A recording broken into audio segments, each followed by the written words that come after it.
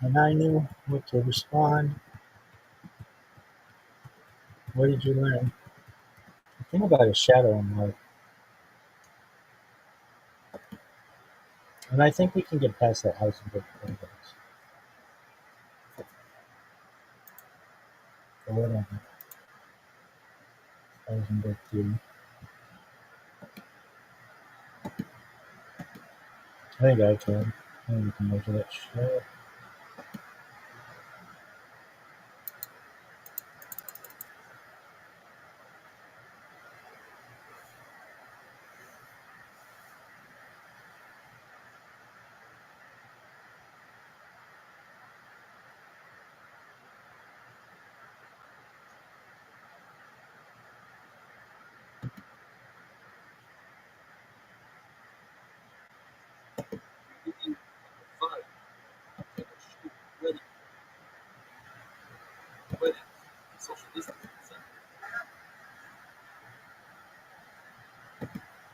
On the closely time it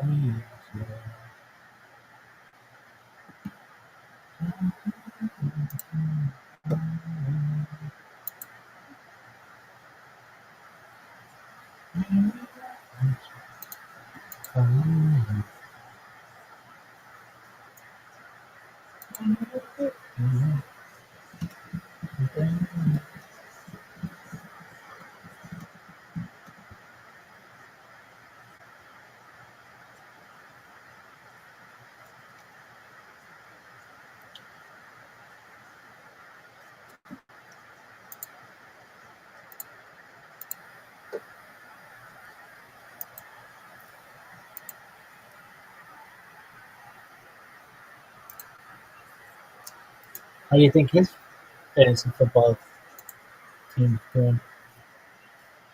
Everything is not so fine.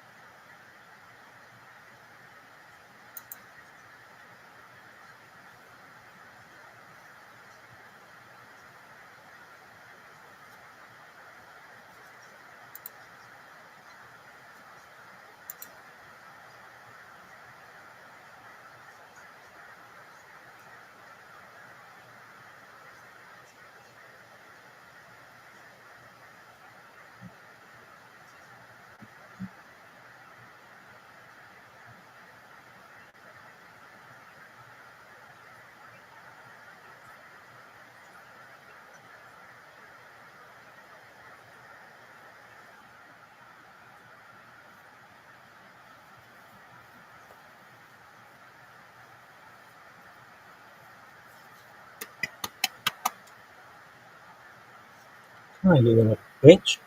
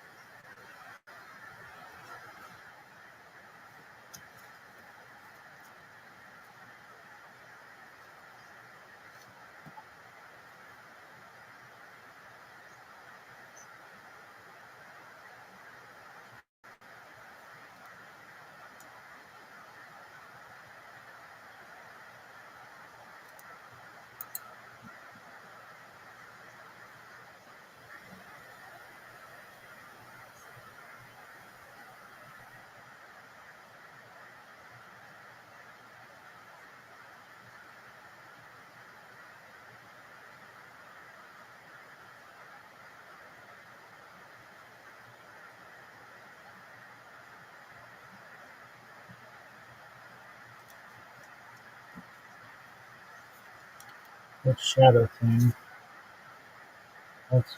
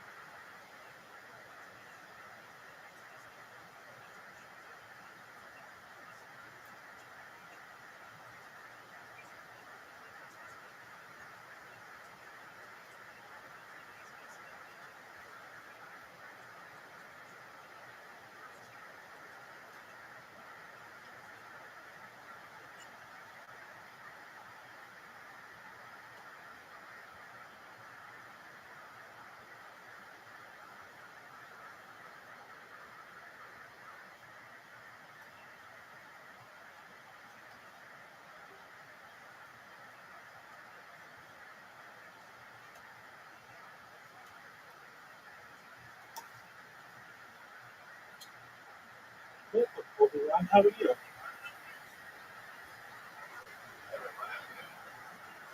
Oh, amazing. Thank God. I just had one of the best conversations I've ever had with someone from Israel. And it was on like really advanced physics.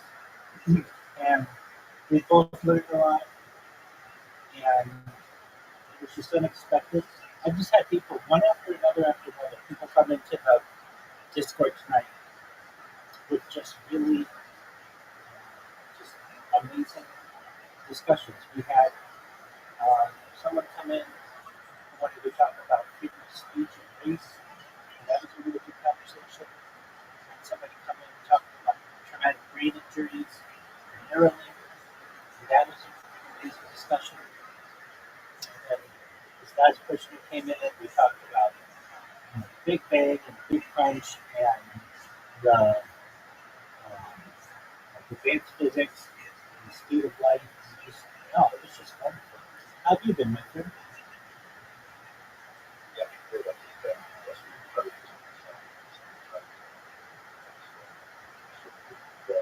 Oh, that's always fun. Is he fit? Excellent. Excellent. Do you have any plans to live in anywhere?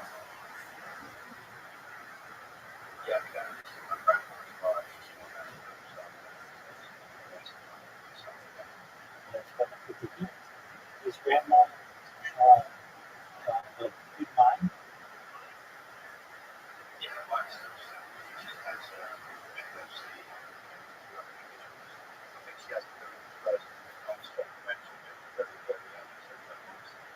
Excellent. So she'll be able to see you in the next building. What'd you get?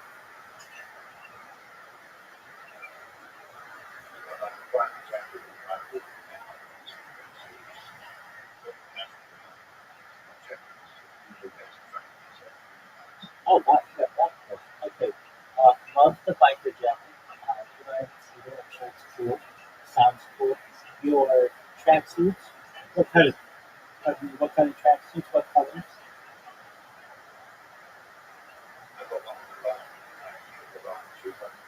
Excellent. That's wonderful. And as I understand, that's also sort of a England,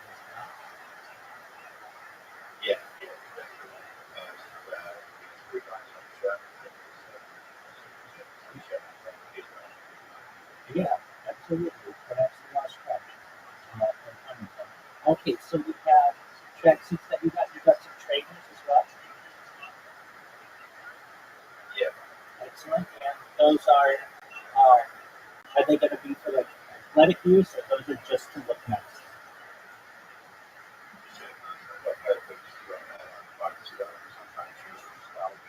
I got you. Yeah, that's cool. Is your biker jacket and your boots, are they black? Okay, very cool. And do you bike? Are you a biker yourself?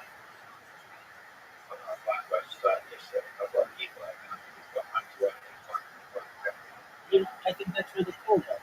That's like it may not be common now, but perhaps in the future you'll have e-bike, not necessarily gangs, but like e-bike clubs, and they'll take on the clothing of the traditional motorcycle. You know what I mean? Yeah, I think that's very futuristic thinking. It's great. And you know, like the motorcycle, um, the biker clothing came into place because of its protective aspects, right? So even if you did get into, have been an accident on your bike, you would probably get some of these benefits as well.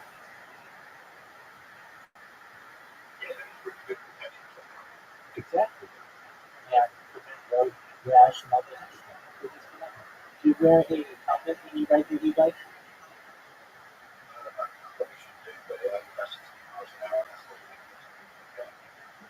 60 miles per hour? Okay. Yeah, but nevertheless, might be a good idea to get something. Yeah, you know, if I were you and you had the ability to, I get a helmet, but I'd also put a 360 camera on it for my own protection in case anything ever happened to me, but also that'd be cool to document your journeys. Absolutely. We see people, or I see people all the time in real life, but also their video on the internet, and sometimes they can use that footage if something ever happens to them, but they also use it, and it's just cool to see the town in which they are. Yeah, definitely. And I'm sure you covered with your pencil displays and all kinds of cool stuff, and depending on how close you want to be. And, like you said, the fastest you're going to go is 60 miles an hour, but if you hit your head at 60 miles an hour on concrete, that's not going to feel good, and you want to protect yourself. Let me ask you this: overall, if you had a child and they were riding at 60 miles an hour, would you want them to wear a helmet?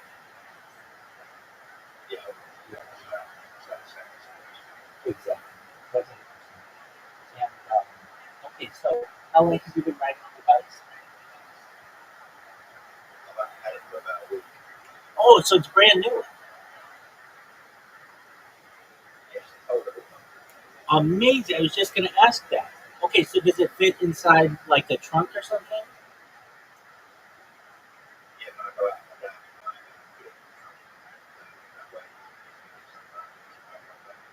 Oh, that's pretty cool. Okay, so how small does it fit?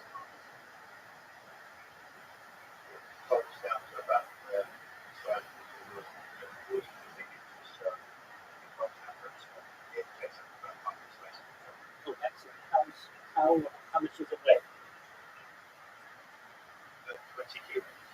Oh, okay. So it's quite light.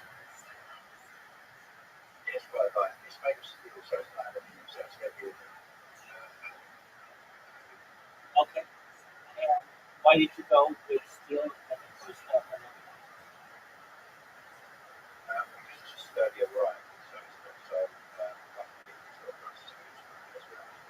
Very nice. Does it have a speedometer on it?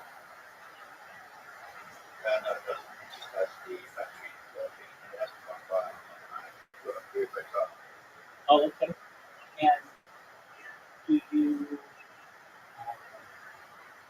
so you don't know how fast, how long does the battery last?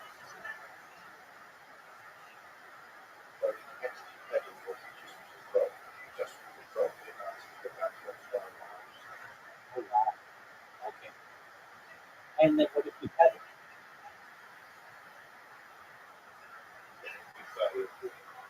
Oh, okay. Wow. That's a lot just on the battery. Yeah. Okay. And what's the furthest you've gone with it thus far?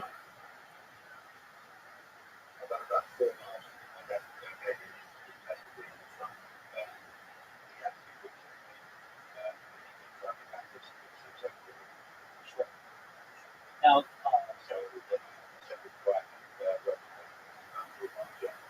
okay. Now, can you get a DUI in, on a bike there?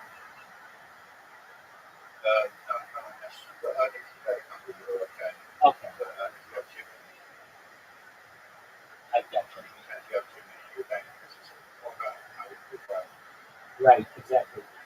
I know in the United States you can't on a bike. You need to get them on like skateboards and scooters and stuff. Some weird stuff, golf carts. Um, but yeah, if you only have a couple, then you'll be able to make it back. And can you use it in the rain? Amazing. Of course, yeah. Definitely. All right. Now, if you are riding it, does it have like saddlebags or anything that you can just to carry?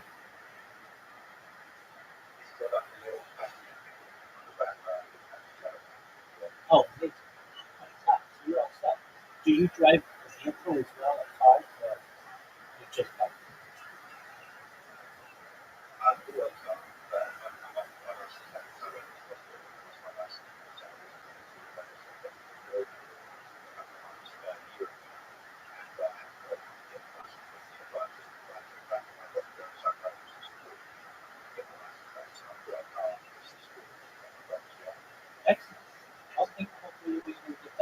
in the meantime, you don't need any kind of license to have an e-bike.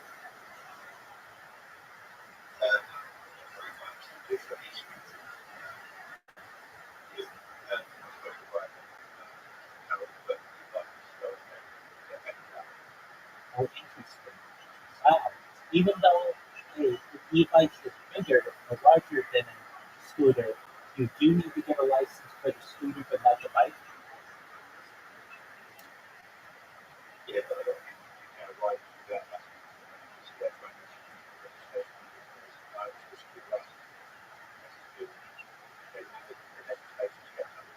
Right.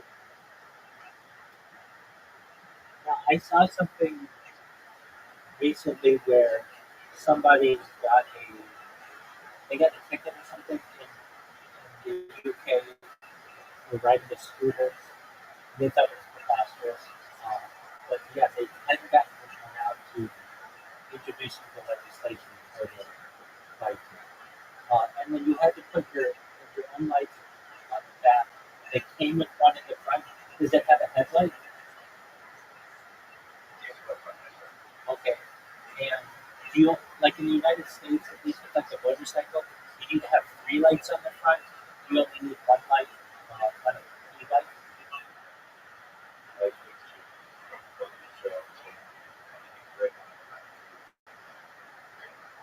Okay, now when you brake, it's not like it blinks or right static, or does it blink?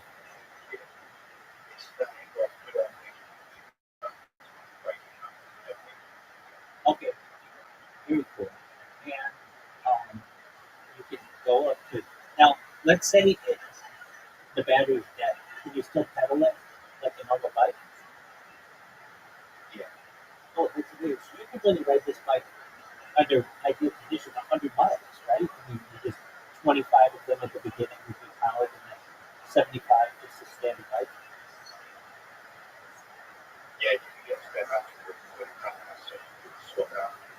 Oh, very cool. And how long does it take to charge?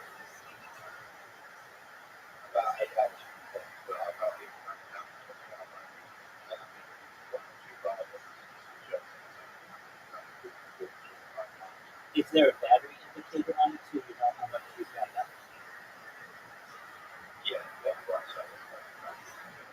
And does it just give you bars, or does it tell you that 12 miles?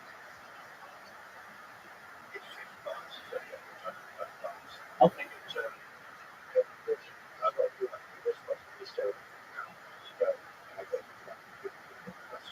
can't beat that. Can't beat that. That's great. Now, can you ride this where you are? Can you ride it year round, or no?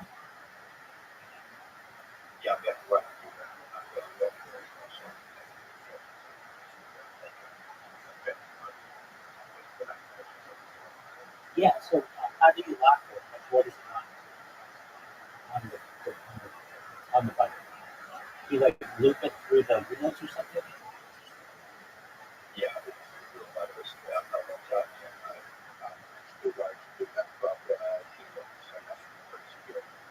Okay. Yeah, definitely.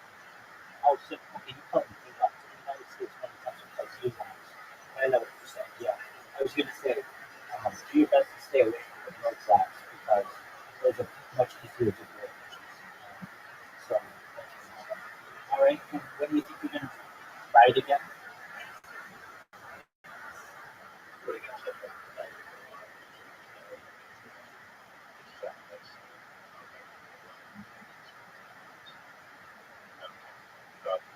The garden? Because I haven't forgotten that you said that. Now, why did they call it the garden?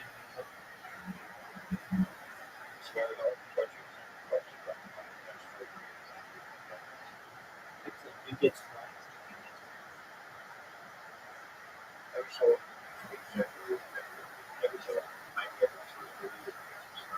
Okay, and like an inch or a foot.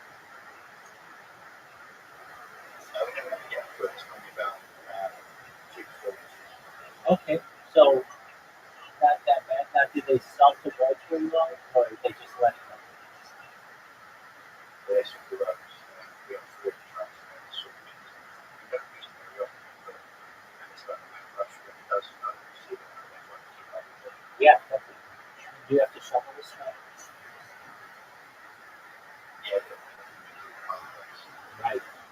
So you certainly couldn't ride it then, but you can ride it in the rain, and let's say that 2 or 3 times every few years, or once every 2 or 3 years. So you can basically ride this bike about year round, right? Yeah, so I get the reason I got it is my wife's not suggestion charges, so I have to visit so as a suggestion charge, see it happens so I park on the side and eat that my way into just That's beautiful. If you take your e-bike on like a subway, yeah, I do have a train company in house, my local train company actually check it out and see if it's happening. oh, that's so cool. Do you think you'd be able to take it on a double-decker bus? Probably Okay. That's all right. If you could take it on a underground, then it's about all. What do you like to do in London? I want to take it inside because it's a tourist attraction. What are your favorite ones, or what ones you look forward to seeing? I'd go for number 9, something Okay, that's the large Ferris wheel, right? very close. Yeah, that's very good. Yeah. That always seems like it's cool, and it wasn't. I don't know how long ago, but it's like within the last 25 years, right? Yeah, so we don't know. Oh, okay, I'm 39, so I'm about to say. So I remember when they put that in. It was not in, not to my knowledge, it was not a tourist attraction until maybe like year 2000 or something, right? Yeah, it's great to be with. Excellent. So you want to ride the London Eye? That's amazing. What else do you want to see? There's a church some of our colleagues in the city in the outskirts. It's a statue of Rabbi or something like that. It's important as well too. But Sure, absolutely. So you want to see it? visit that statue. Excellent. And oh yeah, it was completed in year 2000. Oh, okay. So you want to see that statue? What else do you want to see? And so yeah, back to Yeah. Have you ever have you ever seen that before? I haven't never seen that. Oh, very cool. I've seen it in Las Vegas, or like a version of it that they have there. Or like some of them. And yeah, yeah, that's a cool thing. So you want to see the Wax Museum? Do they have cryptids? Believe it or not, though. But then I have to check the food. It's okay. Um, okay. Are you going to see anything royal related? Yeah, we can take a trip. I've been to Buckingham Palace and stand outside Buckingham Palace. Have you ever been there? I think yeah, Okay. And like have you seen the Queen's Guards or the Royal Guards, I should say? I would check that out as well. Right. Okay. So you see the Tower of London, and now it's not the original London Bridge, but like when you see London Bridge, what's that bridge there? Tower Bridge. Yeah, yeah, check that out as well. Definitely. How many days are you going to stay there? Just one. I've been to go one day. Oh, I imagine. Yeah, definitely. And do you ever, let's see here, I don't know London that well, I've never been, but as I understand, there's, um, what is the wharf there? Is it like Canterbury Wharf or something? Yeah, Canary Wharf. Right. Okay, very good. That's what it is. And you have you check out Buckingham Palace, and anything else you want to see there?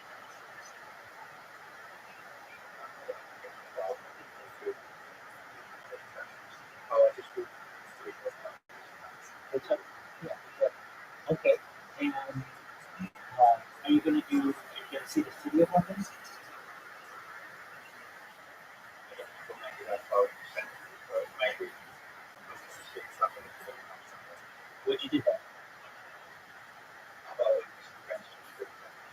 no way, another strip club in the city of London.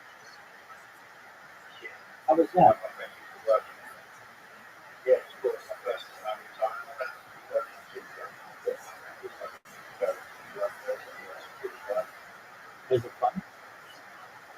Yeah, it's fun. I don't quite know. There you go, where the girls pretty. Yeah, it was like, what's up? Something that, Absolutely. Do they do just topless, full nude? What kind of color?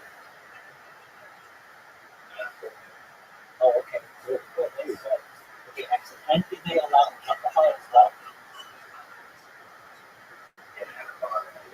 Yeah, yeah. Usually, at least in the United States, if they do full nude, there's no bar, or if it's just topless, there is, right? Okay, very cool. Let me think. Have you ever seen, I think they call it is it the egg?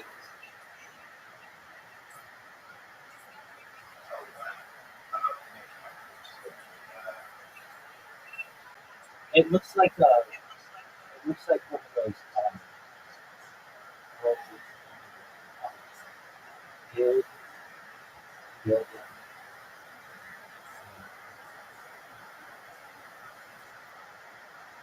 the gherkin, that's what it is. The gherkin. I went in, but yeah, I want to see that as well. That's it. Shut up. Got up to the shop. I was just gonna, that was the next thing I was gonna ask you, get to see the show. Yeah, the skyline is really diversified in the last 25 years or so. Have you ever seen Lloyd's of London building? Oh, it's one of the coolest buildings you'll ever see.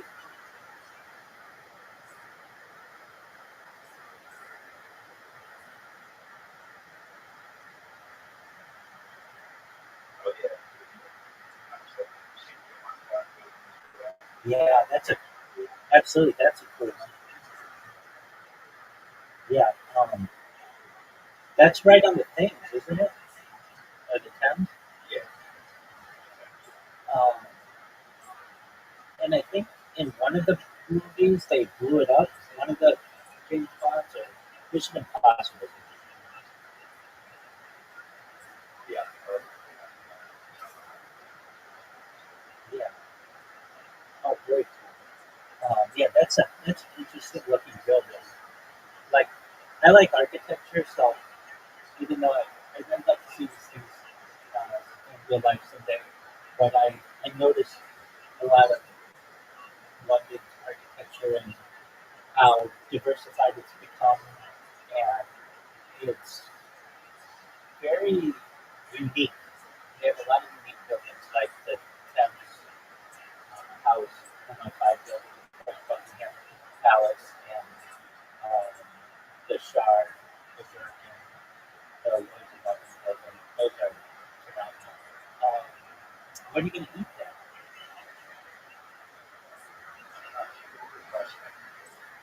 Okay, like ethnic. Oh, ethnic is in like somewhere outside, like Indian food or something. Yeah. Absolutely. What are your favorite British foods? I like the British frying pan. It's like good nothing something. I'm quite sweet. Okay. So I'm trying to get it. So Okay, so British fry off. What is that? It's pork, but like is it just fried pork? it's a bacon and sausage beans and rice. Oh, okay. Is that like a breakfast thing? Yeah, you can do it all day, but it's traditionally a breakfast. You have the mushrooms and the muffin. Now I've seen that. And that's a beautiful thing. Do you enjoy shepherd's pie?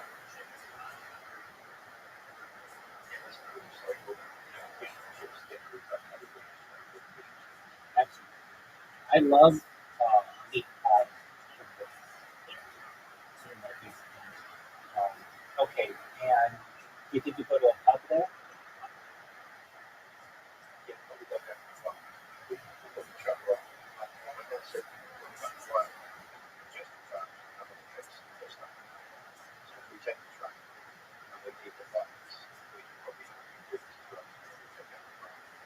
Right. Okay, and do you think that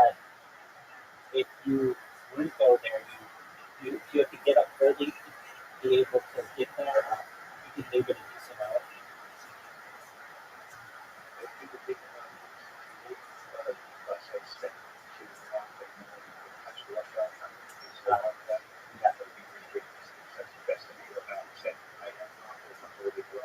Oh, excellent. Now, there's a famous road that goes in that town. What's it called?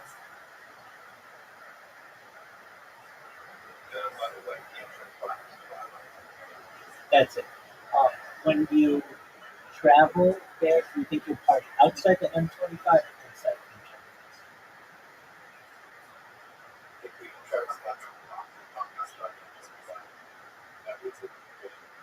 Yeah. If I may ask, Ward, how much is the congestion fee?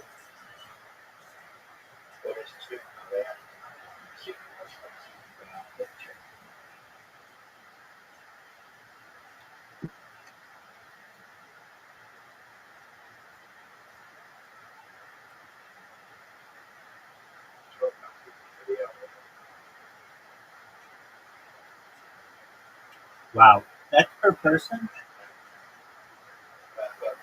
Oh, okay.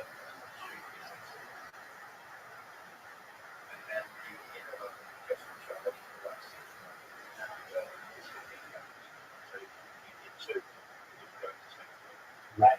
And then you'd have to pay for parking as well, right?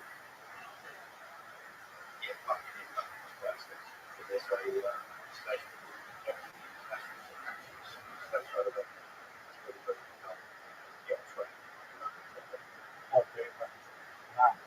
But that just sounds like a wonderful day. We'd be able to spend that, go visit the Virgin, go visit the Shard, go visit the Windsor Castle, see the guards, get a pint, have some. Now, you were saying some cultural food. What do you want to have? Like Indian food or what again?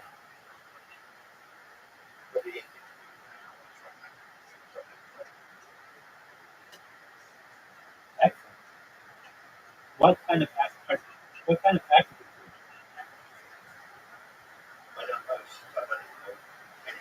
What they have? Yeah, I get that.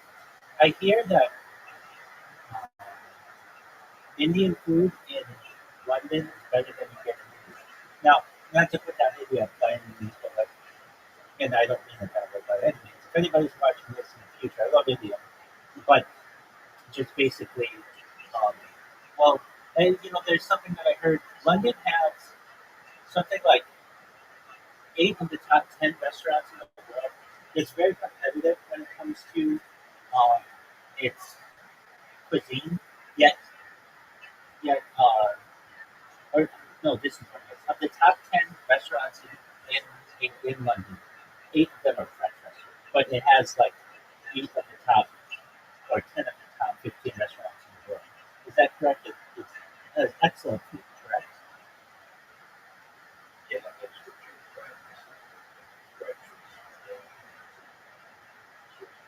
Right. It's one of the most diverse countries, cities in the world. Now, have you ever read on a double-decker bus? Did, okay. Okay. Did you ever ride on the top of one? That's cool. And it's open air, right? Oh, yeah.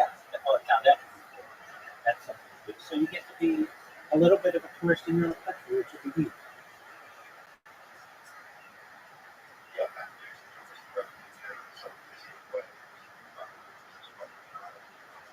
Oh, very nice. Do you have you ever been to Liverpool?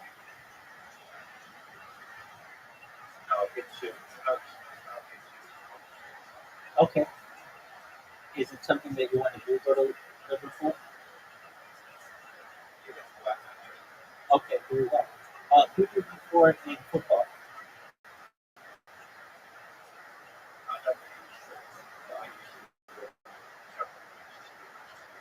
Of course, yeah, that's the big one, right? Excellent. Now, why don't you follow it anymore?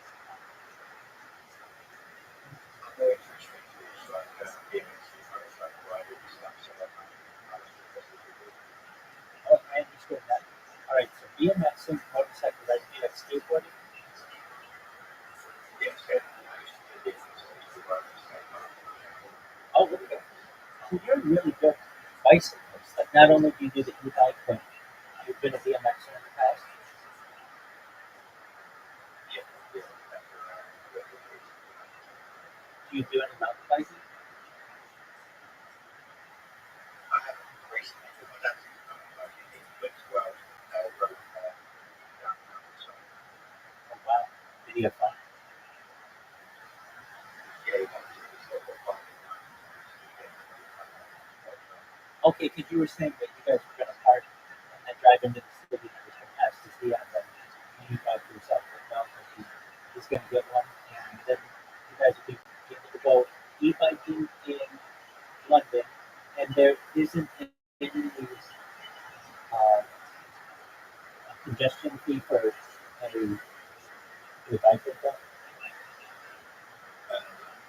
Very cool. And did you ride on the sidewalk or did you have to ride on the street? on the street, there was some sidewalks that we kind of bicycle ramps that we through park. Okay. Why can't you ride on the street if I'm not or why can't you ride on the side? Oh, apologies, I missed it. Why can't you ride on the side? It's just the law in the UK that you're not supposed to ride on the side. A lot of people do, and they don't usually stop. Usually, like the laws are ready to go, so you don't do something, so that's the right to say, yeah, work. Okay, I got you. Yeah, it's understandable. Well, so you have to get your dad on D-Lock as well, and um, you guys seem to have a really great relationship. Is that correct? Yes, but I think that is check work. Excellent. Where do you plan on going? That's get back so that you can Absolutely. Everybody's going to church with you something. get Excellent. my first time, so it's a couple of weeks, it's quite well done. Oh, okay. Well, that's good. Yeah. A lot of people from the United States go to Turkey. Hair transplants. That's right. Um, as it's Yeah, so it's basically both the hair transplants and very interesting. All right, so you've got plans to do that in the spring. And are you having dental pain, or it's just something you do? just like I want to get that out and also the receipt and that. Yeah, Okay. Are you going to get implants or veneers? get that. The basically was taken out to get that smile restoration, so I have to do this one. Yeah, I was just going to say that. That would be amazing. Good idea. That'll raise your confidence and all kinds of other things. Um, so, overall, do you have a, is there a, just a moment. Welcome, John Doe. How are you? John Doe, how are you? Can you hear me? John Doe. John Doe, can you hear me? That's right. If you want to talk, that's okay. I'll ask that for you to be in here. John Doe. Going once. Going twice. Right, that's right. Obi-Wan, is there a last that you have? Basically, do you have a girlfriend? But I'm just about to get back to my like 7 years since my last relationship. I was just trying to set that last week. Absolutely. Totally understand that. What are you looking for in a lady? Share my religious tradition with some that seem to show the same experience, but it's accepted. Very. And do you find that most women you meet are accepting of them?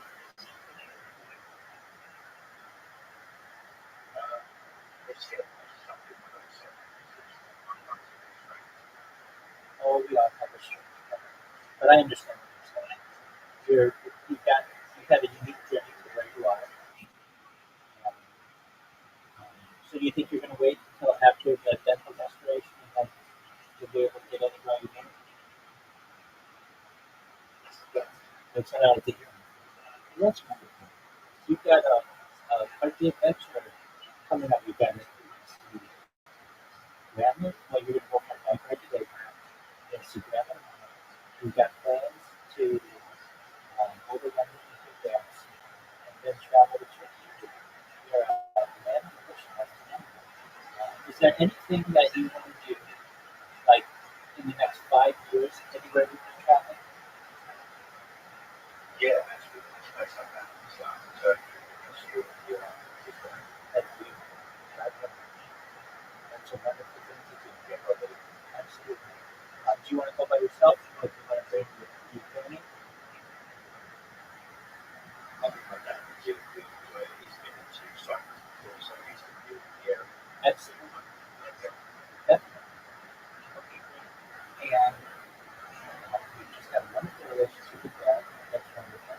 And perhaps you might even find a girl to go with you too. That 2 or 3 years away. Hopefully, then willing you have found somebody like that. And with your Hollywood style and all of your newfound self-esteem, and you never know. Now, when Obi-Wan is trying to find a girlfriend, how do you do it? Do you meet people in person, or do you meet girls on an app? What do you do?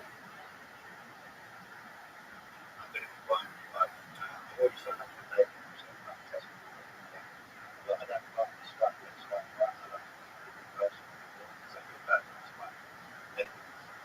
Don't do that. Yeah, It's not that.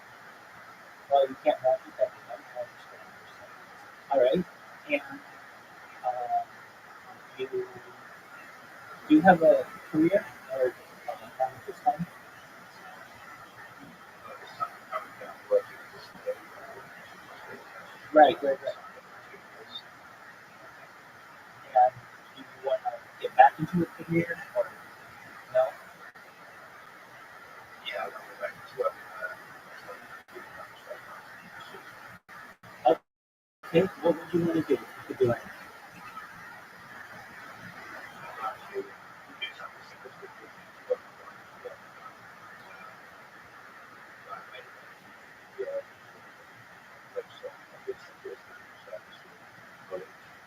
Well, actually, I can help you.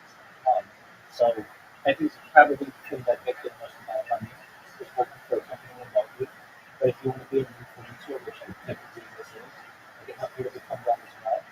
And you would go a less avant-garde route, probably the more traditional route with one account, but I'll tell you all of the things that to avoid and be able to give as much spiritual guidance to people as you would like. Um, have you ever streamed before?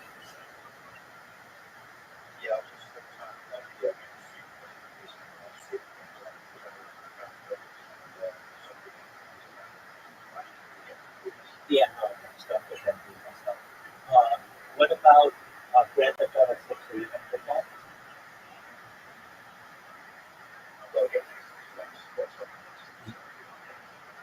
I understand. So you've got like 250 days to do that. No, well, at least if you want to wait for launch, but no rush. And is that something you want to get eventually?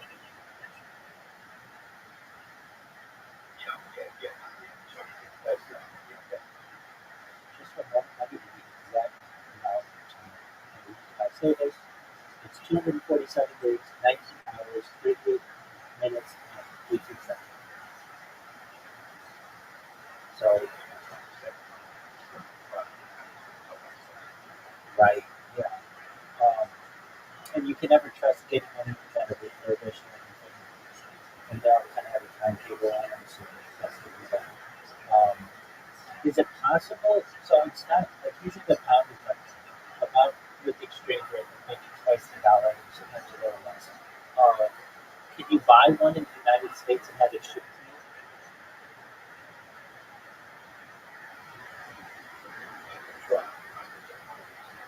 you? Yeah, because I mean, I was thinking like, and I don't know if like it's the top, but if you could just get it for about half as much as you can pay in the UK, and that might save you. I'm like you are. I don't get one of those consoles until Grand Theft Auto comes out, and then I finally have to get it. Yeah, it's just such an amazing game. It's so, it's a piece of art, and I love. So like, I don't normally play those types of video games. They take up too much of my time. But that one, I'm making exception. So when the other one launched, Grand Theft Auto 5, like 2012 or whatever it was, um, that's when I got an Xbox 360. And then prior to that, like it's the reason why I got a PlayStation 2 back in the day was because Grand Theft Auto came out, and it was just like I got to get this game, and it was a revolutionary game. What's the first Grand Theft Auto you ever played?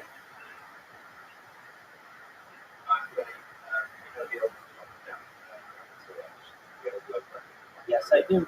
Actually, that took place in London.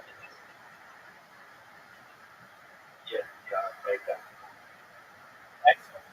On PlayStation? Actually, on PlayStation? Right. And so you played number one and number two. Did you play Grand Theft Auto 3?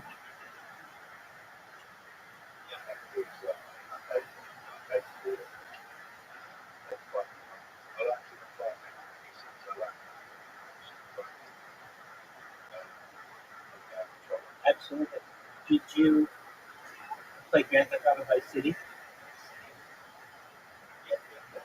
What did you think of the soundtrack? Amazing. I am interested what they're going to do with the soundtrack for this one. You know, as I understand, Rockstar is based in Scotland, and it's very quiet, like very, very clandestine. They don't let out a lot of secrets. Is that correct?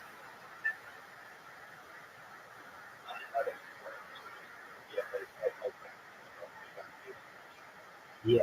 Um, well, they have a one in San Diego, but I believe well, it's based in New York City, but I think that one, I think Grand Theft Auto is being built. Uh, Rockstar Scott, like there's something about Scotland with this one. Okay, so that's Rockstar North. Rockstar North is a British video game developer based in Edinburgh. And, is it? I know it changes. I think it depends. Edinburgh or Edinburgh? Edinburgh, yes. Okay. Um, so the studio is best known for creating the Grand Theft Auto series. So they're the ones who do it. Um, so it may be headquartered in New York City, but Edinburgh is where they developed that. And it's very secret. It's very secret. So that'll be exciting. Any other games that you would want to play if you got an Xbox? What is it? Xbox? What do they call it? It's Xbox One. What is it called? What is it?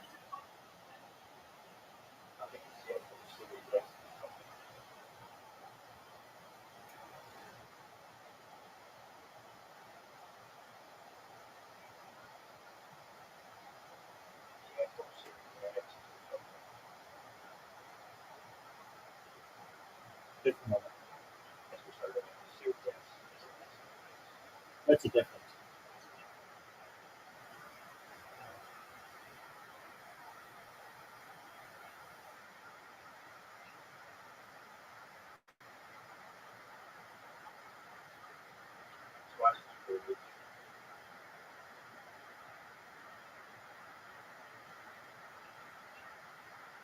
Okay, so these succeeded the Xbox One. Just to show you how far out of the loop I am.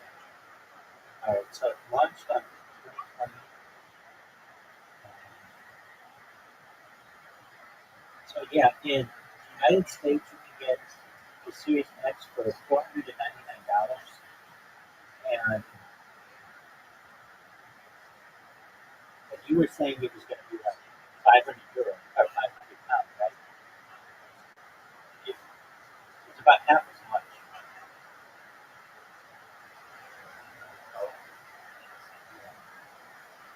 Okay. Yeah, wow. I'm surprised that they're putting the Grand Theft Auto on this and not on the next version, whatever the new Xbox and new PlayStation will be. Just one moment. Welcome, welcome. Dino, how you living, man? I know that name, or I know that. Wait, is that my man? Oh, hold on. Well, kind of. Hold on. I know that voice. Um, yes. No. I just didn't see your face. No, I didn't. I didn't at all. No, I didn't at all. Taking names. Taking names, baby. How are you? Yes, it has been. How are you?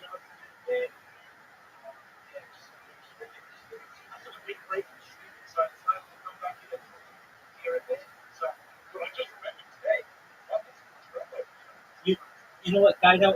I will tell you in your absence, I did look up your channel, and I didn't see that you had streamed recently. This was a while ago, though. Just one moment.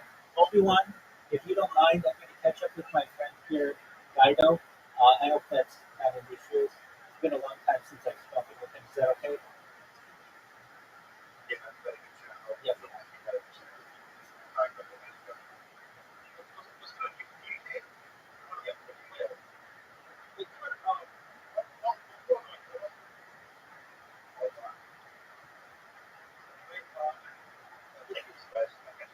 Take care. Enjoy your day. Thank you so much for coming.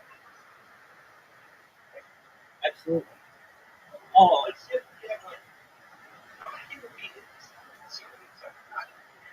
yeah, I know. I've really expanded things.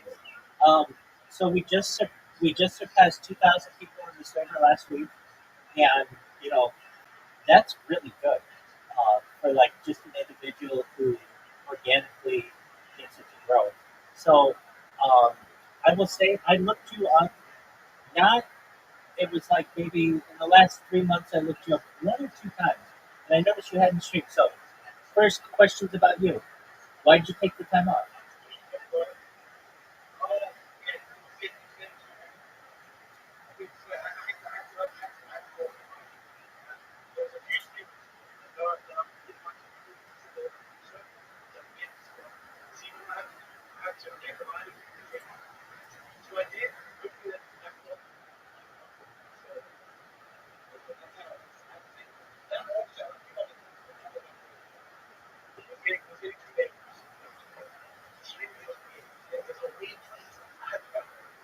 I get it, I don't. When you're as good looking as we are, you got girls just pounding down the door trying to fuck you, right? Absolutely. All right. So you are you back on kick, and are you in good graces with them?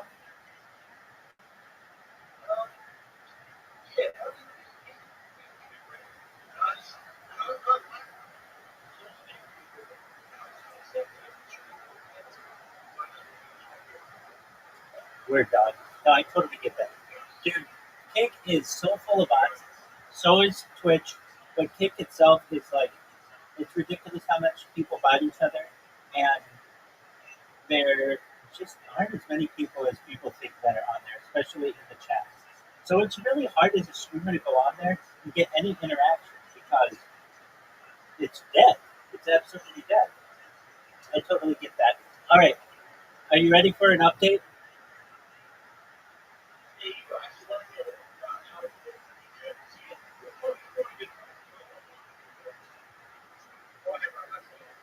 Absolutely. Well, firstly, I missed you, and if I didn't care about you, I wouldn't have looked you up to see what you were doing.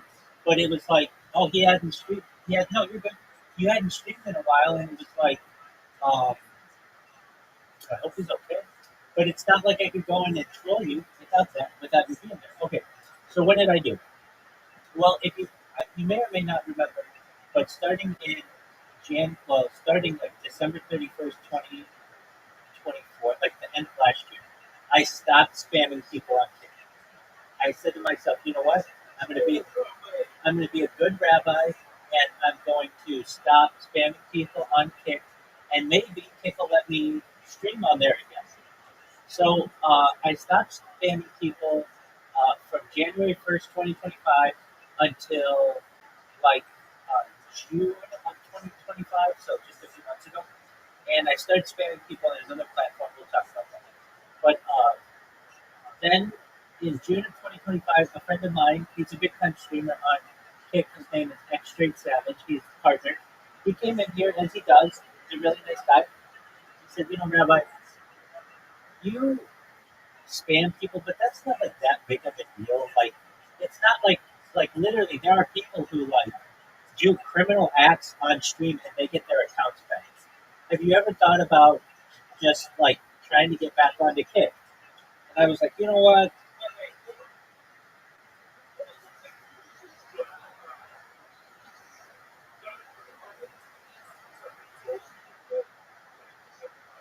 Are you talking about Brandon?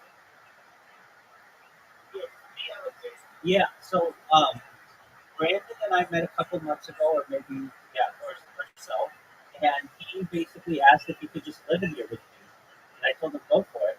So he sleeps in here, and what he's really good at is live streaming events. So he's always got different streams going, and he just brings a lot of life to the uh, the server, and uh, he's very kind and just a nice person. So I'm all about the positivity. So I let him live stream in here alongside me.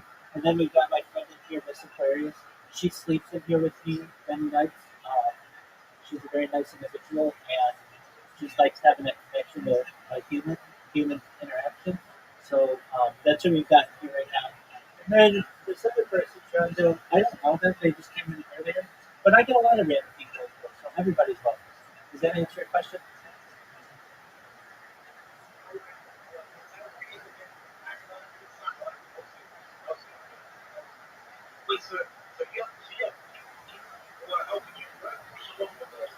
Yes. So I'm not always alone in here. You live in here as well. Absolutely. I would love it if you did. Nothing would make me happier, guy. No, truthfully.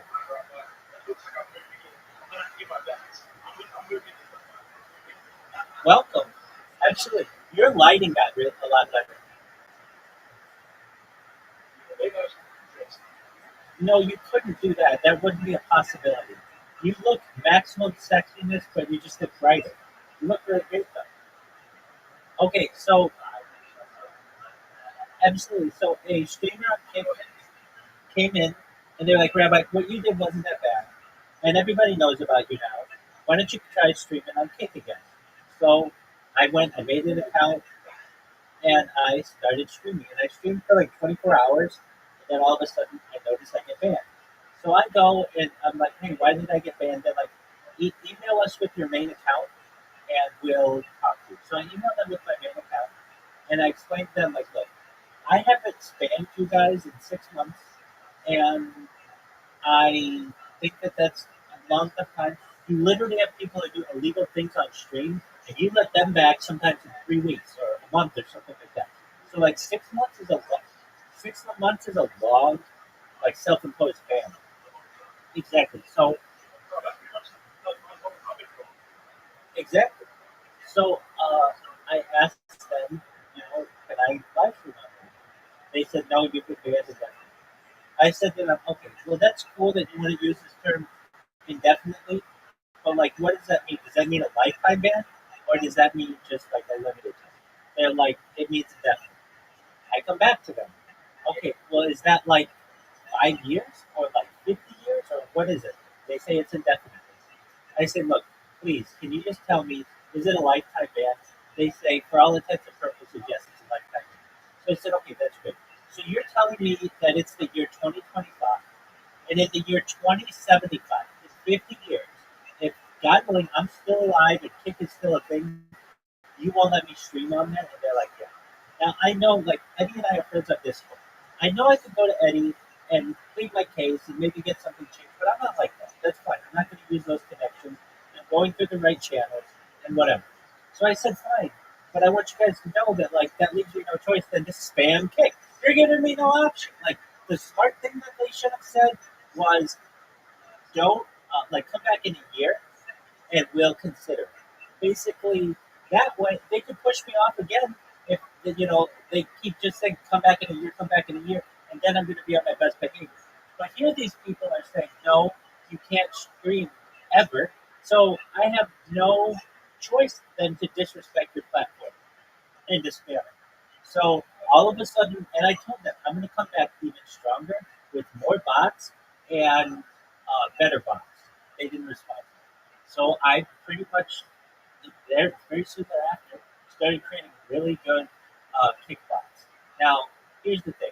I'm pretty sure I've seen more kick streamers than anyone on earth, more than people working here, because they only work 8-hour shifts. I'm working 24 hours here, and absolutely. And I see the amount of interaction that people have. And if I see their emojis one more time, I'm going to be sick. All they do is just have people who spam emojis that are just bots of spam emojis. It's nothing specific. And it's people who say, "Hey, if you want more followers or more viewers, click here." That's all the kind of interaction that 99% of any of their streamers get. So here I come in, and I absolutely, and I spam this huge wall of text, and people ban me or whatever. That's cool. It's like whatever they want to do with that. But the thing that I get the most amount of traction on is creating clips of people because those stay. Even if they ban my account, my clips stay. So like tonight, I got somebody who came in because of my clips, and they were really cool. We spoke for 2 hours on traumatic brain injuries and Neuralink and brain computer interfaces. We just had a really great conversation. And world peace and some other things. And that we wouldn't have had that connection with that person without making a clip of that. But the thing is, I make so many clips that it starts to have the law of diminishing returns. Basically, you go to Amaranth's clips um, or Odablock's clips or any of your major streamers, it'll be Rabbi Russia, Rabbi Russia, Rabbi Russia. I'll make I'll have the whole page. And it's like at a certain point nobody cares. And I get that. So it's again the law of diminishing returns. So what I did, I thought, you know what? I wonder if I could implement the same kind of strategy on Twitch and what would happen. Now Twitch, their automation system is really good, and like I might be able to spam once or twice in a chat, and then I get hurt immediately. And it's like, wow, I'm surprised that Kick doesn't have this kind of system. But I understand Twitch is marketing, but I nevertheless can create clips of people, and the clips, I can create a lot of clips of people. But the thing is, not a lot of people watch clips of just small random streamers. In fact, you get people who have been streaming on there for years and nobody's ever made a clip of them. I mean, like, I don't know about you, but like, people just don't probably. You're like a medium-sized streamer, which is a high compliment because there's this huge world. There's this huge world on Kick. Uh, I mean, you have double-digit people who watch you, and we have a community. A lot of people don't have it. But even still, you don't you don't get a lot of people to click you. It's pretty rare. And so and even still, it's kind of hard to go and view the clips on Kick. You have to click through them some stuff, and you may not know that they even exist. And so a lot of people aren't looking at this stuff. So, but Twitch is even worse when it comes to clips. They have something called featured clips, and then they have unfeatured clips. So if somebody has only the featured clips on, you're basically never going to see the unfeatured clips, which is where my clips are. So I got frustrated, and I was like, you know what, Guido, I'm going to try a better route and see what happens. So, like 2 years ago, about this time, I started spamming on Twitter. And I got really well known on Twitter. I got really well known on Twitter through this route. What I would do is I would create an account, and then I would just follow people, and just follow. Follow people with 45 accounts, 60 accounts. so that all of their notifications just say, blah, blah, blah, blah, blah, blah. And then very soon thereafter, those accounts get banned. I created 2,000 Twitter accounts, more than 2,000 Twitter accounts, and did this for like 6 months. And it worked, but then Twitter started implementing what they their captcha system, which is known as the ROTHSCHILD system, and that basically kills all automation. It makes automation very, very difficult. It makes it hard to just use Twitter as a user because you just run into having to do these captchas all the time. And it's very annoying. So what I ended up doing was kind of abandoning Twitter for a while. Well, just recently, I somehow found out that the RTO system has been, I don't want to say shut off completely, but they've lessened it a lot. So that I can automate the creation of accounts and the reposting of people's content, and that's getting me some traction. And just recently, so within the last 72 hours, I've gotten like let me check the list. Uh, something like something like oh excellent.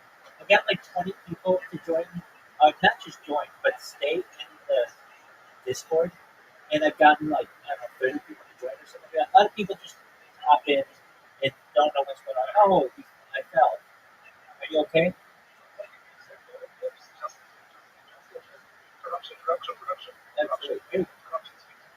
Absolutely. Absolutely. Absolutely. So I got a lot of people through this route, and it just started, and I just was able to automate it recently. And I'm still working on it, but fine tuning it. So what am I saying? I should be viral by next week. I'm telling you, my friend, this is this is going to work, and now we're going to make all your dreams come true. Will it be less than a week to go viral? Who knows? I always say that, but basically, I think this is the strategy that I use to go viral. Finally, I mean, I spam people on Kick, and it will take like 2 or 3 weeks to get the same amount of people that I've gotten from Twitter in 3 days. So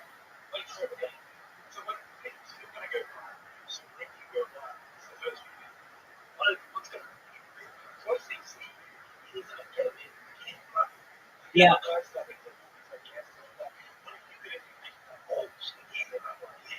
yeah. So here's the interesting thing about that. I just live my life, so that's what's interesting about it. I don't post a talk show or a television show or anything like that. So firstly, people are going to have 4 years of content to go through. So that's going to take people literally 4 years to go through. I have to shoot but that one. Well, what am I going to do? The first thing I want to do is go to New York City, and there's a very famous grave that I want to go to of a very famous rabbi, and that's the first thing that I want to do. And then from there, I really want to travel the world, and so go on a worldwide tour, very similar to what I chose Speed's doing, and some other people do. But yeah, so what like if we had to do it, the place that I would not go right now is Israel, even though a lot of people would think, oh well, you're a rabbi, isn't that the first place you want to go? No, I'm good. 100%, baby, I'm the rabbi. Um,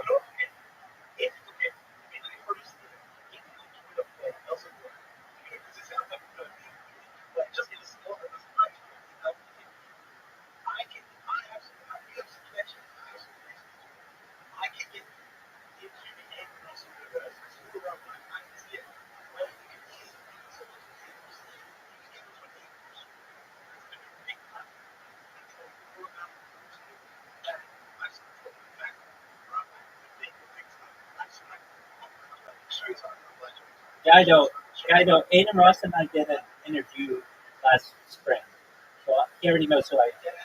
Yeah, yeah, he brought like 30 people in my YouTube. Yeah. And then I live streamed it.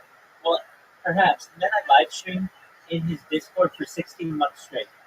So I became like he knows exactly who I am. So perhaps we could do that. I could get with his right hand man, um, citrus and get that set up. At the time, though, I didn't know who he was, so I didn't take advantage of it as well as I should have. He just came into my stream one day. Yeah, I mean, how am I supposed to know who he is? I didn't follow YouTubers at that time. So anyway, yeah, but I mean that's no big deal. When I grow up, I will make him famous, even though he's semi-famous now. The box screen. Oh yeah, yeah. So generally, I'm a pacifist. I do like to watch boxing, and I would have to train, but eventually, I'd like to do mixed martial arts with people of my age bracket. Word,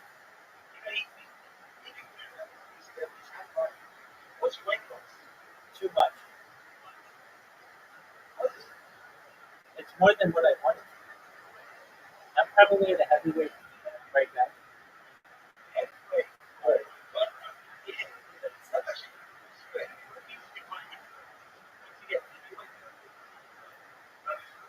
Well,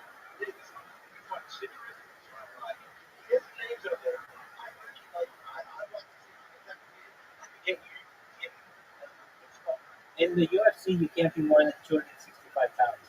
I'm not that, but I'm just saying you can't go higher than that. But, but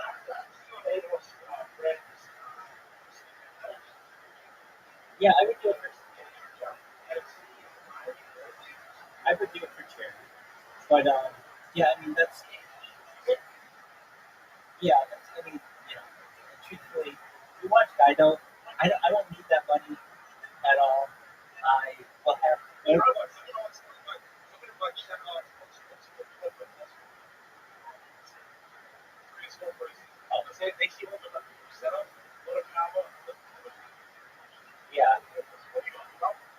Oh, mentally definitely up, but financially it's been nothing but help. You're gonna experience nothing but help as a streamer for most of what you do. Frankly, the power is a win because we have solar, and so like we get there's a reimbursement that we get at the end of the year for power. But buying all the equipment and the time and such, that's since I'm not working a full time job, the first year that I did this, I did work a full time job working remotely, and so overall, I mean, I made like 6K or 6K, six figures doing that. So I guess technically it might be a W overall. Yeah, yeah, like over $100,000 a year. Yeah, working for a Fortune 100 company. So the first year that I did this, I was able to take that money and buy everything and then save a lot of it so that I didn't have to work for the next few years.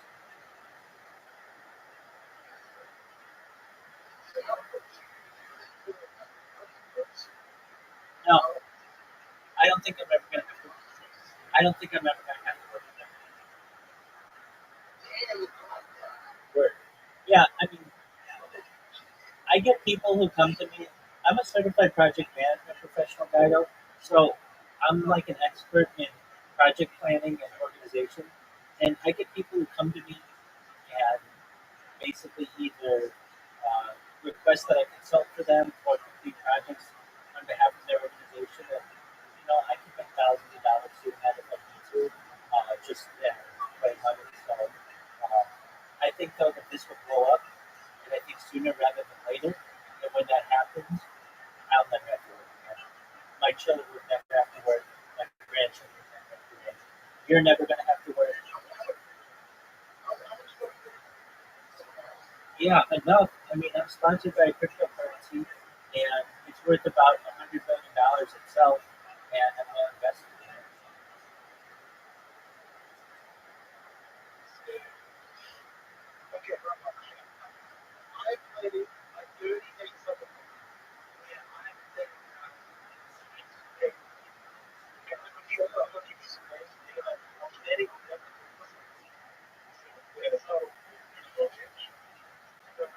Yeah,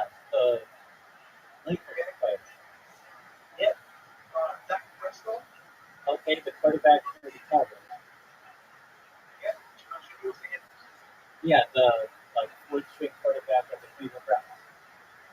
Yeah, Yeah, he's a rapper. yeah. I'm listening to Another so guy. we're gonna have Spice. Dude, she's hot as fuck. Yeah, definitely. Yeah. So and I even listen to this bit of Michael Max. Excellent. And then you also got, I mean, there's a couple of others very cute connections, but those are big names, man. So like, I'm gonna do that. I'm gonna do like 40,000. I like No, I don't sponsor people, but I think I'll probably be famous by then. God willing, and when I do, I'll take care of it. 100%. wait, Rabbi, Chief Keef. there's another chief on screen. Watch out. You need to have it. Wait, You what? need to do it. I've got to be the server. I know this guy. Chief, he doesn't like me. He's from Australia. Yeah, I like him. I live stream in his Discord. He's got a really deep voice, right? Yeah, I like. Yeah, I live stream in his Discord, and he. Let me say this: he wasn't too much of an asshole. He was okay, but his servers he didn't like, so they banned him. Yeah.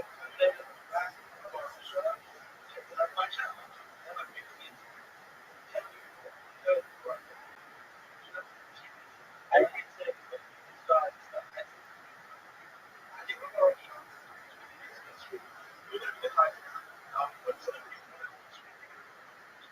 most of you know, chat. Not only that, we're gonna make everybody put W's in Guido's chat so that we can make sure to pay you when we go viral.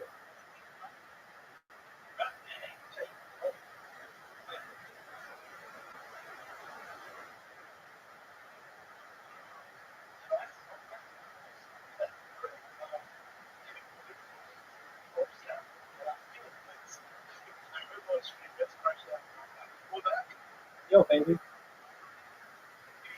Yes, sir.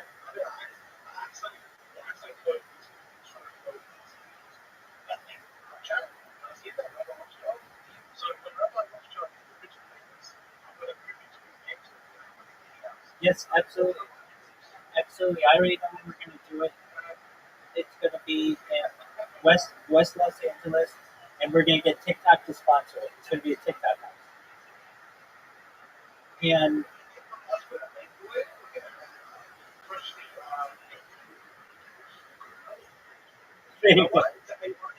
actually, I like him 45 years old, but that's okay. Absolutely.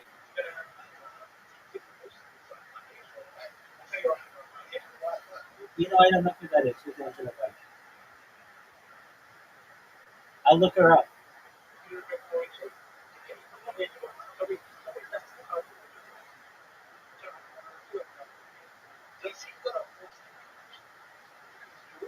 No, no, I don't. I've had a breast circumcision surgery, but your chat should know that I am anti circumcision. I'm pro breast, so I still think that we should do some type of ceremonial ritual, but generally it should just be a pinprick with like a drop of blood as opposed to the male genital mutilation.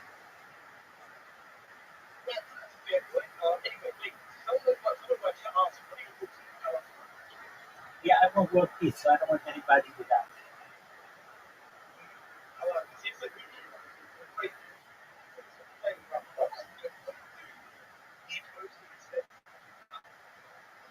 Yeah, I did.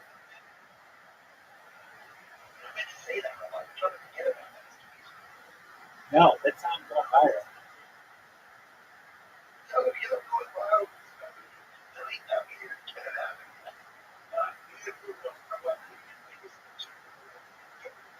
No, that video is going to go down in history.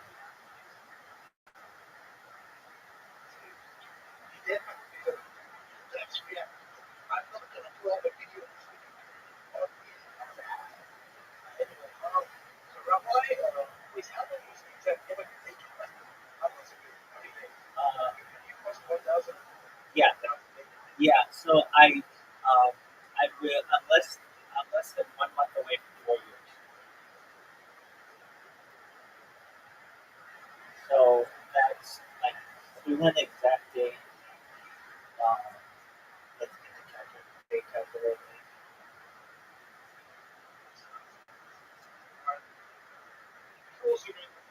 Actually, I do remember she ended up monetizing that download. She announced one thing. I think that's what he said.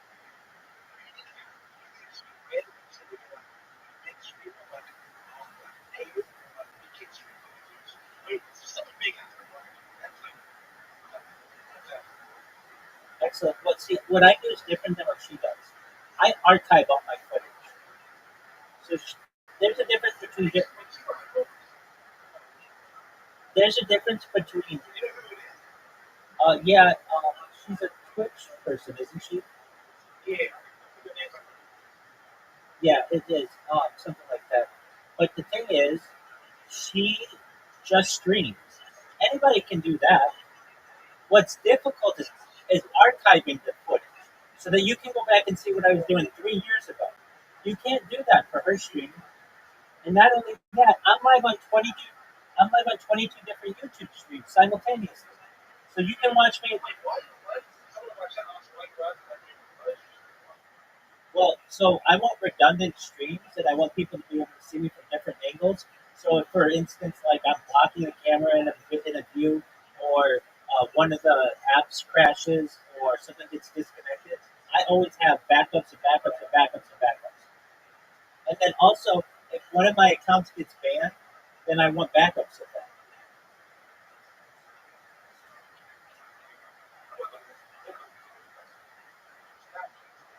Word, dog.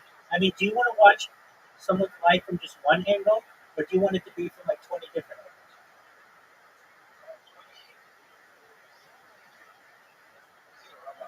Absolutely.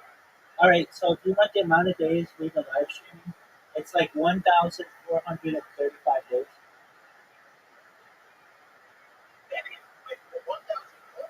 435 days.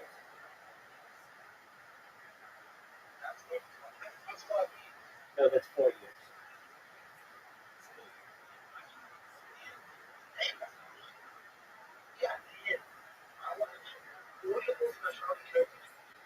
Yeah, it's really sad. I don't want anybody to die.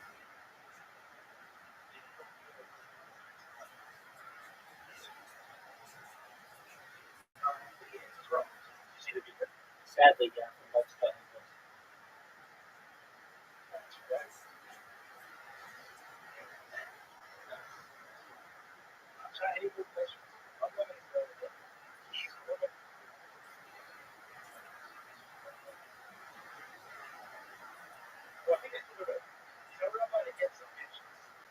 Baby, I'm the most eligible bachelor on earth. I'm gonna be able to make every woman I want world famous. So I'm not worried about that. It's like I'm creating a new Bible, and any chick that I choose to bed would be like a character in the Bible.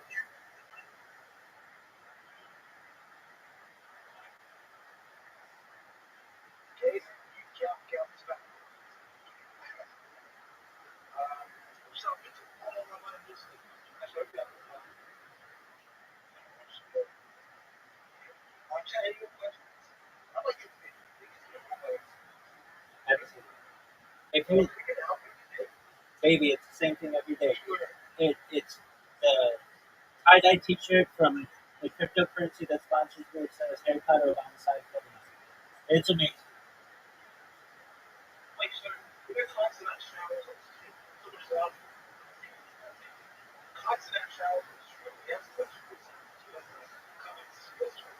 Yeah, I've done both, where I've worn bathing suits or just been naked and from the waist up. I've also done it from the waist down, but I get those accounts banned.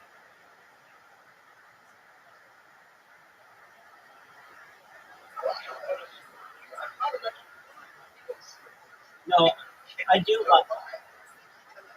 I would lie if I had to like protect my own life or for some reason like that, but I do my best to be as honest as possible.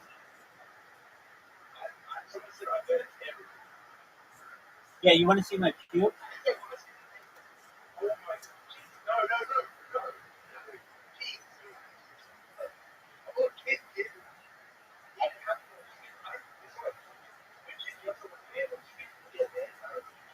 Kick is, yeah, you're right. No, that's exactly it.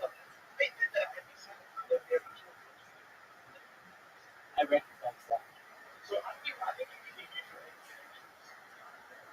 I recognize that. Um,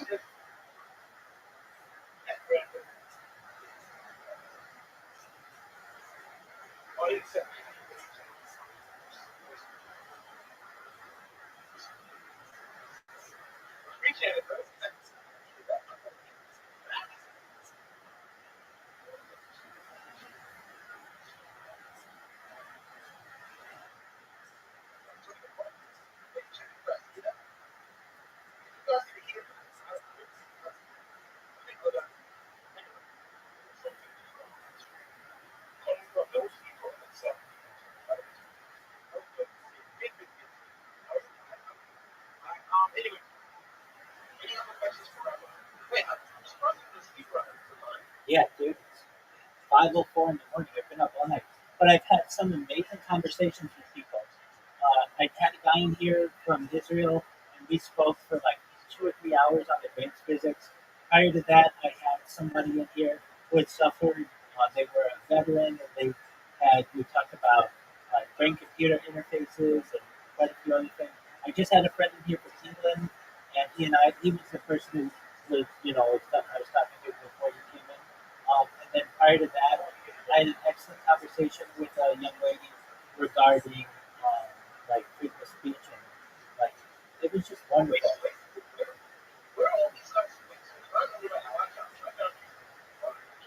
Right. No, so some people find me from kick clips, but most of these people have found me from Twitter. Like the guy from England, he found me from Twitter. The guy from Israel, he found me from Discord. I get people who find me from Twitch. I've had people who find me from YouTube. So like that's the one weird thing. That's what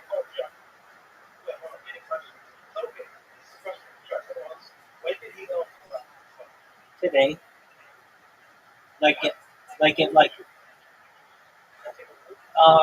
yeah. Well, I had groceries delivered, so I went outside and got those.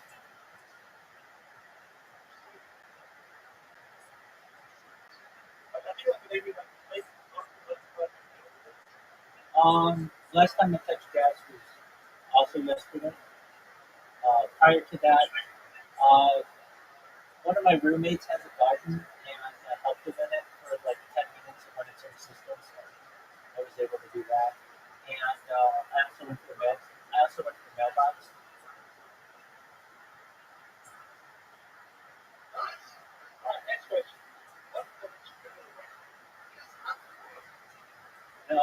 If anything, maybe being a pimp.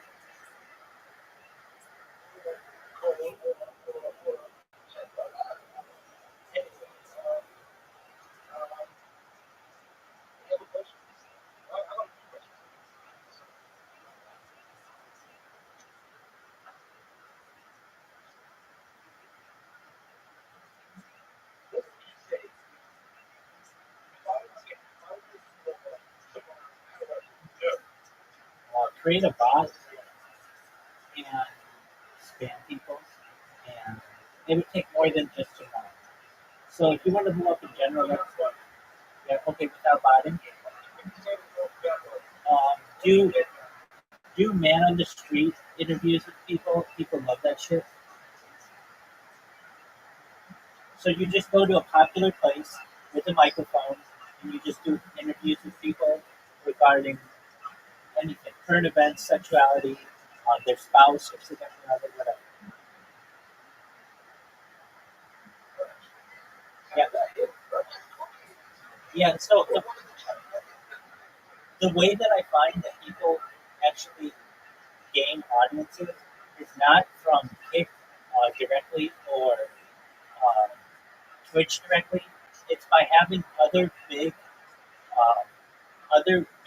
social media platforms and filtering that into their live streams.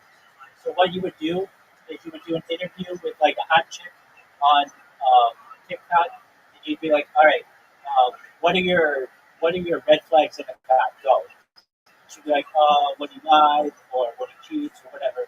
And like the fact that you have a hot chick is captivating, and you get attention from that, and you can even just pay a model to do it, and have a good looking friend to do it, and then you post that on Twitter or you post that on TikTok, and a bunch of people will follow that. Those kind of videos get many, many views. You get a lot of followers from that, and then you filter those people into your picture.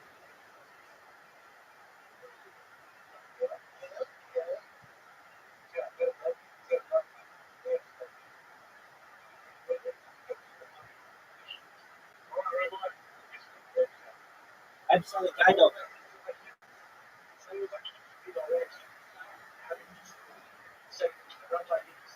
Absolutely. So here's what we remember, Guido. When you return, we had about 2,000 people in the Discord. We'll see how many are in here the next time you visit. Uh, it depends how long it'll be, but I know this may sound overly confident, but with this strategy that I have on Twitter, I think I'll go viral before the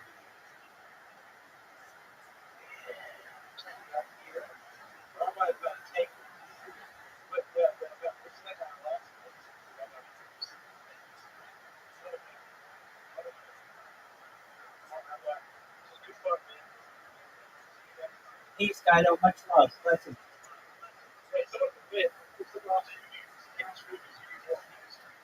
Guido first and foremost. Guido first and foremost. W Vagabond. He streams on a boat. I like X Straight Savage. He is a 420 streamer. I do watch some Ada Ross. I do watch some Hannah. I like when she adopts her dog. She plays video games. She normally looks a bit bored as fuck on her streams. So, not to lie, but a lot of times she can be bored. I like, okay, there's this, like, I'm trying not to name guys, though. Mostly it's guys that I watch, just because most of the people guys. Um, okay, so for the most part, that's what my bots are on. So I really like Ori. Ori fucking streams huge amounts of time. I really like Low Scam Live, and I really like. Hold on. This is a great question. Um, I don't want to forget. So there are some chicks that I like. Violet Grandini, she's cool. Malibu Bailey, she's cool. She and I have played chess online together via Discord. Um, I like anybody who doesn't kick me out of this Discord, basically. Okay, Odegaard, Mike Smalls Jr. I really like Mike Smalls Jr. He's hilarious. Slumdog, he's great. W Vagabond, Orlando Jet. Love Orlando Jet. You know Orlando. Yeah, and Shafet is great. Aiden Ross, cool. Ari Land, cool. X Street Savage, amazing. Shakti G. You know who Shakti G is? Yeah, I love Shakti G. I love Sam Bond. He and I have done an interview. He's a really nice person. Wappy Flanker, he's from Las Vegas. He does a good job. I like um, Demi Sucks. I think she can be interesting. And also Moxie, she can be good. Um, who else do I like in on Kick? Do I know who? I'm sure I've seen them. Just one moment. I'm gonna look them up right now. HS. Yeah, I know Coven. Yeah, okay. Let me look at this person. Just one moment. Okay, I see them. Yeah, I know. Oh yeah, I know this person. Yeah, they're big time shit. Who's that? AUBAU.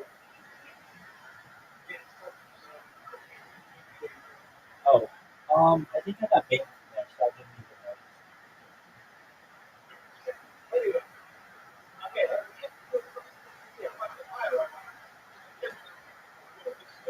Blessings, my friend. Take care, Gato. Thank you, baby.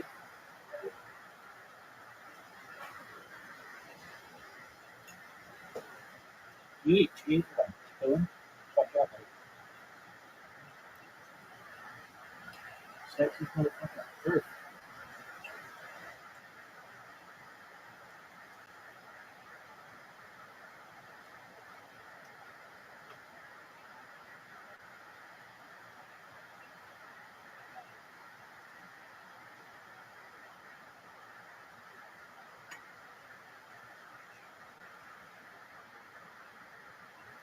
Dude, I've been talking to people for like, here's a torch. Has it been? No, but it's been like 8 hours.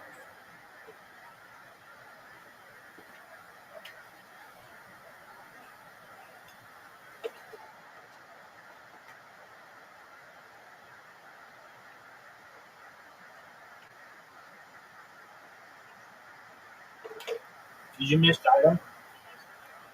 Ooh. We could just pull his mouth up his ass. He said you look fucked up. I looked for him one time, at least, and he had shoes.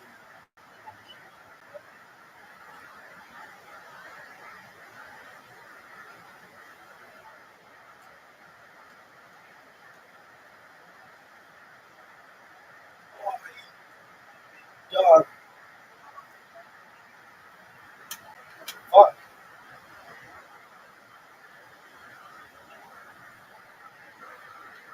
Man, I always up so fucking late. There's no way you're 21,000 people question why people do that. Nobody believes that.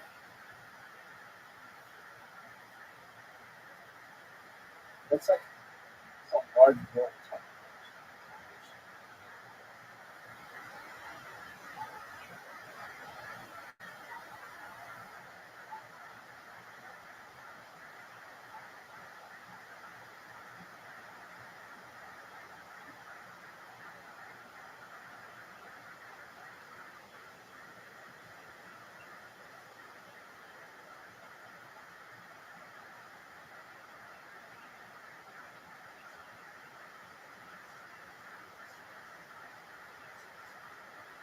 Dude, I don't know what's that enjoying this interview.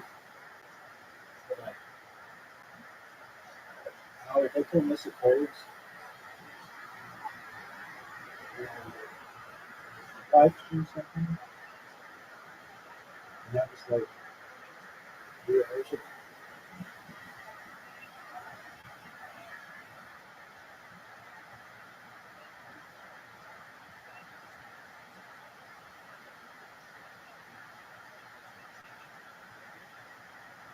are you fucking sweet?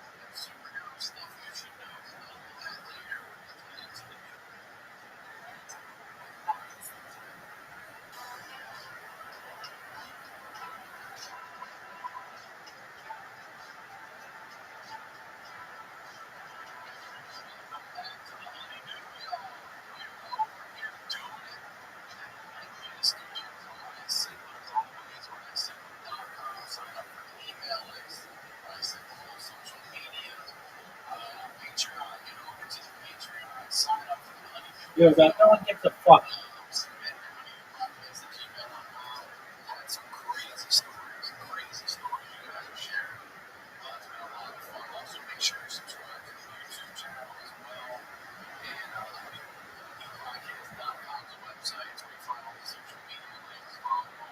Yo, shut the fuck up. You know how to use the internet.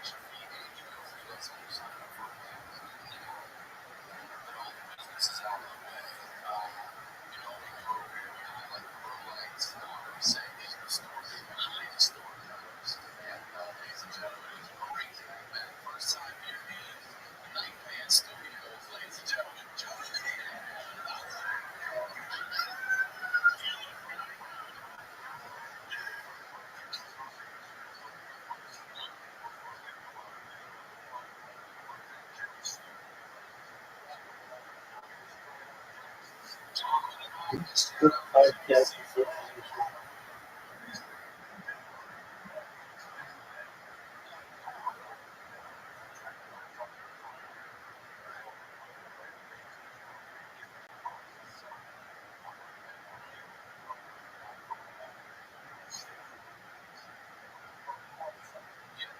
Shout out to Jimmy Sequence.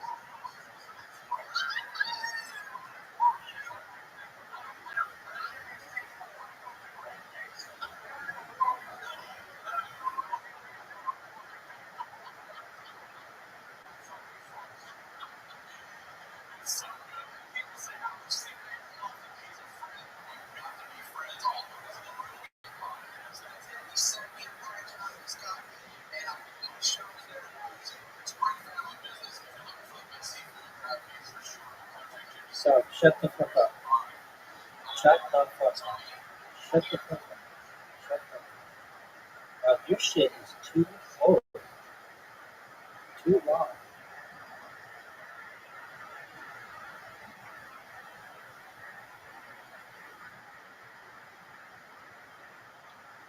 Yo, Don.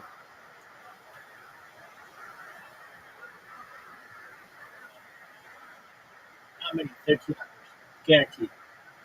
Joy Diaz, R2,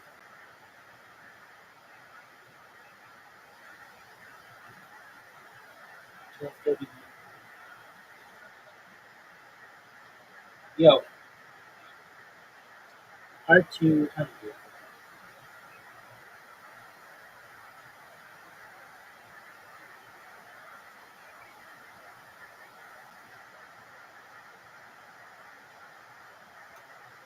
Oh, we have to fucking sign it. This is bullshit. What episode was it? Dog.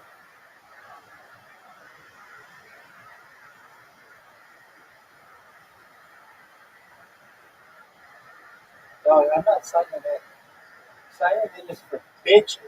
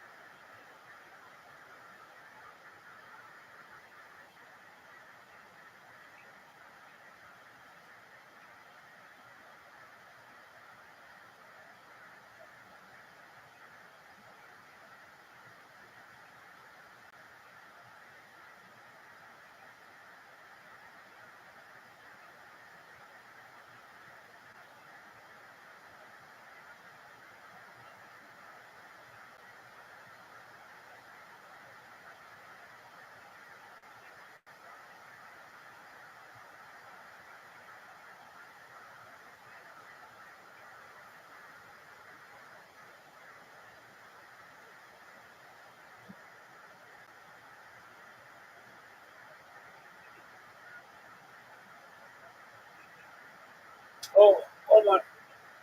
Better check this. This device. Yeah, I like the device.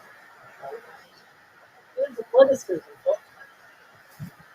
Confession in it.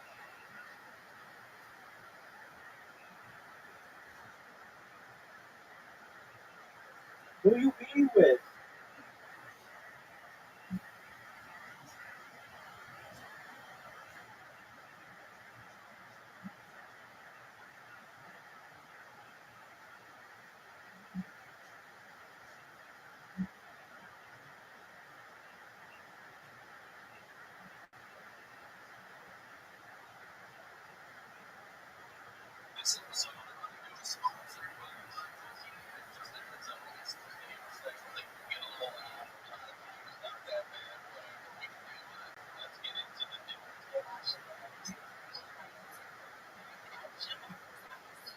What?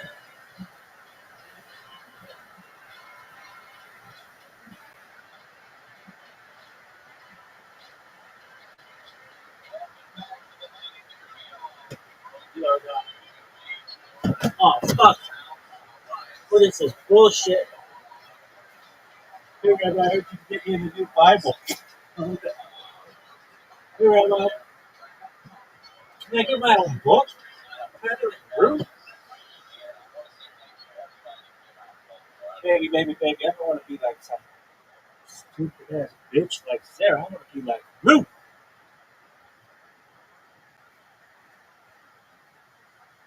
I be like Esther. Somebody like lawyer. Like Esther. Like, calm down with it. Yeah, I sucked that motherfucker's dick. Now that entire book sounds Kalisha. Alright, Kalisha. It's like, my name is Keith. I sucked this motherfucker's dick so hard I got my own book in my. Now that's fucking funny. Oh, the book of Lucretia. I sucked this motherfucker's dick so hard I got a great big book of the Bible. There's a new book in the Bible. It's called the Keeper and it is what it is.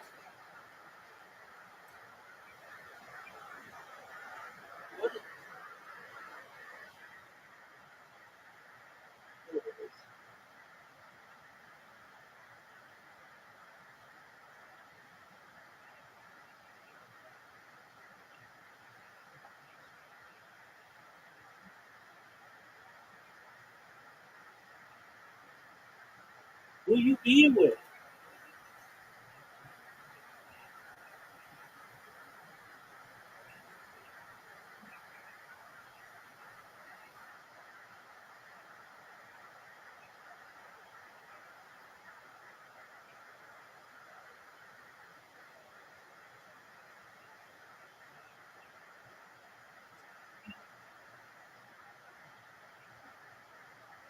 Maybe this is politicalism.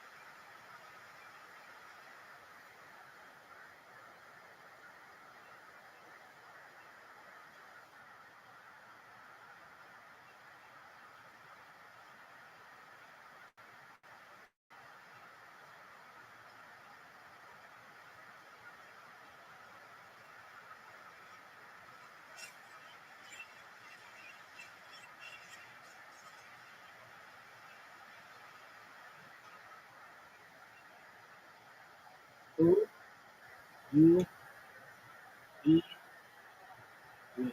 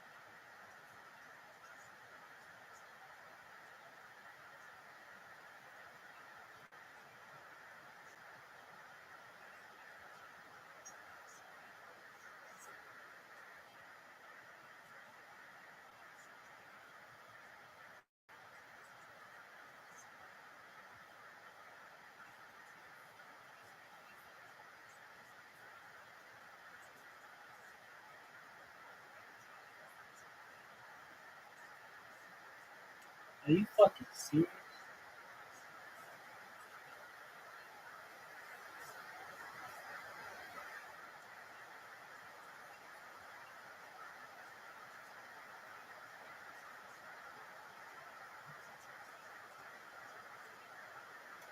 Who you be with?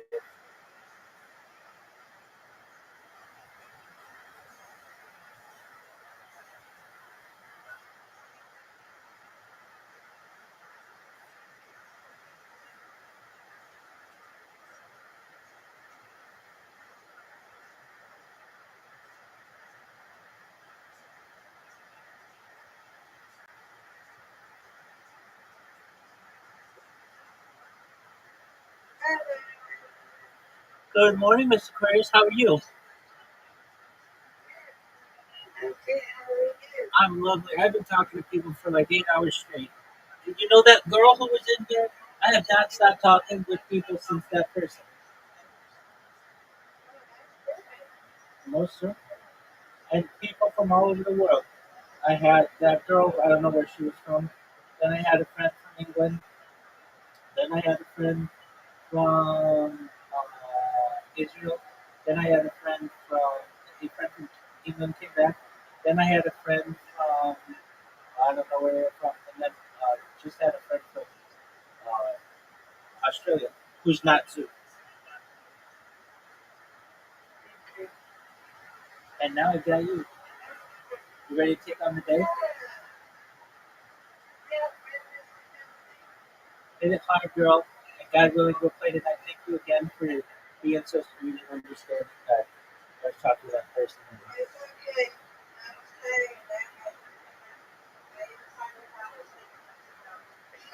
Excellent. Alrighty. Have a wonderful day. God willing. Sounds like a plan, ma'am. Take care.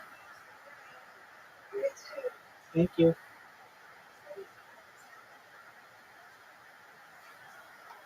Who you be with?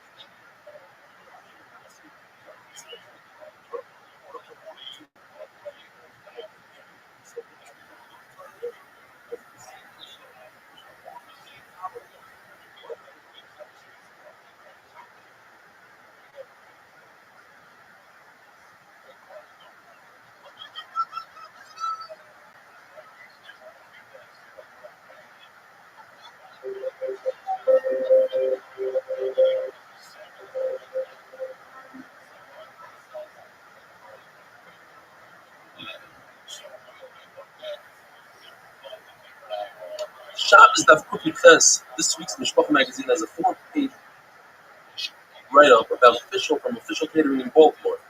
He watches our shir every single day on Zoom. He's a big supporter of the shir.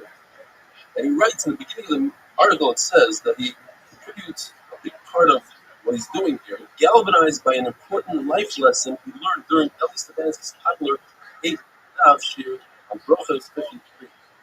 He's referring to our regular shir. It was a beautiful life lesson. You could look it up. Brochas Daf Nun Gimel at minute 42. So, way to go, Rabbi official.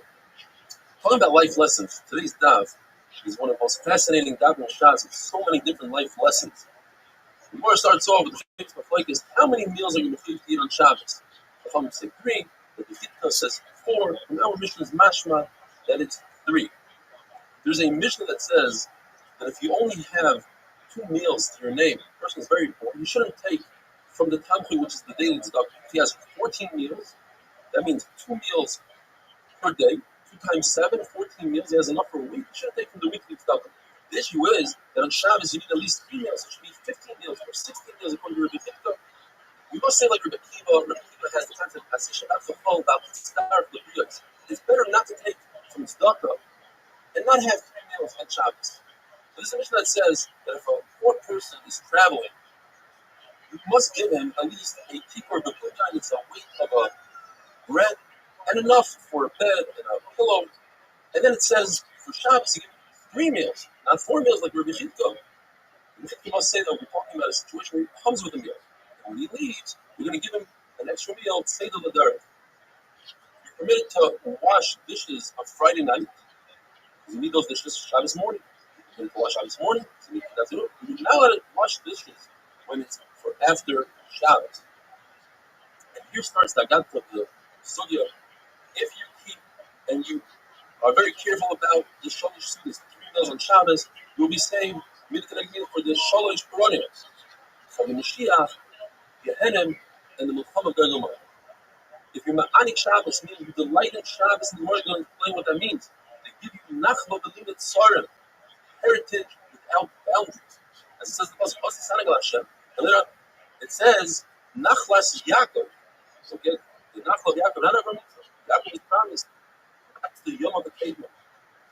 Says Rav Nachman, you will be saved from the oppression of dollars. Rabbi says they'll give you anything your heart desires.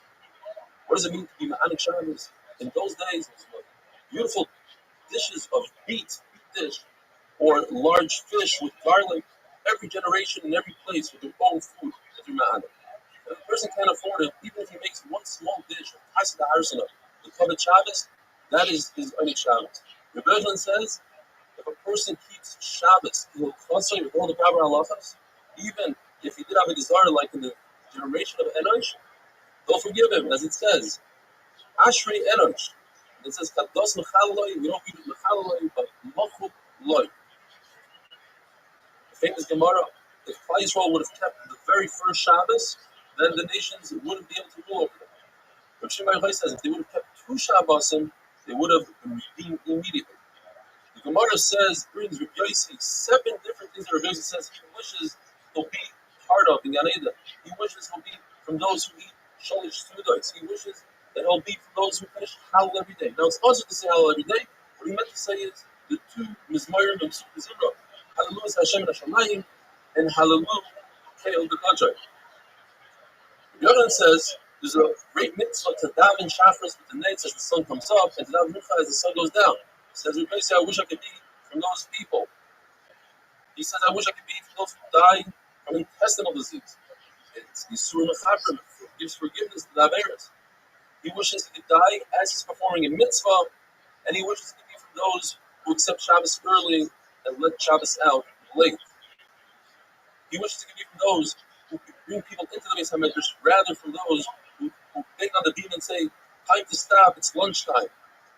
He wishes he could be from those who collect from other people money to give out the tzedakah rather than to be from those who give out the tzedakah, because you can come into great trouble by making mistakes and giving tzedakah to the wrong people. He wishes he could be from those who are accused falsely. Like Rabbi said, I was accused falsely, it wasn't right. It turned out to be wrong. Some explain that Rav Papa once fell off a ladder, and he asked him, why did he have a brush with death? And he said, perhaps he didn't get stuck at the Haniyah. And he said, that's wrong. Or a famous story where the Goya said, please sit down on the bed, and refused to sit, and later on they found a dead baby under the bed, but nevertheless they accused him of killing the baby and had to run away. So Rabbi Yossi, I once had 5 relations where I repeated the relations, and each time I planted an erez, meaning Galadar, Rabbi Shmuel, Rabbi Lozer, Rabbi Chalafter, Rabbi Tilas, Rabbi Nachman, Rabbi Yossi. These are all sons of Rabbi Yossi. Taisus explains the famous explanation that he meant that he had 5 Yavamas. In other words, 5 of his brothers died, and he had to be Yavim 5 sister-in-laws. And he was only Yavim each one once, and he had 5 sons. And he says, and it's not recommended to do this today, to say this to your wife, but he says, I never called my wife, I always called her a house. What he means to say is that the wife is the main part of the house, she's the terrace of heights. He never called his ox an ox, he called his ox a field. I never looked at my bris milah. So why wasn't he called Kaddish, like Rabbeinu HaKaddish?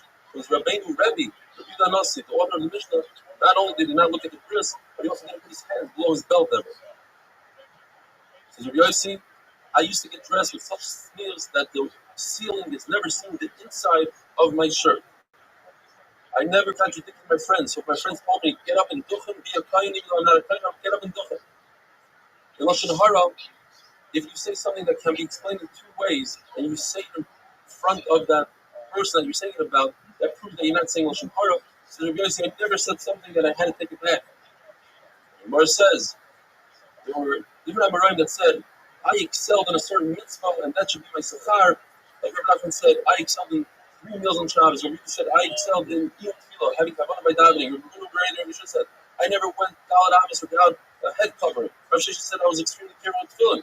Rabbi Nachman said, I was extremely careful with tzitzis. Rabbi said, Rabbi was very careful with tzitzis to the point where he was once on a ladder and one of the strings ripped. He refused to move until he was able to replace the strings. Abai was very careful that he makes seal for different Talmidei Chachamim to finish Masechtas. Have a wonderful day.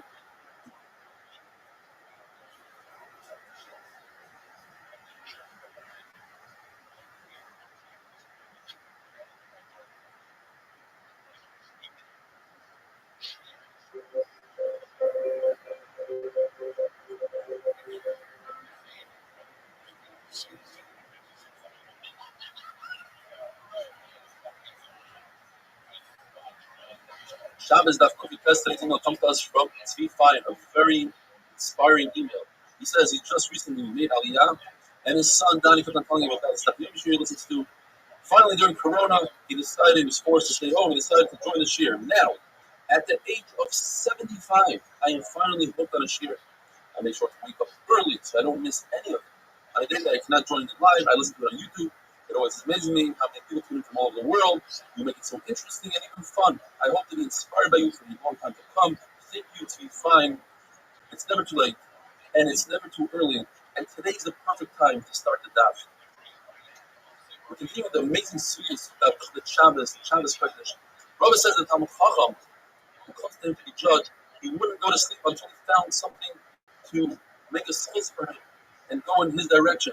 Rabbi Rashi says, I can't even judge Talmidei Chachamim because I am biased towards them.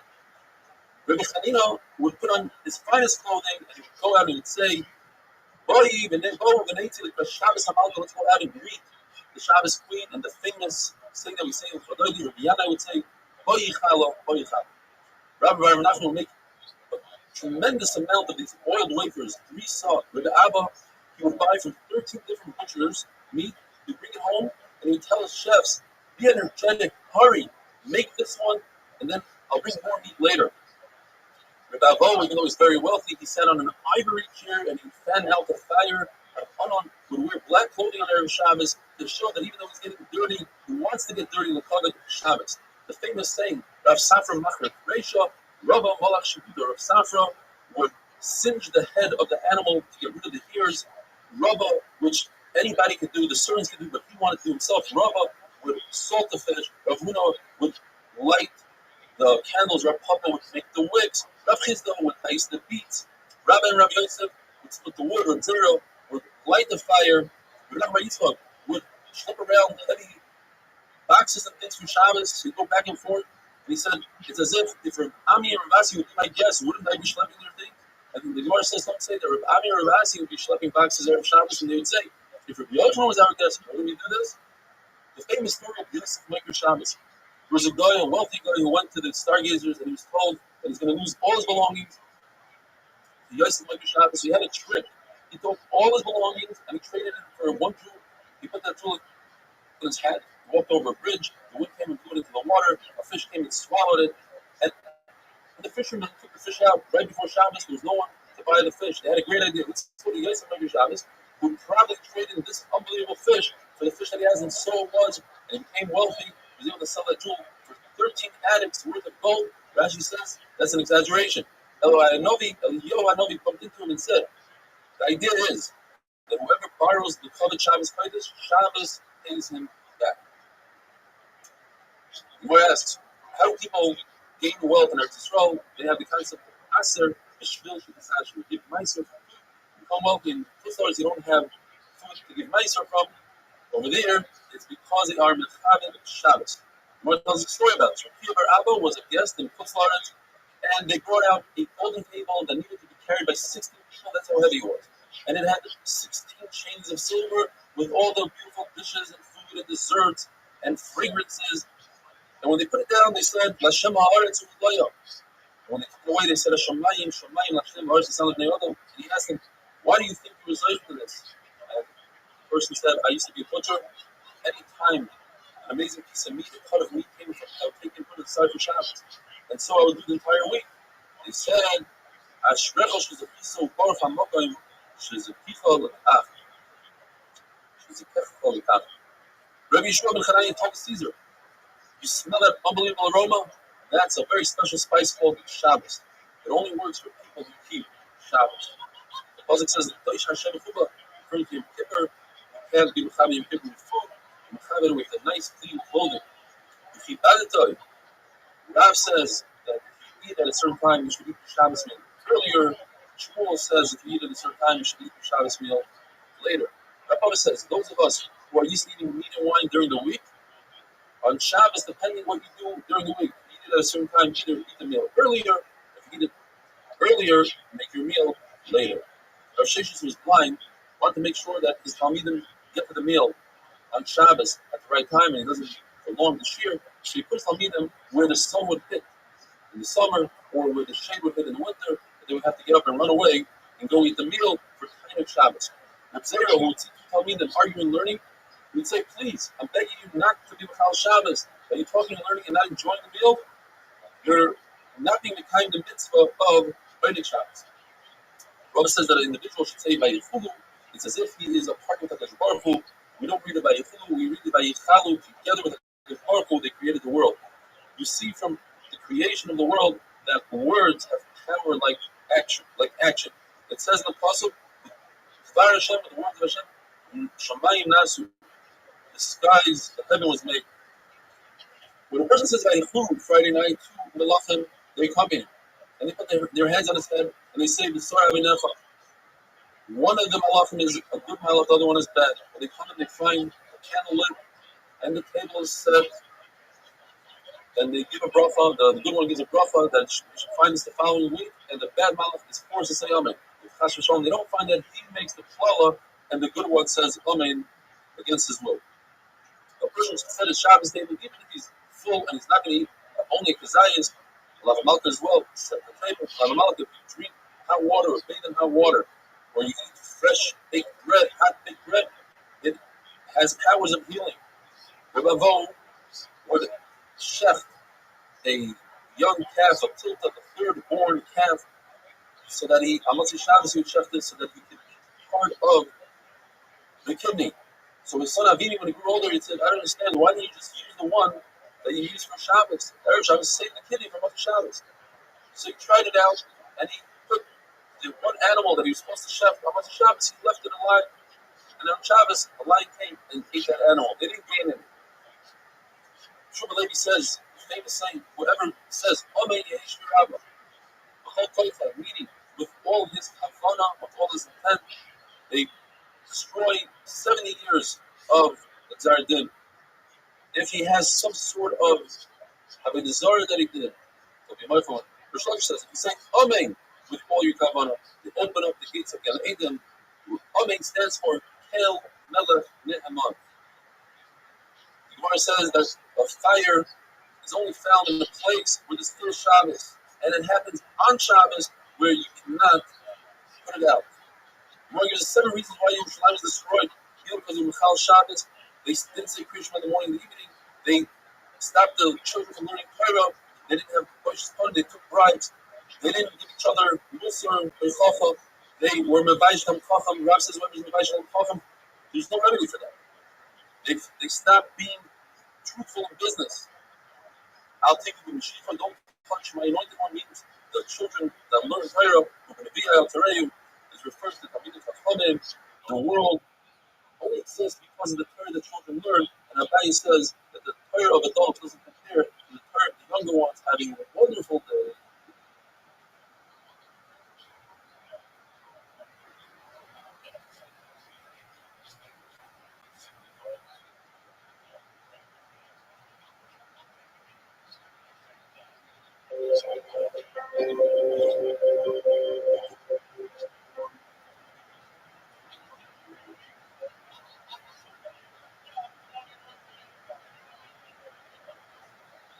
Shabbos Av Kuf Chof. Today's email comes to us from Larry Jaffe from Silver Spring, Maryland. He says he's already 55. He started Daf Yomi a number of times. This is the first time that he's reached this far. Due to all the graphics and diagrams, they really help bring each sugya to life. Hatzlacha Larry, you should be zeichet to finish Shas with everyone. The Ezra Hashem Yizar. We'll continue with the sugya of saving different things from a raging fire. Says the Mishnah, you can save even 100 meals if they are in a basket, or an entire barrel of wine, or a whole cake of figs. And the question is, why is it something different than the Mishnah we had a number of days ago, where you could save only 3 meals? One shot the Gemara gives us because we're dealing with one basket. One basket is less worth. It doesn't matter how much is in that basket. If so, if you have an open blanket, and you take smaller baskets and pour it into that open blanket, since you're only removing one blanket worth, that would be 100% mutter, even though it's more than 3 baskets worth. We see something similar. If you have a barrel of wine that has a hole in it, it's dripping, you're allowed to take another barrel, put it underneath, and catch as much wine as you want. It's not limited to 3 meals. Another shot the Gemara gives is, the difference is, if you bring it to this chutzner, you're allowed to save as much as you want. If you bring it to a different chutzner, you're limited to 3 meals. Says the Mishnah, you're allowed to call in for help and tell them, save the food for yourselves. Now, if they were smart about it, they'll give back the food and charge that person for their time. Rav Chisda says we're talking about Hasidim who don't want to take advantage of someone's misfortune. Yes, he was mafkir everything, but he had no choice. He was forced to. So Hasidim don't want to take for working on Shabbos. Rather, says Rabbi, we're talking about Yerushalayim, not Hasidim, who don't want to take advantage of somebody else. They don't want to take from other people, but they also don't want to work for free. They want to be compensated for the time. So if they understand Hilchot Shabbos, they understand that since all this food is really theirs, when they give it back to the person, all they're asking is to be compensated for their time. And that's not considered Schar Shabbos. Mishnah tells us that in order to save food, it has to be a chutzner that has a proper era. The Messiah says, over here, Chacham or Mekel said it doesn't have to be a proper era. You can save different items that you have, not necessarily food. And when it comes to clothing, you put on as many of the clothing you have. You can put on 5 coats and pants, walk outside, undress, go back in, and keep on doing this. Yes, says no. You are limited to 18 clothing that were standing in those days, and only one time. Now, what are these clothing? The Gemara says it's an outer coat, an inner coat, a belt, a shirt, a robe, a vest, socks, the garters that hold up the socks, shoes, apilios, robe, like a mask, or a mask, another type of belt, a hat, and even a scarf that goes around the neck, and people would clean off their mouth and their eyes with it. Says the Mishnah, Rishim Ben Nanas holds of the concept that you're allowed to do around kibbutz, causing at a later stage the fire to be extinguished, like by filling up a jar with water, and when the fire reaches that jar, it explodes, and the water puts out the flame. You're not doing it deliberate right now; it's at a different stage. Around kibbutz. Therefore, he also says, let's say a dresser is ignited as a flame on a dresser, you can take a piece of leather and put it on the other side, and when it reaches it cinches the leather, the fire doesn't continue. According to Rabbi Shimon Nanas, Rab says, I hold that if there's a fire that's on a piece of garment, you're allowed to pour a liquid on the other part of the garment, and when the fire gets there, it'll extinguish itself. Rabbi Yossi holds, Ram Kibo is also not a cause that at a later stage a vessel will explode or whatever it is, even though the pasuk says the word asiya, doing, and this is not doing, this is at a later stage, this is the concept that we have throughout the whole parak. Adam, a person acts irrationally when it comes to saving his property, and he might come to extinguish the flame, therefore we limit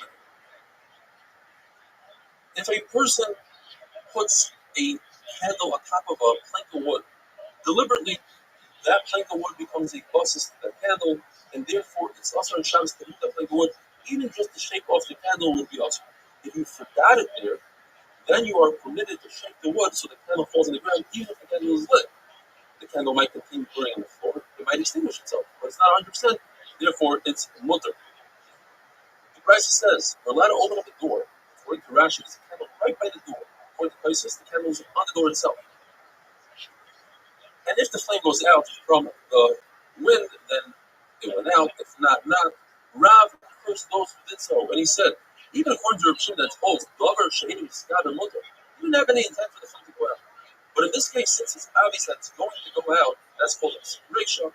Even Rabbi Shimon admits that it means that 100% is going to go out, it is awesome. If you open up a door and the wind helps a fire, let's say in a fireplace, fans it up. Well, it depends. If it's one of these fires, one of these winds that's a common wind, then according to Rabbi Yehuda, it's mutter. According to Abaya, we have to be geyser that it's also because if it's a wind that's uncommon, that's also. So we have to make all winds also.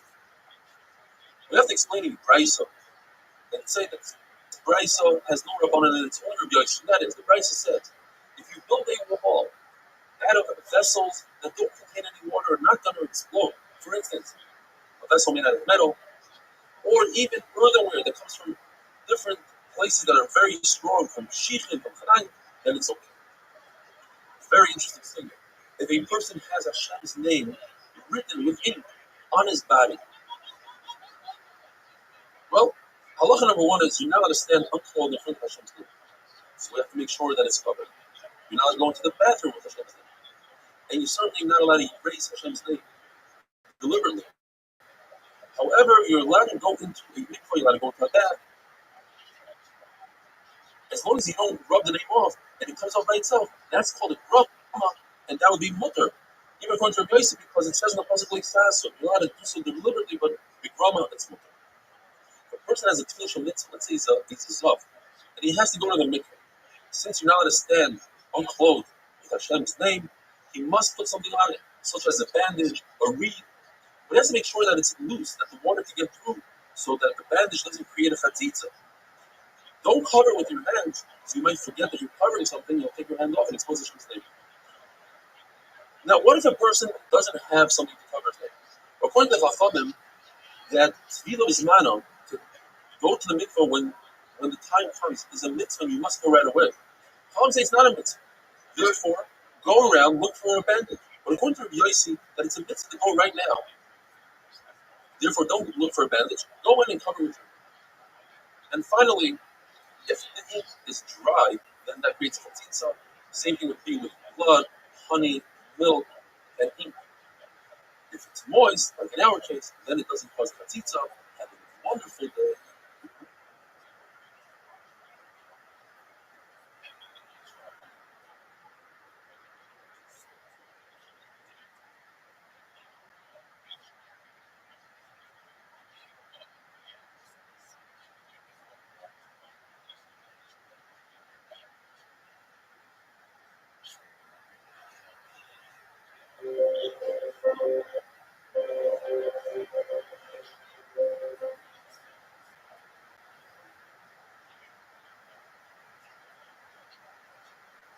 Shabbos Daf Kuf Chav Aleph. Today's email comes to us from Yisrael.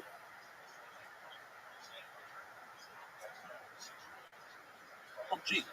He writes, I have to let you know how therapeutic this year am. I was driving back from the Catskills and was sitting in traffic on the 17th for more than 2.5 hours. I started a few weeks ago doing Chazar from the beginning. Now I'm up to Daf Zion. Trust me, there's no better way to spend time alone in traffic other than your Yavalik Yishurim. Thanks again, Yisrael G. Yisrael Kaya.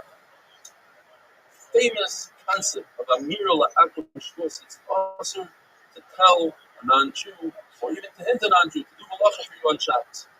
So what if you have a fire and the fire department comes down? Says the Mishnah, you don't have to prevent them from putting out the flame. But you know, direct them and tell them put out the flame. But if a minor, obviously we're talking about Zokukov Nefesh, if a minor comes to put out the flame, you must stop him because he's doing it al das of it to appease his father.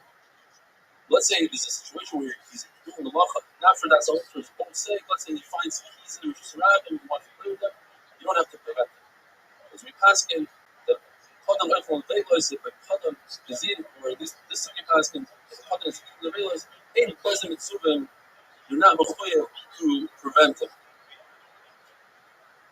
The Gemara tells us that there was a fire in the yard of Yosef and Tzimai, and the guy came to put it out, his friends, the Roman friends that he had in the government, and he said, no, please don't put it out.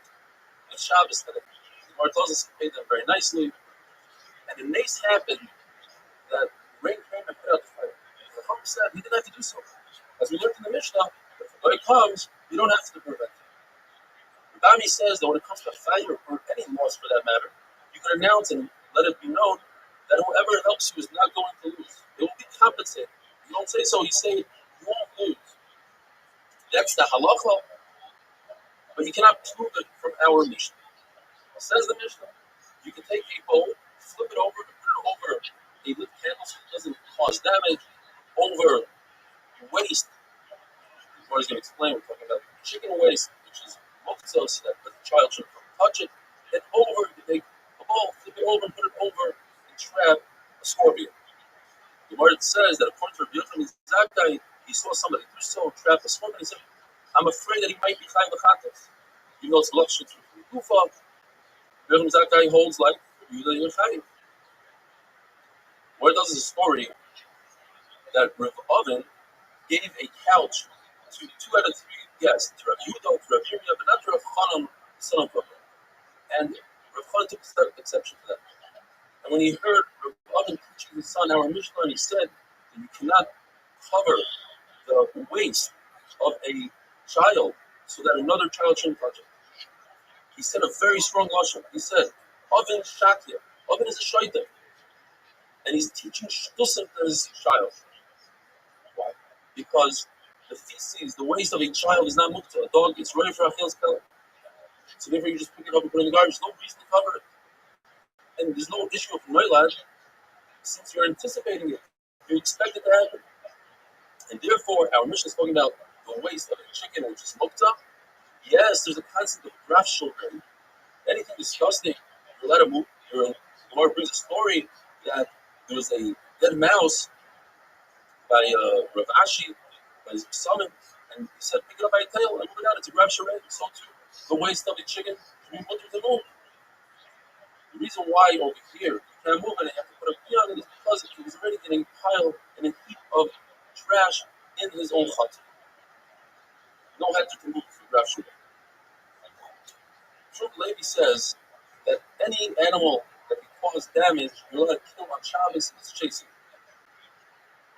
Now, there are 5 animals that even if they don't chase you, going in a different direction, you're allowed to kill them.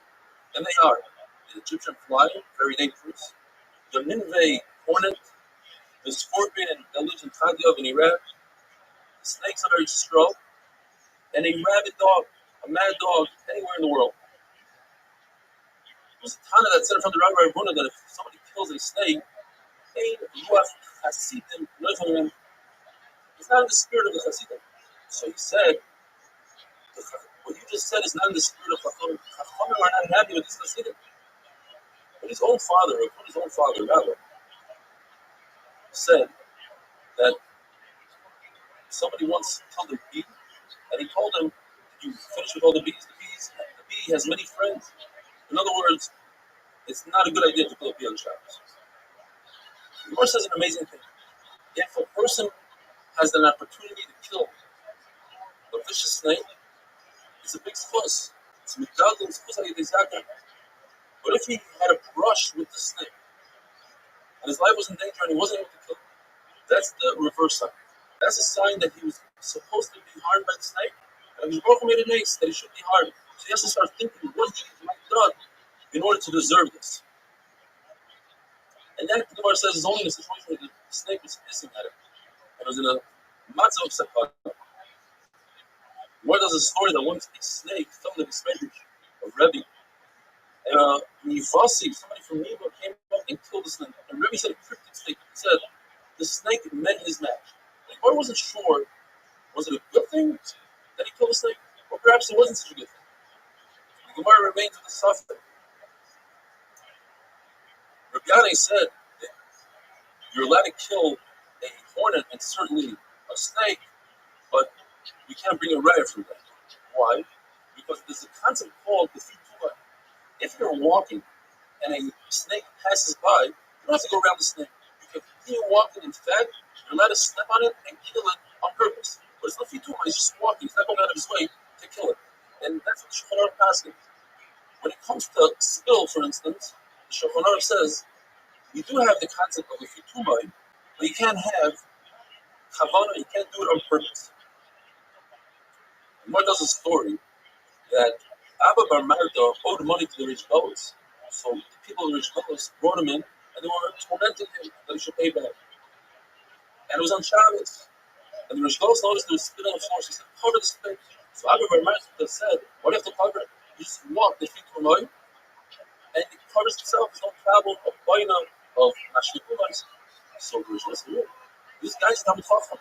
Let him loose. Don't bother him. Have a wonderful day.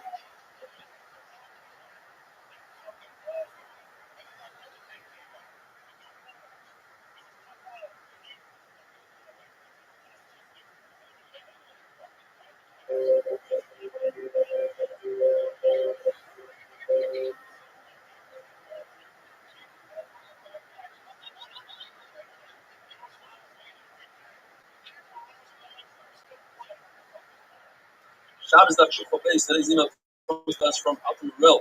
He said he's been in and out of the hospital for the past year and a half. He had finished Shas once before, learning on the train on the way to Manhattan from Long Island. I was in such a difficult state that I did not continue DAF until the end of 2019. When the new cycle started, I decided to try to get back to the DAF. Then I discovered the 8-minute DAF. It's an 8 minute to learn the DAF, even when I'm having a hard day. I cannot thank you enough for this incredible opportunity, and I fall behind in learning Daf Yomi. It's a lifesaver. This will choice Alton Morel should have a full shlema, should deserve to finish shots many, many more times to come. Where it tells us that a candelabra that's one piece, or a wagon that is small, you can carry with one hand, you're allowed to carry it on Shabbos. Rabbi Chanina said that wine that comes in on a non-Jewish wagon, even if it has one seal, Rebbe's family could drink from it. Where's the story? It's only Rebbe, because Rebbe is the Nasi, and the guy would fear tampering with even one seal. Or perhaps the halacha is like Lezer, that one seal is enough. Says the Mishnah. Up until now, we were discussing Amir Lach. How many guys do so? Our Mishnah discusses what happens if a guy forms a malacha. Not a lot of benefit from the malacha typically that a guy does for you on Shabbos. If even one idea comes out from today's daf, I've seen many times people who are going to turn on a light on Shabbos, they say the remitza, they hint. But the halacha is that if a guy does turn on the light for you, he doesn't have his own hanaf from it, it's not to benefit him, it's also to use that light or anything else that a guy would perform on Shabbos. Says the Mishnah, if a guy turned on a light, or he filled up a pail of water, he took it from Shusayab to Shusayab, or he built a ramp to get off a boat, a Jew could use it if the guy did it for himself. If he did it for the Jew, it's also to use. The reason why we have three cases that are very similar is the concept when it comes to a candle. If the guy turned it on for himself, he did it for himself, then it provides light for everybody. Therefore, you can use it. When it comes to a pail of water, perhaps the guy saw that you're waiting for water, he had a little bit more. Come on, you can use the water as well. A ramp is the same thing like a candle. A ram for one person is good enough for 100 people. But the Mishnah tells us a story. During Gamliel and the Skanim were on a boat, stuck on Shabbos, and they actually used the ram on Shabbos. The Brisa adds another case. If the guy gathers grasses for an animal and he has left over, the Jew can use it as long, says the Brisa, as the Jew doesn't know the guy. The Jew knows the guy that he's not allowed to use the grass for his animal. The halacha that you're allowed to take an animal and bring him and put him right over grass that's attached to the ground. Now, grass that's attached to the ground, for the Jew, it's also to be attached, toilets from the fulcrum, it's a grass. The animal's allowed to eat it. But when you know Sharfa, it's sorry if he doesn't eat his spices.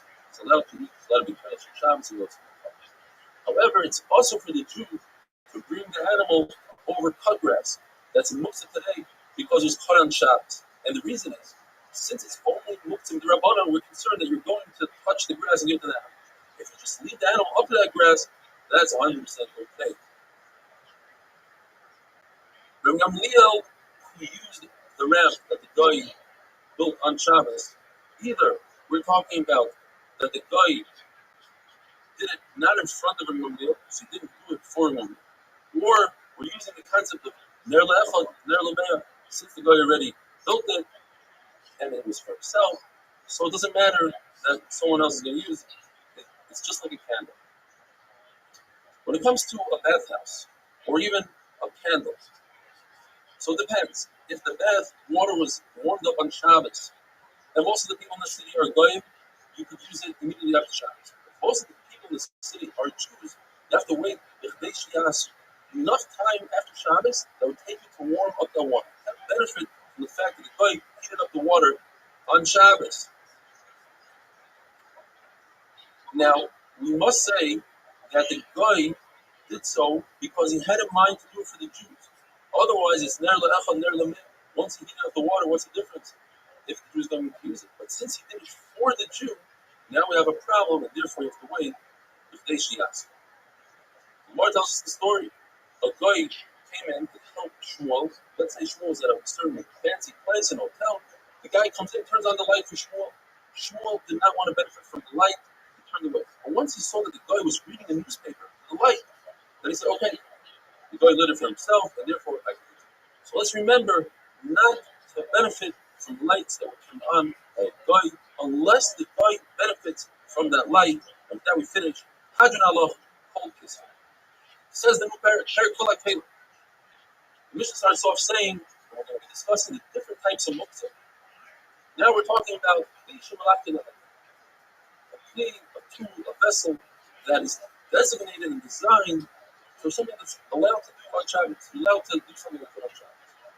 So all Talim that are Kli are permitted to move on Shabbos.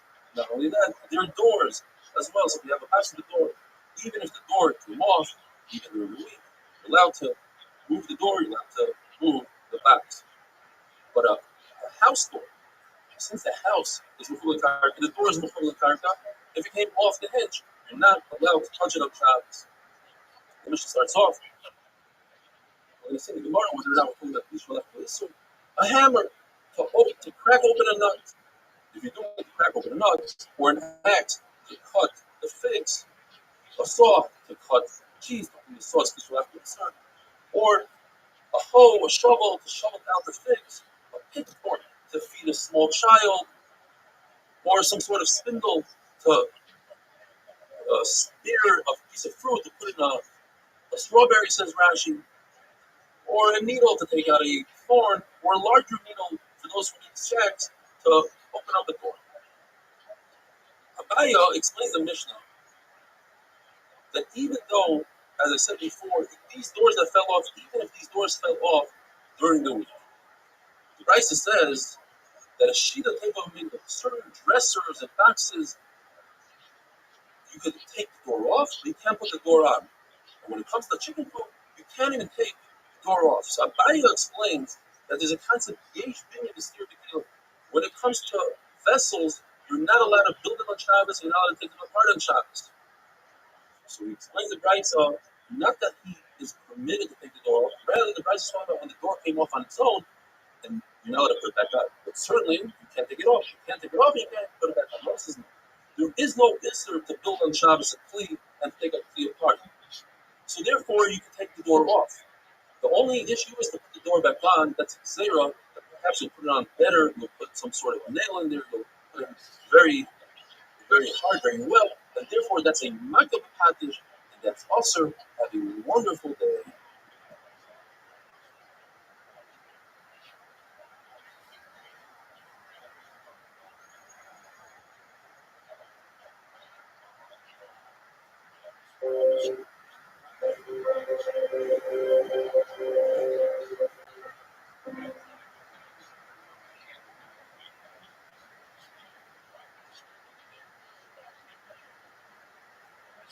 Shabbos Daf Kuf Gimel. This email comes to us from Harry Shalom, Los Angeles. He says his grandfather was 95 years old, just tested positive for COVID. He needs to Shlema. Avram and Esther, big tzaddik, a person who for 75 years did not see his wife's hair. He was always the first one in Shul Vasikin, Refuah Shlema. We're an amazing studio of Muktzah. He said that according to Rabbi, a Klishim Malach Isur designed to do a malacha that you're not allowed to do on Shabbos. A lot of such as a hammer. You're allowed to use that hammer if you have a malacha that's mutter, like to crack open a nut. The question is, why is a mortar and pestle, which is designed to crush vegetables, that's a Klishim Malach Isur? If so, it should be permitted to move, let's say, gufa if you want to use it for a permitted malacha. And the halacha is, according to the brisa, it's only permitted if you have garlic in there. You're carrying it with garlic. The Gemara says that goes according to the Tanya, is more strict when it comes to this one. This one says you're only allowed to carry a clean for its design purpose. And this is not the design purpose for a hammer, let's say. They still agree to Shammai that on Yom Tov, you are allowed to crush, according to Basil, meat with a pestle, but you're not allowed to carry it for no reason. And we must say that the shot is that there's a new book called Chisaron Kiss. Chisaron Kiss means that if you have a plate that has a designated place for it, and you don't allow people to use it, you're concerned they'll get nicked. That's what's called Chisaron Kiss. That's even more common than Klish Malach, such as a spindle for a weaver, a mallet, a clothes press. Rabbi Yochanan says that our mission is talking about a goldsmith's hammer, and Rav Shannon says our mission is talking about a hammer for a basam, that's a person that makes perfume. He's more strict because a perfume hammer, you don't want it to get dirty because that's not good for the perfume. Very interesting halacha. If you have food, such as a fig that's underneath muktzah, cake, or let's say you have a cake that's covered by extinguished coals, which are muktzah. One man over says the only way you can take that out is if it's sticking out a little bit, you grab it by the mutter, you pull it out, and the coals fall to the wayside. Another man over says no, you can actually poke it with a stick or something and pull it out. The fact that the coals, the hay, fall to the side, that's tutul min hatzad. Rabbi says, in fact, that is the halacha. The problem is that Rabbi once said that if you have a radish in the ground, you're allowed to pull it out if it's not attached to the ground, provided that it doesn't move the dirt. But if it's upside down, for instance, and you pull it out and all the dirt moves, you're not allowed to. You have to say that Rav Nachman took that back. Rav Yosef says, from the fact that you could take out a splinter from your finger with a needle, you don't need the eye of the needle. The fact is, the eye tuma, the needle doesn't have an eye, it's not tummy at all. It's that needle becomes a non-kli, and the tuma dissipates. Abaye says there's a difference between tuma and Shabbos. By tuma it says kli masa. It has to be a kli from top to bottom, it has to be complete kli. Rabbi says, I don't understand. If it's not considered halachically a kli, when it comes to tuma, then halachically it should be a kli by Shabbos. The problem is, there's a brisa that says exact opposite of Rav. It says there's a big difference between Tumah and Shabbos when it comes to a needle. If it doesn't have an eye, it's not a kli for Tumah, and it is a kli for Shabbos. So Abaye comes to Rav's rescue and says, perhaps the shot is, yes, it doesn't have an eye, but it's prefab. It's before the person had a chance to put the eye into the needle. But let's say the needle had an eye and it broke off, that's much worse. Then he already designates it for the recycling bin, and it loses its kli designation, and the tumah falls off, and it's not a kli for Shabbos. To straighten out a baby's limbs on Shabbos is machlokas. According to Reb Shimon and Sputter, there's no fixing a body on Shabbos. It's not like the kli that you fix in the second month. According to Reb Nachman, it's also just like you're not allowed to take medicine can induce vomit because that fixes the body. So too, you're not allowed to straighten out the baby's limbs. Says Rav Shimon, what's the connection? To induce vomit, that's not the derech to do so. To straighten out the baby's limbs, that's very much the derech. In fact, I have a raya. It says in the Mishnah, you're allowed to take out a splinter from your finger, and that's fixing the body. The Rabbi says that's different. Taking out a splinter is pocket. The splinter is right on the surface, ready to be removed, whereas the baby's limbs need a lot of work. Says the Mishnah, if you have a stick to stir the olives in a vat, sometimes it's in sometimes not, depending. If that stick has a knot where it's a base keyboard, like a cup, you can put the stick into the juice and see if there's enough oil in it. Is it ready to go to the press? Then it's a clean, it's a otherwise, it's should be clean. It's just a simple piece of wood. It's not make out. Says the Mishnah that according to Rabbi, all kalim are not muktzah. Besides those that are muktzah, machmas sarn kis. These two examples: a very large saw and the blade of a plow. These are things that you don't typically lend out to other people. You're careful with it that shouldn't get nicked. Or there's other examples like a launderer's riddle. It's a piece of metal that has a bunch of holes that you do laundry with. A tanner's knife, a butcher knife, and a special tool for carpenters. Once upon a time, there was no muktzah. Everything was mutter to touch. But Chacham saw that people were being relaxed and they were doing Chal Shabbos. Comes along Nechemia and Chachalio, and he says, everything is also to touch. Besides three things. And that is a small knife, a knife to cut thick cake, and a ladle. But then at different stages, when they saw that people started becoming careful, they added more and more until everything became mutter, besides what basically is in the Mishnah, large saw, and the blade of a plow, most of us started. What exactly did they add, and how did they add? What we have is Abai and Rabbi, what they added on the four stages. And Abai says one thing, and Rabbi adds one more stage. Rabbi is always one step ahead of Abai. Abai says the first stage was, they said that anything that's a klisha malachli leheter, you could use with serve for a function, but not for its place. And Rabbi says there's no such thing. So kufa we kind of go together. So if you matter, you matter. That says Abaya. They said okay. They allowed even good tzarech mekayimai. Says Rabbi. They allowed that the first time, right? But they allowed one more step. They allowed you to save it from getting ruined in the sun. You could put it into the shade. Says Abaya. Third stage was they said a klisha malachli isur, like a hammer, you could use if you have a malacha to crack open it up, but only the tzarech kufa. Says Rabbi. So people kind of go together. So they allowed both. But they only allowed you to carry with one hand if it was very light. So in the fourth stage, says Abai, they allowed you to carry with two hands. Says Rabbi, they allowed even two people to carry. The price that says that of the ducha, the mortar and pestle is muktzah. So according to Abaya, that makes sense.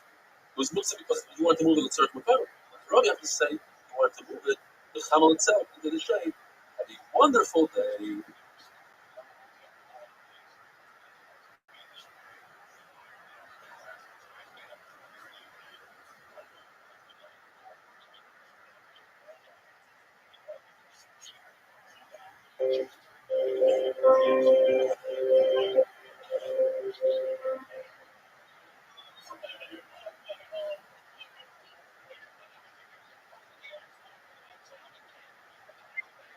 Shabbos that hotel is here to us from the Holy Rishon It says, perhaps you want to increase the share. Most people watch. Maybe you could offer people join you, word for them,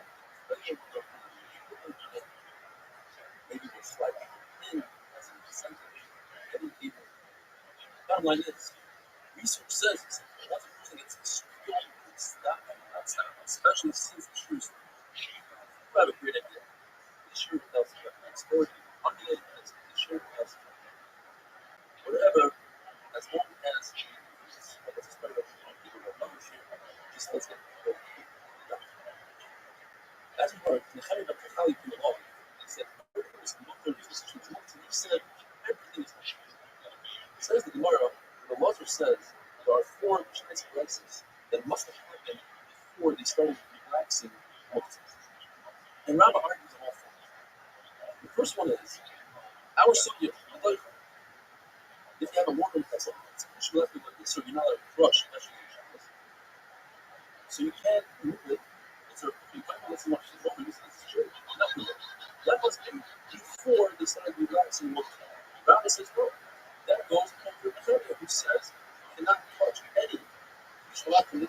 unless it's for its designated purpose, you can't use it as a chair if it's made to crush vegetables. Second thing is on the shulchan, you had nothing.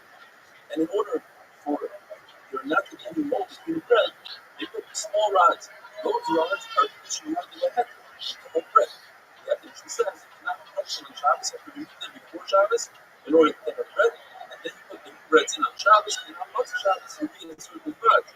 It must be before they relax the mutter. Says Rabbi not true. Perhaps it was after they relaxed. Yet it's only there to prevent mold. You can wait a couple of hours until Shabbos is over. You don't have to touch these rods. There's another halacha that the garden takes in order to move the hide of the animal on a pole. Not enough folks are so many people. So you use a pole, you put a pole from person to person, from shoulder to shoulder, you can leave the animal on there. But if everybody's on a Shabbos, don't use a pole. Use your hand around your friend's shoulder, use your hand on your shoulder. It must be before they relax. This is Rabbi not free. It's possible since there's a way to get out of it, you don't have to use a pole. Why use a pole? Use your hand. So these are the things you're going to must. There's another concept called muster. Use a pole. And without the pole, there's a knot. And you put it in the ground, and then it shuts the door. Closes the door, locks the door. Well, on the holes, they don't like carrying it up Shabbos unless you use them inside, it's ragged. Must be before them today. Says Rabbi, no, perhaps it was over the I love it is, you're not allowed to carry the house or chutzner. But the chutzner, you're allowed to carry the chutzner, you know what's chutzner.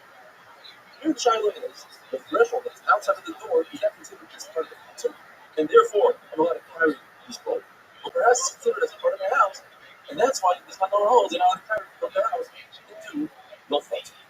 We have a Mishnah that's explained by Rabbi and Rabbi. Rabbi adds one more step to Rabbi. Rabbi says the Mishnah comes to the point that a power is such as the bowl, cup, allowed to carry it into but they need a place, even just not give them a lot of money from some room on the table, let them move it over. If it's a piece of such as an apple, only the certain piece of apple but not the certain if it's on my bed and I want to sleep, I cannot move it. That says the cup is the piece of apple the cup. I can only move the certain if I want to sleep. But now the certain cup. The question of Gemara is, so how do I wash dishes? I have a dirty dish, I have a dirty bowl. How do I bring it to the sink? The only reason why you bring it to the sink is you want to make some room on the table. It says the Gemara, the reason is because it's a ravish already. Just like you said, you let it move in the house and Shabbos, and then house, which is completely different. Because it's disgusting. Some people call it disgusting. Rabbi adds one more step. He says, according to the Tanakama, not only can you move it, it's a different cut for Kaiman, you also let it move it. The Chavel itself, for loss prevention, in order that you get damage to the sun. Problem is, and this will actually be concerned, you can move it even with certain equipment, not only to so even Kaiman, got a hammer on the table, you need to move the hammer off. So in the Chemia, space will not be the head there, you can move it. And the Kaiman, but now, Chavel itself. Rob holds exactly like Rob, this will actually let it move, it's a says, you're not allowed to move it for loss prevention. Warning for these will not be easy. You get stolen, you're not allowed to move it indoors. As we said, that you're not allowed to move the Talmud. According to Rabbi, why can't you move a motor bicycle? He said you can move it with a car. Let's say it's talking about you're not moving the Talmud. It says that you're not allowed to support a pack. That's why you can't put a sheet of wood underneath. The question is, why not? According to both Rabbi and Rabbi, it should be moved to a fight. It's a malacha. It should be okay because this is a shabbat for after. I'm not that you're allowed to be tired with wood. It should be shabbat for after. The answer is, I'm not that committing sin. This piece of wood on Shabbos is also so why not? It should be water because on Shabbos is also. Why is this also on Shabbos? The shabbat in Easter should be water to do the certain fight. The answer is because it's not a cleat. If it was a cleat, correct. But this is something else called muktzah. It's like a rock. It's a piece of wood. It's just a piece of wood. It's not even a cleat. Therefore, it's also to move on Shabbos. It's sort of beautiful. You're telling me that anything that's also on Shabbos can be also on another. Why is it that good green fruit and concern that are damaging the rain is a loss prevention? To bring them into your house, do a startup. But on Shabbos like that, shouldn't we make them zero? Says Gemara, that goes according to Israel. They similarly hold that you're allowed to carry on them with Taik, since it's looking to carry the third one. So we're going to carry the child a little, etc. The Shabbos say no. You can only carry fruit, you can't carry children, it's carry. Therefore, they similarly don't be the ones that hold it. It's not like the Shabbos say you can. Rav Marty held like Rabbi. He asked Rabbi, if I have a pillow, which is a condition left in the header, and I move it out of the sun, and Rabbi told him yes. He said, but why? He said, because you need it for yes. He said, but I have another yes. So Rabbi said, oh, you hold like Rabbi. If you hold like Rabbi, then for the entire world, this will happen out there. This mother carried from Hamel itself, from all direction, but for you, since you're like Rabbi, would be also a broom, a sweeper, to sweep the table, to get out of cloth, you should left out there, let him move it on top. But a regular broom, in the time of the Gemara, 6 more, get out of there, that would be much because filling in the holes, it's because the kitchen left in the circle, and now let him move it from the sun to the shade, but you let him move it. It's sort of like one more time. The Mishnah says, all vessels, even if they break, are allowed to depart. Pieces. And that is if their piece can function in some sort of cloth. So let's say if it's a bowl and it broke. So you take the bowl, you broke the piece, and you cover something. Unit says the only time you can move that piece is if it remains with the same function. So if it was a bowl, you can actually still put something into that small piece. But just if you cover it, that's not considered a malach. Shmuel explains the machlokes is when the piece is broken on Shabbos, the Tanakh says it's considered ready as a clean, and it doesn't matter what malacha does. It says this is considered like he's just born today, it's a brand new clean, it has to be the same malacha. But it was broken on Shabbos. Everybody agrees that it's mutter or the malacha. There are 3 prices, says the Gemara. One says that you should make a fire with the actual clean, but not with broken part. That goes according to Yehuda that says that no light is mutter. According to Shmuel, that no light is not mutter. It's right with the next person that says you can use even broken pieces for a fire. The one that says you can't use a real clean for fire is Rabbi. We hold that a clean is designed only for its purpose, and since this dish is not designed to make a fire out of it, it's also people on Shabbos have a wonderful day.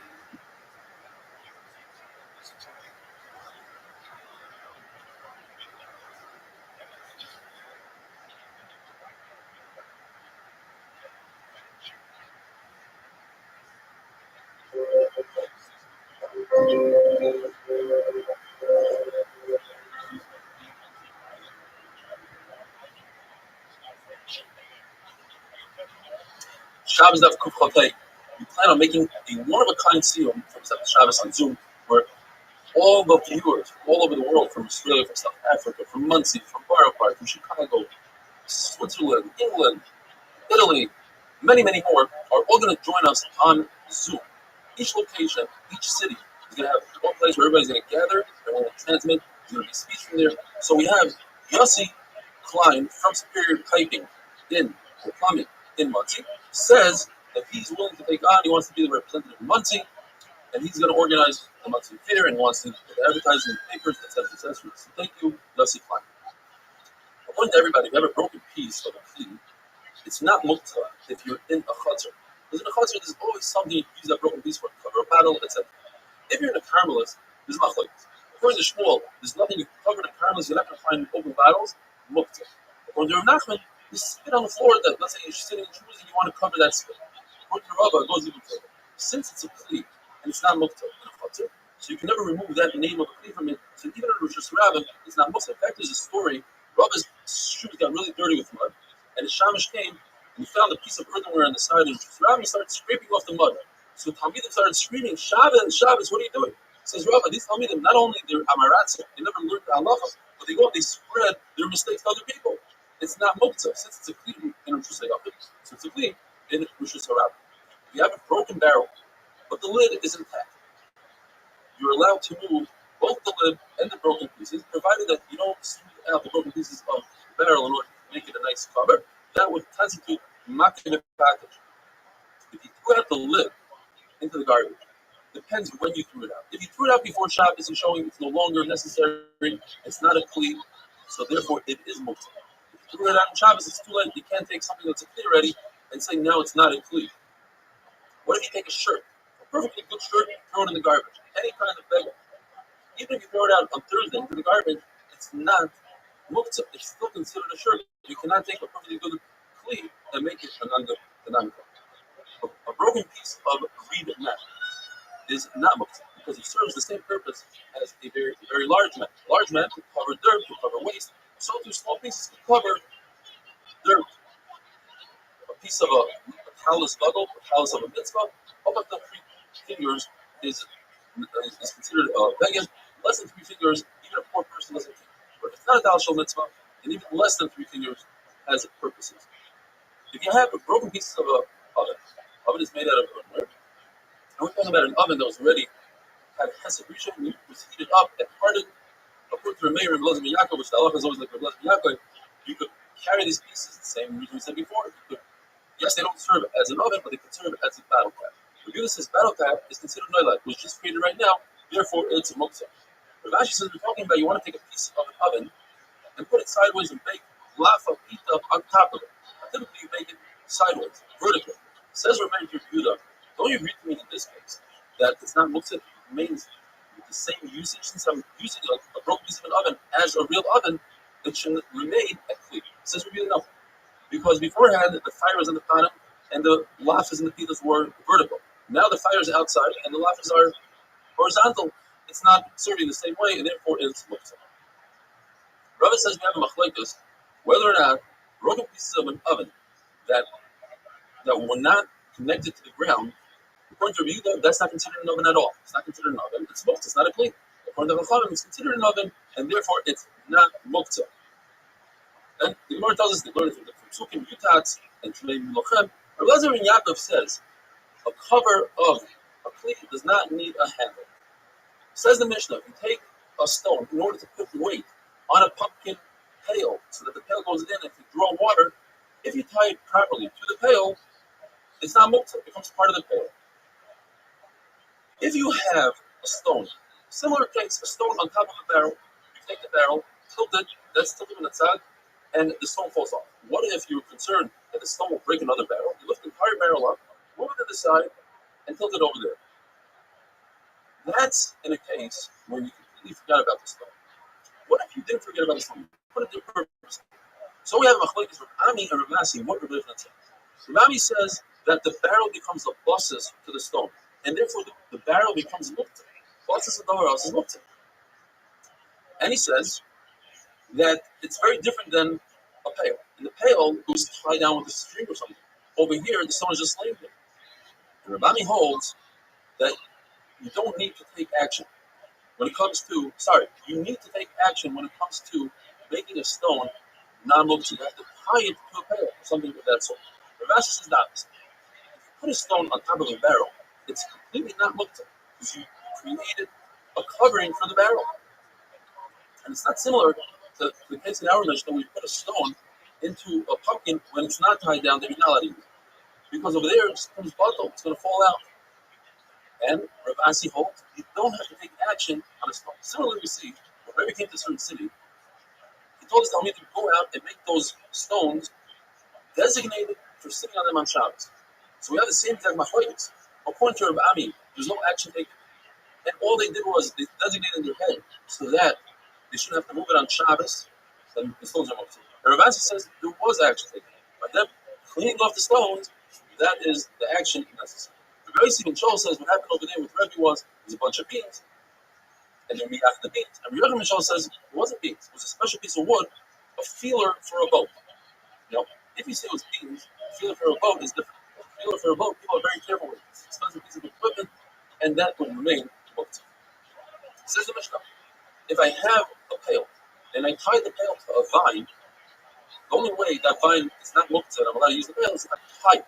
Otherwise, I cannot use it. Even Shimon Gamliel typically says you don't have to take action. You just think about it and have intent in your head. I make something like a vine, a stone, a piece of palm tree. I can make it non-muktzah with a thought. But in this case, we agree you have to tie it. 2 reasons. Either because we're talking about that the vine is still attached to the ground and it's within 3 12 on the ground, or because the vine is so soft, you're concerned we'll have left over and it'll be sticking out and we'll cut it off. Cutting it off on Shabbos is not going to pass Shanasr, so we made it safe. If a person has shutters, So according to Rabbi, the Mishnah says, these shutters, in order to close up a window on Shabbos, they have to be hanging and tied. According to Chacham, it's not necessary. The Gemara explains what that means. There's an isser to make a rooftop on Shabbos, even on Yom Tov. And there's a machlokes. What if you already have a partial roof? Can you add to the roof? The same machlokes would apply, although it's a very different case, on a vertical wall by a shutter. Now, typically, there is no mechitza on Shabbos. There's no issue to build a wall on Shabbos. The Lezer holds that since it looks like you are building, even though it's a temporary shutter, but it's a permanent wall, it's awesome. If I say it's not awesome, have a wonderful day.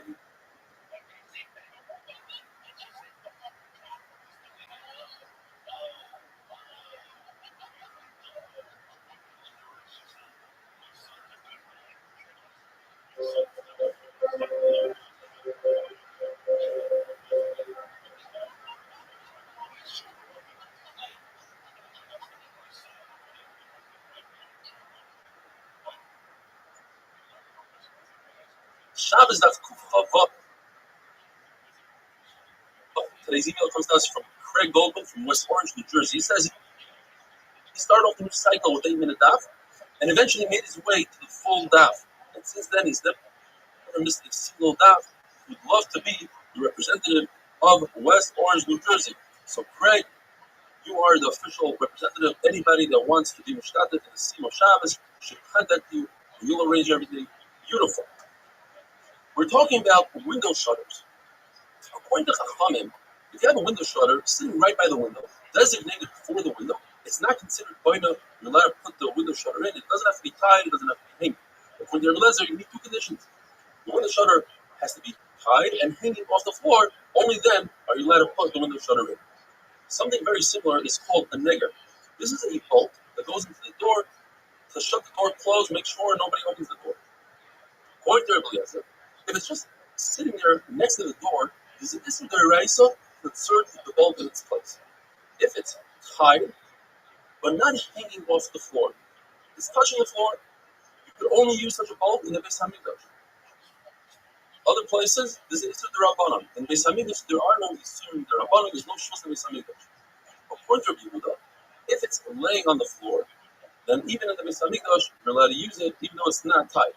If it's tied, not hanging, then you can use it everywhere. According to Rabbi Shimon Gamliel, it doesn't need to be tied and it doesn't need to be hanging. As long as you designate this bolt in your mind, you can use the bolt. Rabbi Shimon Gamliel says it's halacha, even by palm trees, by palm branches that were designated for fuel, and then you decided to designate them for sitting. Just because you did so in your head, that's enough to take them away from the category of muktzah. You actually agrees with Rabbi Shimon Gamliel that you can designate something in your mind. But he says there's one stipulation. Whatever it is, let's say it's a bolt or even a branch, it has to serve as some sort of kli, it has to serve in some sort of way. Rabbi Yisrael got up a darshan in front of the house of the rich Gullahs and he said, the halacha is like Rabbi Eliezer. When it comes to a shutter, you need two conditions. It has to be hanging, it has to be tied. However, from the final Mishnah in our Mestachta, the Mishnah brings a story that they wanted to plug up a window and they used a kli. Now this kli was not tied, it wasn't hanging. From the fact that they brought it was an actual story, that's a lot more powerful than halacha. You see that that's how we pass it, because we actually did so in a true story. Says the Mishnah, if a kli, a vessel, you want to be able to move it on Shabbos, it has to have a handle.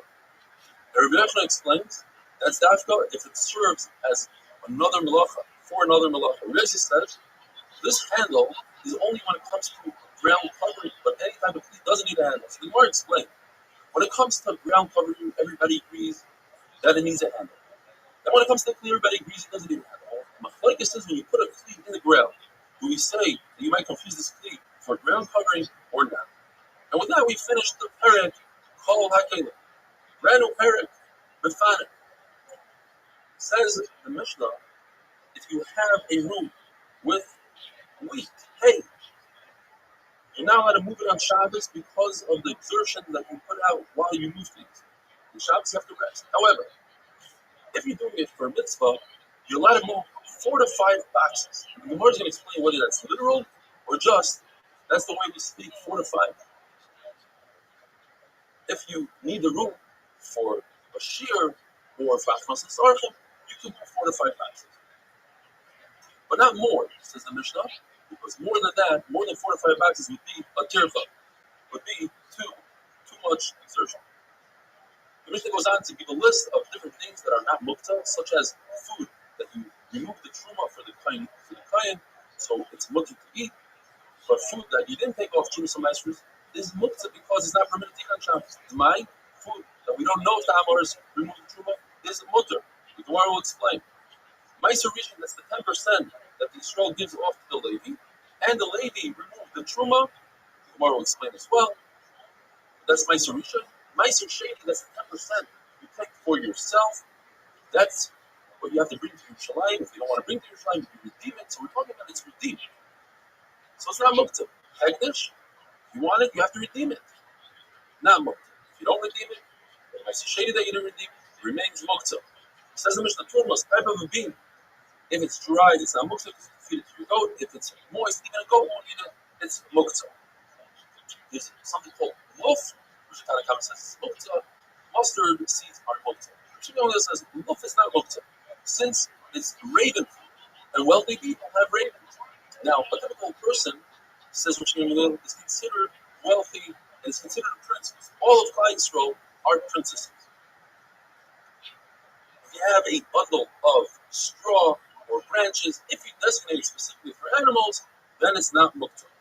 So Rabbi comes along and explains the Mishnah. When the Mishnah says you can move 4 to 5 boxes of hay, the Mishnah was very specific.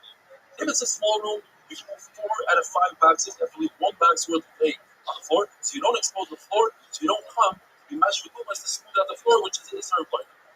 If it's a larger room, then you're permitted even 5 boxes. But you have to leave some over so that you're not mashed with goods. If it's a large storage room, it's also to start removing hay from it, because we go like Rabbi Yehuda that there is muktzah. In other words, something that was designated as storage before Shabbos remains muktzah throughout Shabbos. Shmuel says no. We're going according to Rabbi Shimon that there is no muktzah. Just because it was designated in a certain way before Shabbos doesn't make it muktzah through Shabbos. And when we say 4 to 5, that's just a figure of speech. That's how people speak. So therefore, I can remove even more than 5 boxes. So when the Mishnah says you cannot remove a storage facility, it just means that you have to be careful not to smooth out the floor. But again, he holds like Reb Shimon that there's no muktzah, bein hashmashos. Have a wonderful day.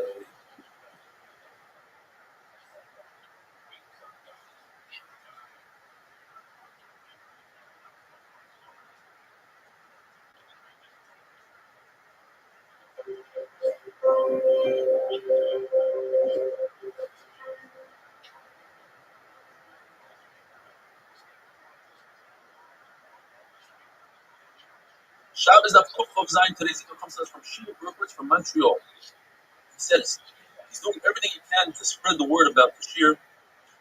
I personally watch the Shir every day on Torah Anytime.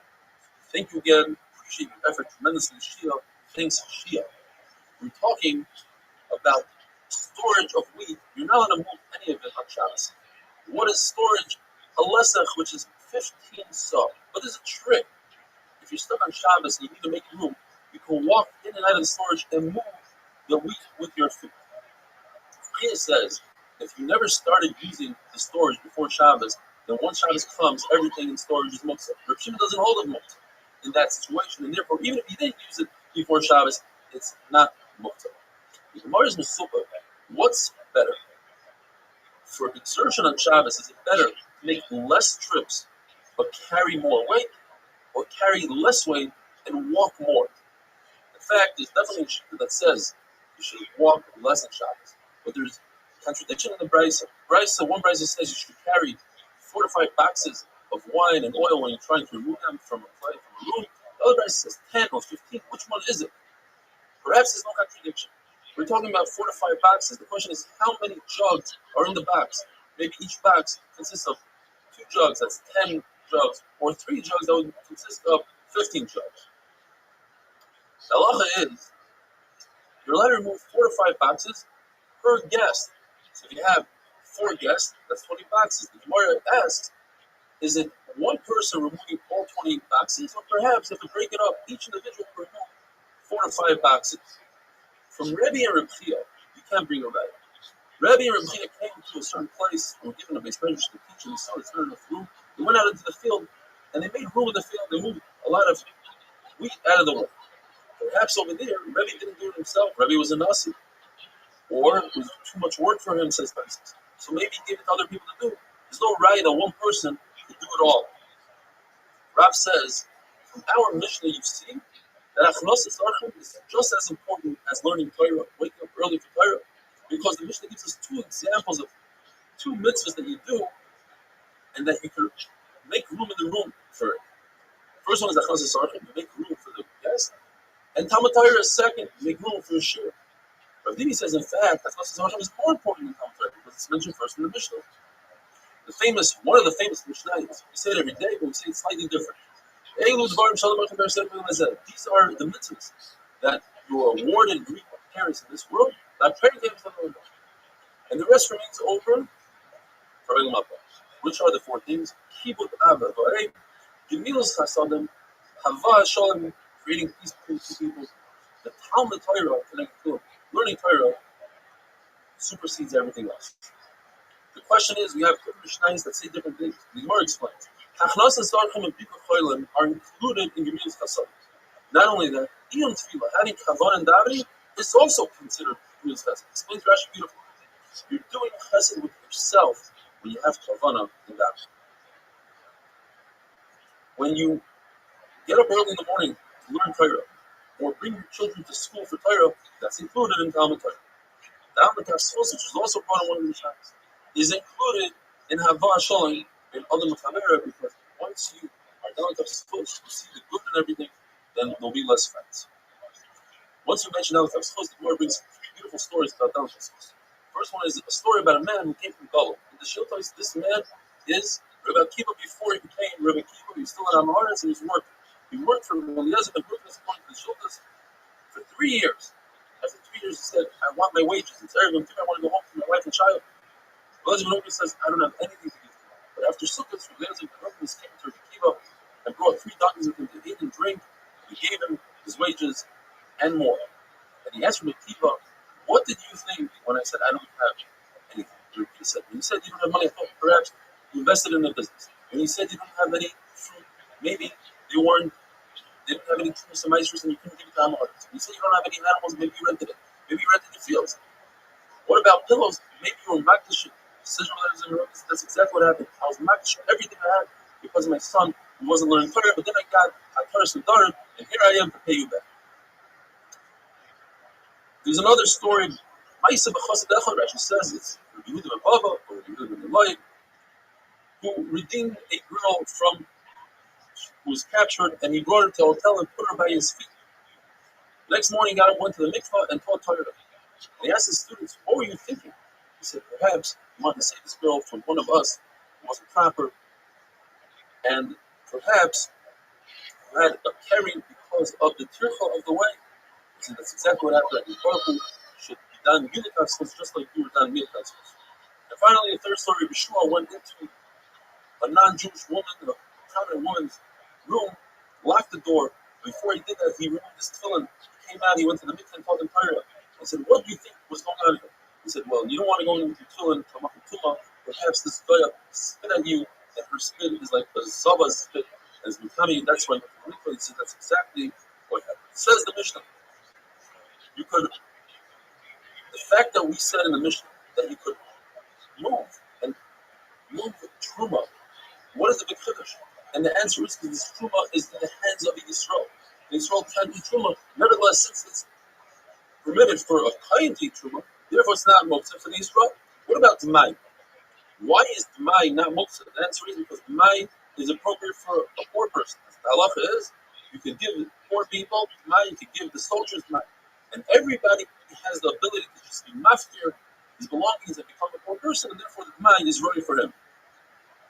Ma'aser Rishon, which is the 10% that Yisrael gives the Levi, which already had the Levi gave 10% of his 10% to a Taik, but he did not. The Yisrael initially didn't give the Truma, the 2% to the Taik. That is the Chiddush. That even though the Yisrael jumped to step number 2 instead of doing step number 1, the Levi doesn't have to go back and give the Kohen his 2% that he's deserving. This is only in a situation that the Yisrael gave the Levi his 10% before it was in a pile, before he did Miruach Agri. And it was, let's say, still attached to the ground and still in its shibboleth. But once it's in a tree, once it's in a pile, then not only does Yisrael get Malchus, but you have to go back and give 2% to the Kohen. What is the big chiddush? If the Meiser Sheni was just 10% that goes to the owner, you have to redeem it. If you redeemed it, of course it's not muktzah. The answer is because you didn't redeem it properly. You have to redeem it and give a fifth. In other words, if there's 100 fruit, you have to give 125. The fifth is the lapar after the final number. But at any rate, it's not considered muktzah if you don't give the fifth. The fifth is not ma'akim, a wonderful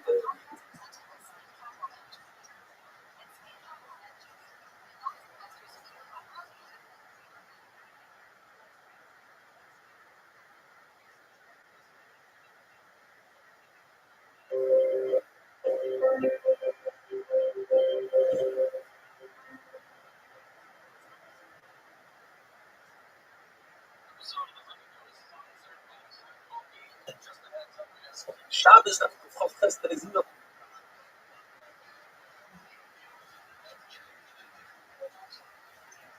comes to us from Tzfat, from Moshe Yidel Shimon. He says he just moved to Tzfat 4 years ago and he'd like to represent MDY in Tzfat. He says, I started this cycle on my own. I was constantly searching for a shear that's clear, exciting, and not too long. You fill it all, and then some. I can't thank you enough. Thank you, Moshe Yidel Shimon. In the Mishnah we learned, there are a number of food items that are muktzah.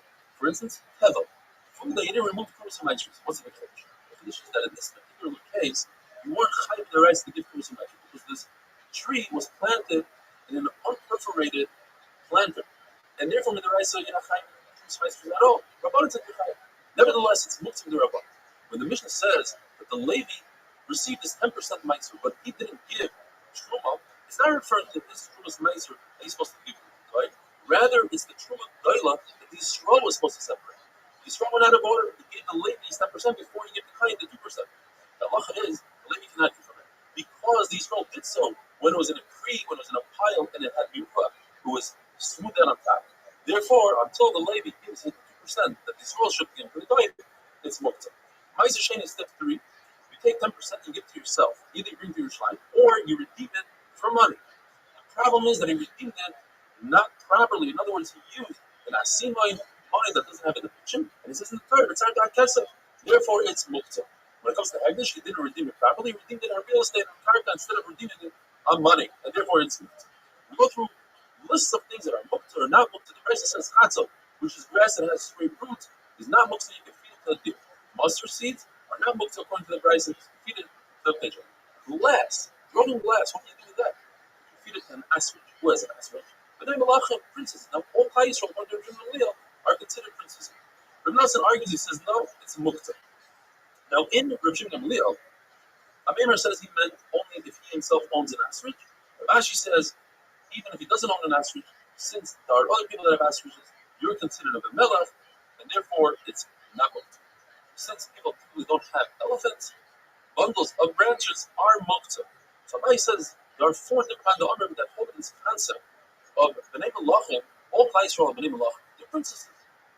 Shamil is this halacha about an ostrich, and so too the Mishnah says that you could have food, which is a type of food that you feed a raven. Ravens, only wealthy people have ravens. When it comes to rose oil, so Reb Shimon says that rose oil is for princesses, but all Klai Yisrael are princesses.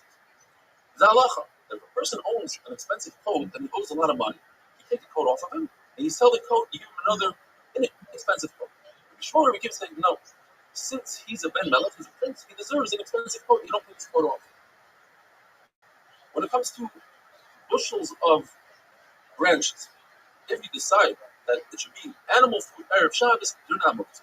Rabbi Shimon says, provided that it's lightweight, you can carry with one hand. Otherwise, it's muktzah. If you need to carry with two hands, it's muktzah. Different types of plants that the Gemara brings down that you say that it's for firewood, they are muktzah. If you change your mind, you say it's for food, they're not muktzah. So Machlokes, Rabbi Yehuda says, you take, let's say, a pea in a pot, you break it with your hand, you go like this, and you take out the peas, but not with a clean on Shabbos, and not too much. Chachamim say you need to make another sheet, you do with the tips of your finger, and not too much like you do in the weekday. Raw meat, but it's salted. According to everybody, it's not muktzah, pacho, people eat that. If it's unsalted, Machlokes, according to Rav Huna, it's not muktzah, even though Rav Huna was Rab's Talmud, and Rab holds like Rabbi Yehuda that there is muktzah, that's dafka by food. But by regular muktzah, Rab holds like Rabbi Shimon, no muktzah. According to Rav Chizda, it's muktzah. You can't feed it to, you're not going to eat it, you don't feed it to the animals, but a duck is soft enough to eat it raw, and therefore Rav Chizda himself called his people in his house that they can move a raw duck, unsalted, out of the sun, just not to have monetary loss. Salted fish, not muktzah. If it's raw fish, it's muktzah, even though Rashi explains that you can feed it to a dog, but you didn't buy this fish to feed to a dog, and therefore, and it's muktzah. Spoiled meat, not muktzah, you can feed it to any type of animal. Uncovered water that you're concerned that perhaps the snake inserted venom is not muktzah because you can give it to a cat. Shimon says you cannot because you need to get rid of it immediately so no one else has damage from that water. Says the Mishnah. You can take a basket, flip it over so that the chickens get into their poop, even though you are carrying something for muktzah, and there's a shita that holds that sauce. You could push along the chicken from behind a chicken that ran away, in order that you don't have a monetary loss, or in order to prevent damage to the chicken. You don't lift up a chicken or push along a chicken by its wing, because the chicken can jump off the floor and you'll be holding a chicken in your hand, which is muktzah. Now, when it comes to shkita, you should either hold the chicken in your hand or push the chicken down to the ground. We're concerned that the chicken will lift itself up with its feet and jar the simanim during shkita and will cause the shkita. You let it hold onto the neck of a calf or a donkey, even though it's carrying, but not in Rosh Hashanah because we're concerned you might carry the animal. When it comes to a child that knows how to walk, you can pull the child, but don't drag the child. That is possible. If an animal gets trapped in a body of water on Shabbos, so you can give it to eat, so it doesn't die. And if that's not good enough, let's say the water is rising and you need to save the animal, so you can put blankets and pillows underneath it, even though you're about to clean my farm, you're taking this out of service for the Shabbos, and that's awesome. But you're allowed to be over the Rabbanon in order to be kind of the Raisa, but Tsar Balachai. The Mishnah says that you are not permitted to deliver an animal, but you can help the animal out. In other words, by grabbing the newborn that shouldn't fall on the ground, by pushing its stomach in, by giving it mouth to nose, by giving it milk. For a human, for a mother giving birth, you're allowed to give a Chal Shabbos, like all the midwife, even though she's not a Chum. Chal Shabbos. You're allowed to tie the umbilical cord, and for Rabbi Yossi, you're allowed to even cut the umbilical cord, and you're allowed to do anything that has to do. Rabbi Yossi says, we used to have Rahmanas on kosher animals on Yotiv by putting salt in their womb so they should feel the pain and reconnect with their newborn, or would sprinkle placenta water on the baby so that they smelled it and reconnect. But a non-kosher animal, most of the time they don't disconnect from their newborn, and even if they do, you'll never be able to get them back together. The Mishnah says that you can be Mechal Shabbos for your ledas. The extra Lashons tell us, even if she says she needs light and she happens to be blind, since it calms her down, that's mutter, you let her bring oil. You have to do it with the shita, bring it in your hand. If that's not enough, bring it in the hair. It's not considered skita because we hold like the shita that there's no skita in hair. Even if you hold it in skita, that would mean not literally putting the oil in the hair, rather a bottle of oil in the hair. Have a wonderful day.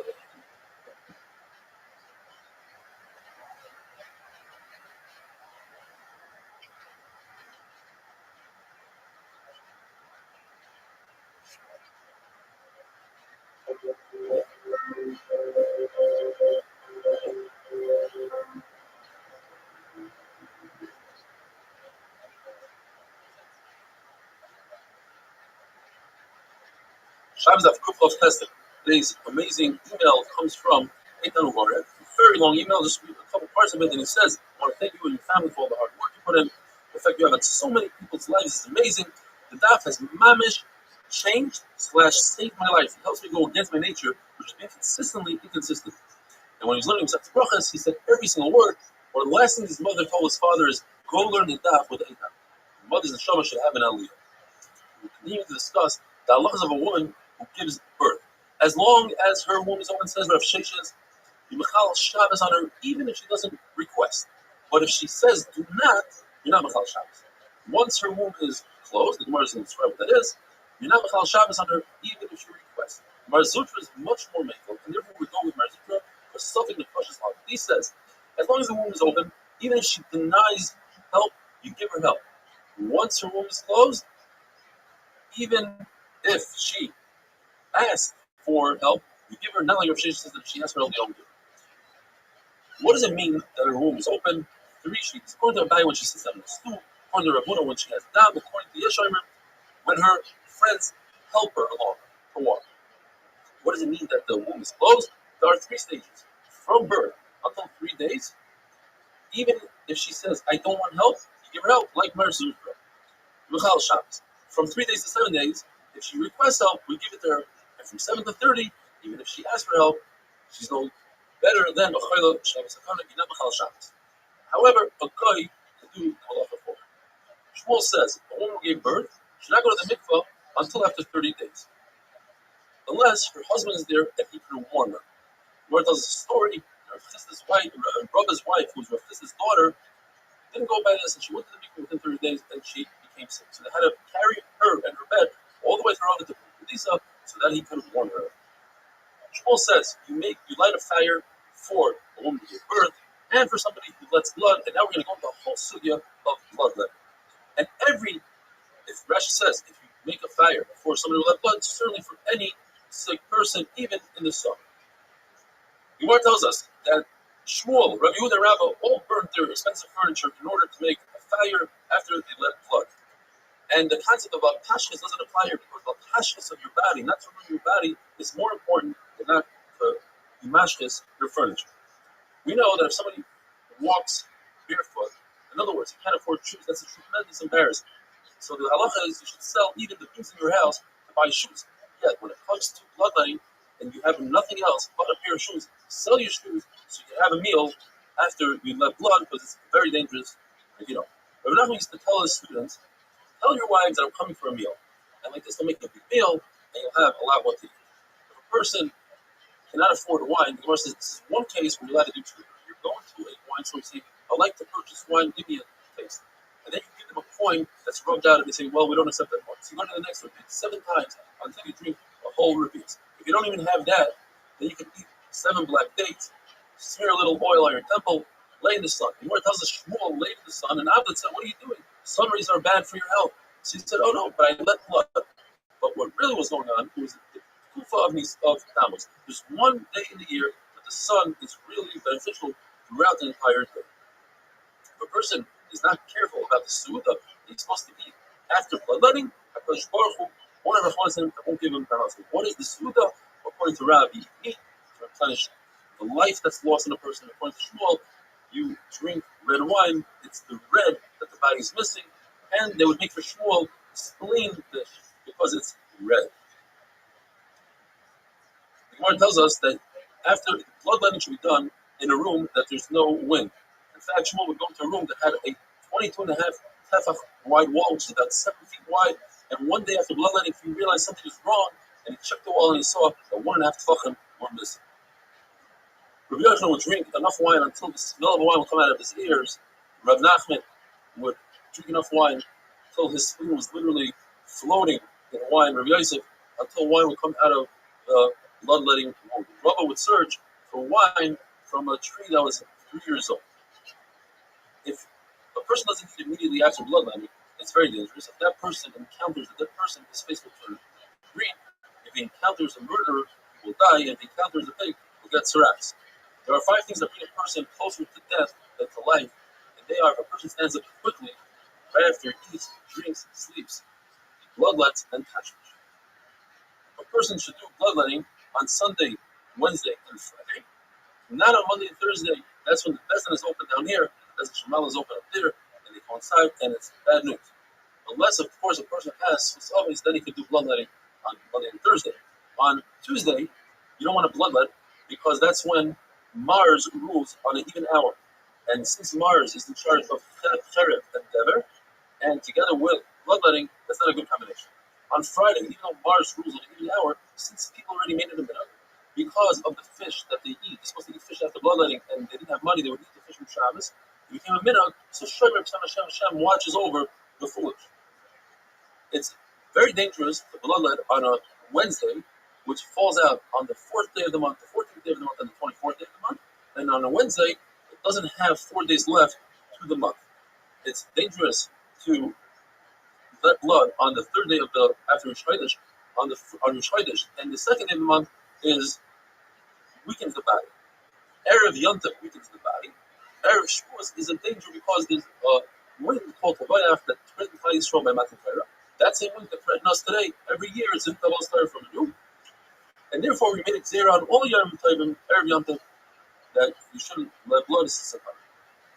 A person eats wheat and then he does bloodletting, the bloodletting won't do any benefit. However, he will lose, it will make him lighter. A person should drink immediately after bloodletting, and if he drinks afterwards, the more is it just hariv, or it's actually dangerous. A person should eat for however long it takes him to walk a half a mil, have a little meal. The more is what if he eats earlier or later? Is that hariv, or that's really dangerous? Rabbi used to announce, a person is selling 100 gourds for one zuz, or 100 heads for one zuz. Buy them, it has some nutritional value. If somebody sells 100 lips for one zuz, don't buy them at zero nutritional value. The Gemara says, now we understand why Yom the Mifagir Rabbanon, in his mind, the days that Chacham take off from learning are called the days of the lips because they are worthless. They didn't accomplish anything. In order to warm up a baby, they would bury the placenta, if they were princesses, in oil, rich women in wool, poor women in rags. Rav says that love like Rabbi Yossi, that he cut the umbilical cord, and Chacham agree that if it's twins, you definitely cut the umbilical cord, but they pull away from each other and it's dangerous.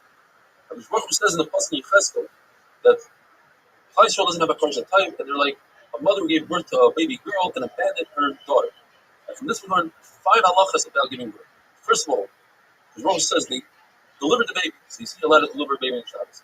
It says they didn't wash the baby, so you see allowed to wash the baby on Shabbos. They didn't salt the baby, allowed to salt. They didn't swaddle the baby, so you see you can swaddle. They didn't cut the umbilical cord, you see you're allowed to cut the umbilical cord. With that we finish. Eric, Mifhanim, have a wonderful day.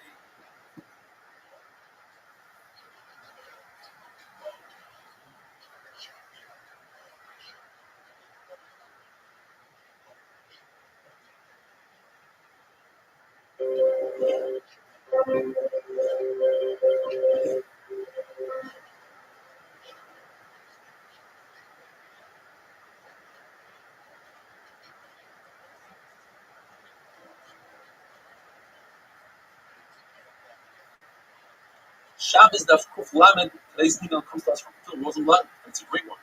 Rabbi wanted to say thank you for a wonderful show. Your hard work, charts, stories make learning contagious, and we share your thoughts that return in stories with our family and friends.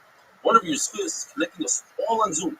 No matter our background, learning experience, type of hat we wear and don't wear, you have connected us all, as all that we need in common is we are Yehudim. Even those on the way to join the clown, shout out to Leib, are part of the Zoom team. Sing the young Talmidei giants like Yoel, Shmuel. He's referring to the young children in the shir and others eager to learn, makes the shir unique and special.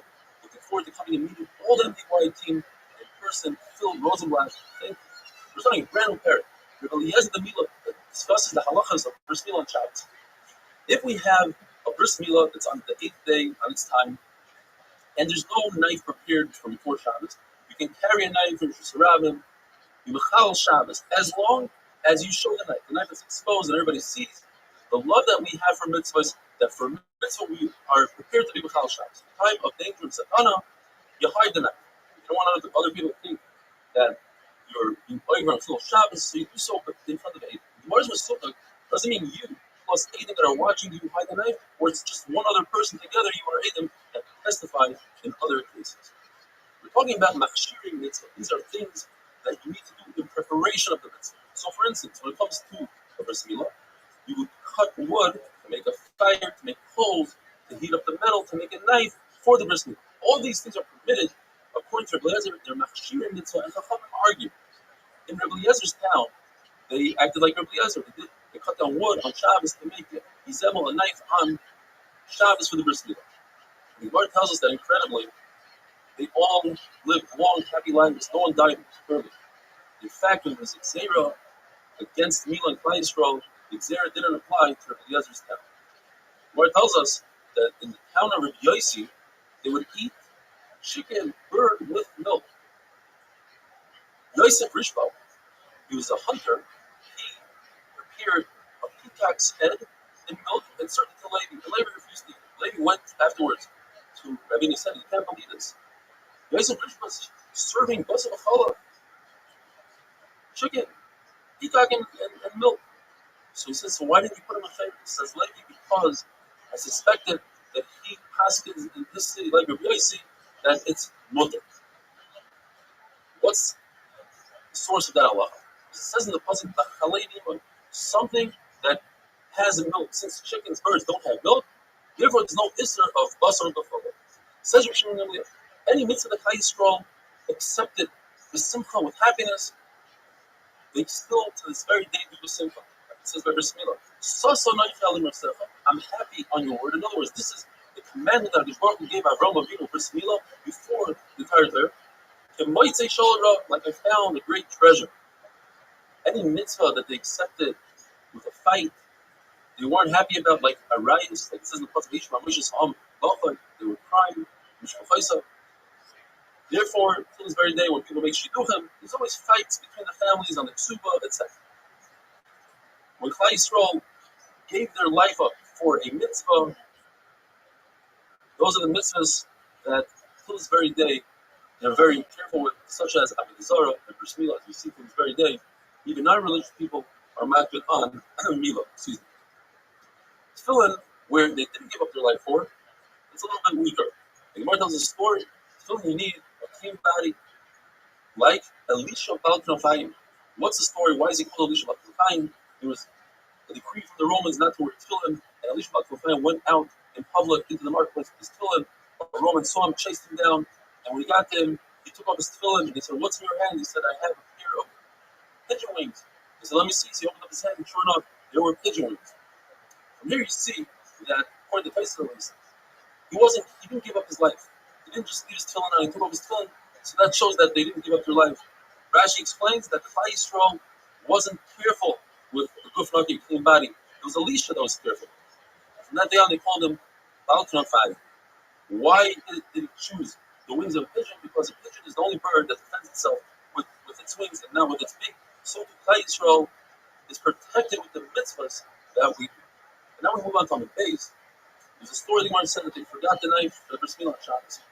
And they brought the knife through the rooftops and the chatzeros, the courtyards, and karfifiyos, which are places that are enclosed, that are less than 2 saw, without an arrow, which is the Issa B'Rabbanan. The Gemara tells us this is not going neither like Rabbi Eliezer or like Chacham. Rabbi Eliezer holds you right through Jerusalem.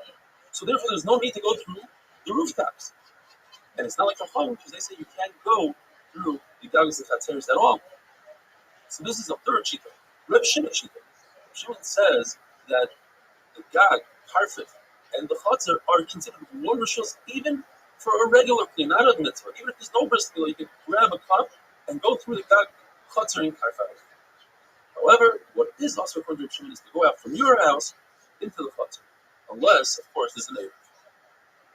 What it tells us, the Reb Asi says, he brings a Rish Lakish that they once forgot a knife, and they brought it through the Dagois, Chatzeros, Karfifiyos, and Chacham were really upset. How could it go according to Rabbi Eliezer? Rabbi Eliezer is in Shamuti. So one shot in Rashi, Shamuti, they put in the famous story about Metzia, where all of the Noam held by the Tanur Achnai one way. Rabbi Eliezer said it's tar, and he brought a riot from the Chorov tree, from the water. There was a basket that came out and said, Halach is like Rabbi Eliezer. And Rabbi Shua got up and said, we don't pass like this Shemayim. And they put Rabbi Eliezer and Chayim in an incredible story.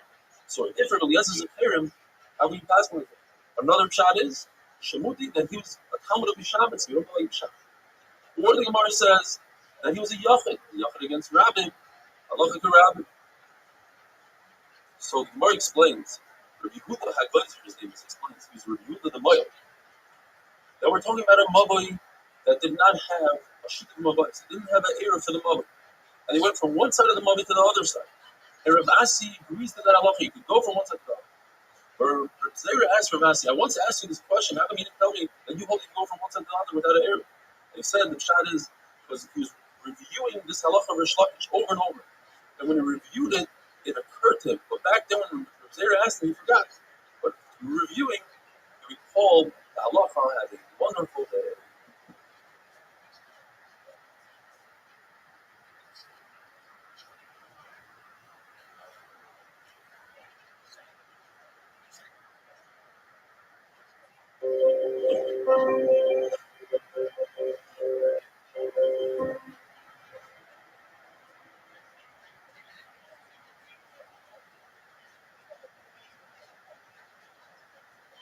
Shabbos that today's complete class from Mars Hill, Maine. Quite around. I and many others in my family have been inspired by one in Europe. We always listen here at that, but from time to time we set aside special time for 45 minutes back. Which Europe, our spectacular European might be surprised around the world, even some of the most unheard of foreigners in the world. Mars Hill, Maine. I think both of you should keep giving you play up and hear our latest play. There's a lot of good food for the actual. See, I did. Thank you.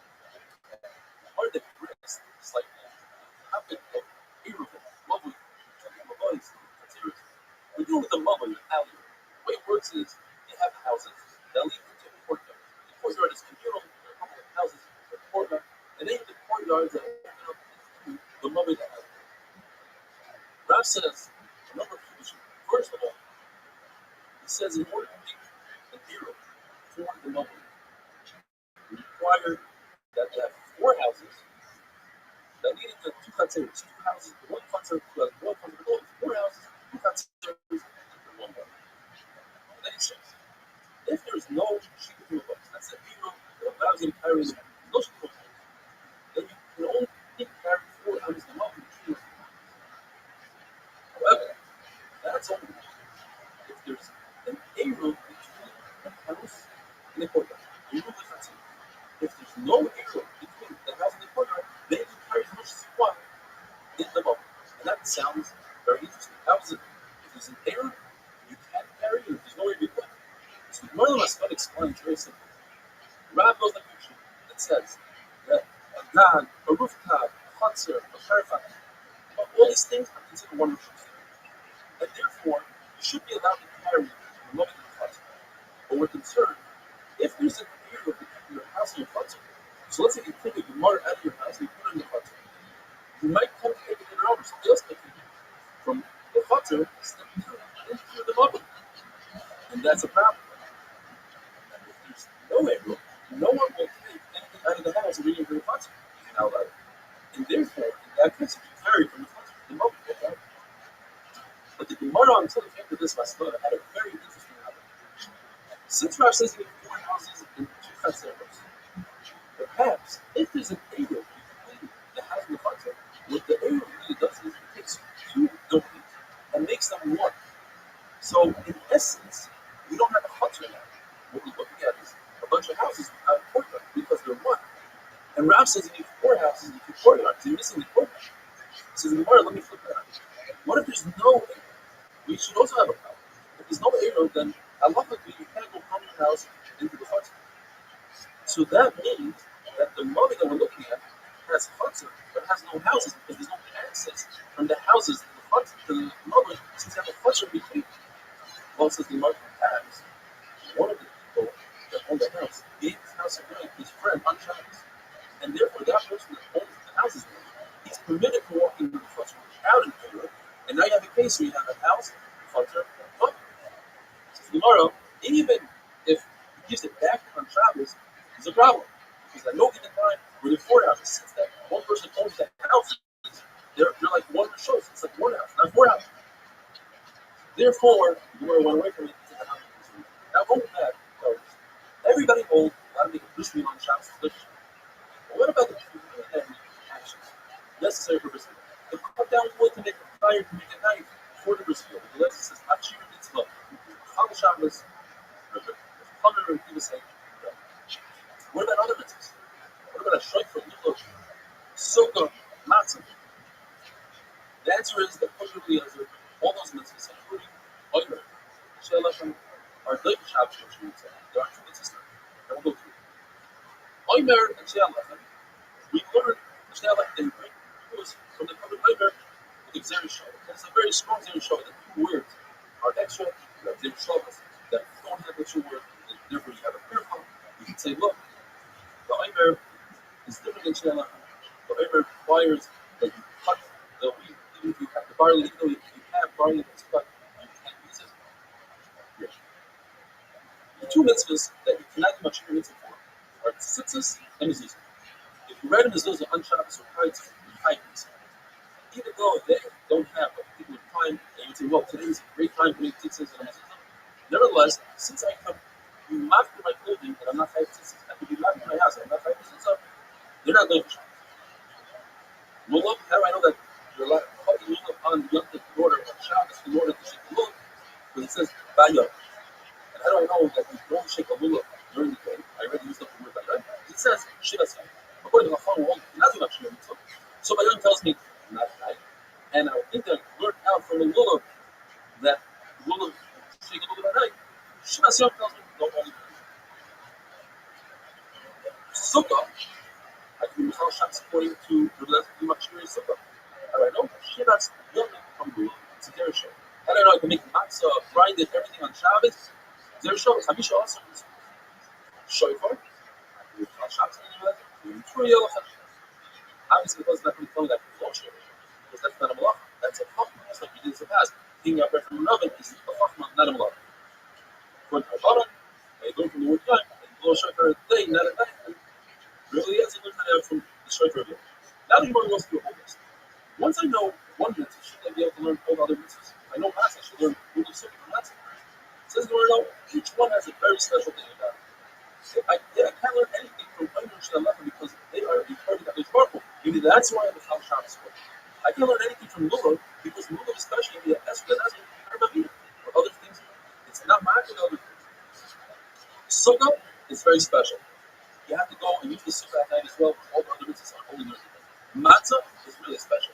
Even women are chayav on matzah. Even though it's a mitzvah as all other mitzvahs, they are both. Shofar is special because it's applies from Kamin Baruch. That's the Shofar Shofar. Shofar is special because all the Jewish slaves go get out free by going to the Shofar. All the real estate goes back to the original owner. Now let's go back to Mila. That's where the Mishnah started from. How do you know that Mila is the Machshir or Machshir Shabbos? That we know from the Yoim HaShmita. You can't learn it out from the other mitzvahs because they have all these other purposes. And you can't learn all the mitzvahs out of Mila because Mila is special in this 13 precepts. Wonderful that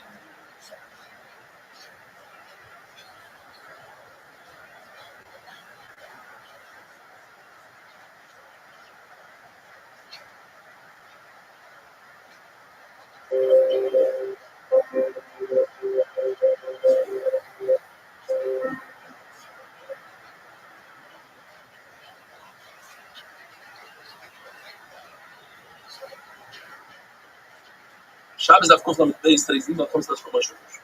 Dear Rabbi, thank you very much for the charts. I always knew they're good and it helps, but today, you need to show how much it helps. It makes it sound so simple when you make a chart like that. Thank you for all your time and effort put into all the charts. I'm sure 7:15 is a good time for most people. He's referring to discussing, we do a Zoom share for the Americans at 2:15 Eastern Standard Time. We're thinking about moving it in the morning, somewhere around 7 o'clock, 7:15. He says 7:15 is a good time for most people, but I have a 2-year-old and a 1-year-old, and mornings can be kind of hard. But we really try for me to listen to this year live. Sometimes we all listen together. See below, Moshe. If you'd like to weigh in on this and let us know what you think a good time for most people is, please send us an email. The Gemara talks about 4 sources and opinions why it is that Bris Milah pushes off Shabbos and perform Bris Milah on Shabbos. First one is Halacha Moshe Sinai says. Moshe Rabbeinu received this from Shemayim. That's very problematic. The Shloshes and Midas, cannot be used on Torah Shabbat. Only on Torah Shabbat. Yet, the husband is already has a couple hundred. If I'm a Chal Shabbos for Bris Milah, which is one Iber, certainly it should be a Chal Shabbos. If it has to do with the entire body for Pikuach Nefesh. Problem is, you're using Al Chamer against Halacha Moshe Sinai. That doesn't work. It's the same thing. Rabbi Kiva said a Kavachamer to his Rabbi, Rabbi Lazar, and he says it doesn't work because Halacha Moshe Sinai. What's the Kavachamer? If a Nazar becomes Tamei for 2 months mace, he has to restart his entire Nazirus, shave his head, start the count again. Rabbi Kiva wanted to say that applies also if he touches a Revi's blood. Why? Because if a person is in an oil, a mace, of a Revi's dam, he becomes Tamei. If he is in an oil, a mace, of a Kazayas, Etzim Kisayra, a bone, the size of a barley, he does not become Tamei. So you see that blood is more powerful than an Etzim. So if an Etzim restarts the Nazir, certainly bloodshed. He says, no, you can't make such a Kavachamer because the whole idea of Etzim, Kisayra, is Halacha Moshe Sinai, and it doesn't work. Rav Yitzchak has a third shot. We learn Xer Shava, actually second shot. Xer Shava. 3 words by Mila, 3 words by Shabbos that are identical. Ice, Bris, Dainos. It teaches us that Mila pushes off shots. Rabbi says a third shot, Ba'yai. You should perform Bris Mila on that day, regardless of the day, even if it's Shabbos. And we have a brisa that backs up Rabbi Yochanan, and the brisa adds, how do I know that Bris Mila shouldn't be performed that night, only during the day? Because it says, Uvet Shmeneskom. But if the word by Yom tells us that it pushes off Shabbos, so perhaps if this week we put a Zav concerning Yeledes, who went to the mikvah for their tumah, but still have to bring a korban, maybe that korban should be brought on Shabbos because it says the word by Yom. That word by Yom comes to teach us that you don't bring a korban during the day, during the night, only during the day. Now, it also says by Mechutz B'Kippurim B'Yom Tzavayim. The Gemara says that Mechutz B'Kippurim Zav concerning Yeledes, the Torah and Rachmanas, the Torah said if they don't have enough money, they could bring a bird instead of an animal. So the Torah took them out of the category, and perhaps they should bring the korban even at night. Not only that, once they're out of the category, maybe a Yisrael can perform the whole Akrava, maybe a Einan can perform it. But the Gemara says no. Once the Torah says by Yom that it must be performed during the day, that means the Torah brought it right back to where it belongs, and you can't learn anything from it, that they're not different than anybody else. Rabbi Yaakov says a fourth and final shot. It says Shmini on the 8th day. Regardless whether it's Sunday, Monday, or Shabbos, you have to perform the Bris Milah. The Gemara pushes that on, and the Gemara says, I need to tell you, Shmini, that you don't do Bris Milah early. You can't do Bris Milah on the same day. Or I would think that once the baby hits 8 days, then it doesn't matter when you do Bris Milah. If you do it in the night, you can't do it. Mashman Shmini, Dafka Shmini is the best to do it on the 8th day. The Gemara brings a brisa that's like a brain teaser. Very hard to understand. The Gemara has a Havamina that goes back to Masu. Maybe not, maybe yes. Where's Rashi? Rabbi explains it beautifully. Rabbi explains the Bryce. The Bryce had a Havamina that Mila should overcome Shabbos because we have a Kavachamer. And that is, Mila is more powerful than Saras, because if somebody has Saras and his bris, you still perform Bris Mila. And Saras is more powerful than Avodah, because if all the Vayhanim have Saras, you don't perform that way, you don't bring a korban. And Avodah is more powerful than Shabbos. In that order, 1, 2, 3, 4, you still bring korbanos and Shabbos. So that, therefore, Mila, number 1, is certainly more powerful and should override Shabbos. So but perhaps we didn't learn this right. Maybe Tzaras is not more powerful than Avodah. Maybe number 2 is not more powerful than number 3. The reason is technical. I don't tell a client to remove his Tzaras on Shabbos because anyway, he wouldn't be able to perform the Avodah on Shabbos. You have to wait until you go to the mikvah, which is the following day, that night, and then the following day, perform the Avodah. Therefore, it is Tashmas by Yoim to teach us that Mila pushes off Shabbos like we're very going to say. There's another similar verse that Rabbi explains similarly. The verse says, Kilo Sarah Lasai, that you perform this Mila even if a person has Tzaras. The Gemara goes, maybe not, maybe yes. So Rabbi explains it again. I have a Kavachamer. The Mila should push off Tzaras. Why? Because Mila overrides Shabbos, and Shabbos overrides Tzaras. So certainly Mila should override Tzaras. What pushes it off? It says no. Perhaps Tzaras is more chomer than Shabbos, which pushes off, as we had in the first Kavachamer. Tzaras pushes it off Shabbos, which pushes off Shabbos. Is pushed off by Avodah. Certainly, Tzaras is more chomer than Shabbos, and the Gemara says that's why I need a pasuk basar to say that Mila pushes off Tzaras. Another time the Gemara is the reason why Mila pushes off Tzaras is because a bris Mila is a mitzvah say it's a positive. Not to take off Tzaras is a lois asay. We always have to tell. Asa doesn't have lois asay. Or pushes that off and says no. Tzaras is not only a lois asay, it's also an asay. So one asay pushes off another asay. they wash each other out, and then you remain with the Loisa saying, therefore, you shouldn't be able to do a bris milah where there's tzaras. That's why I need the word. Oh, sorry.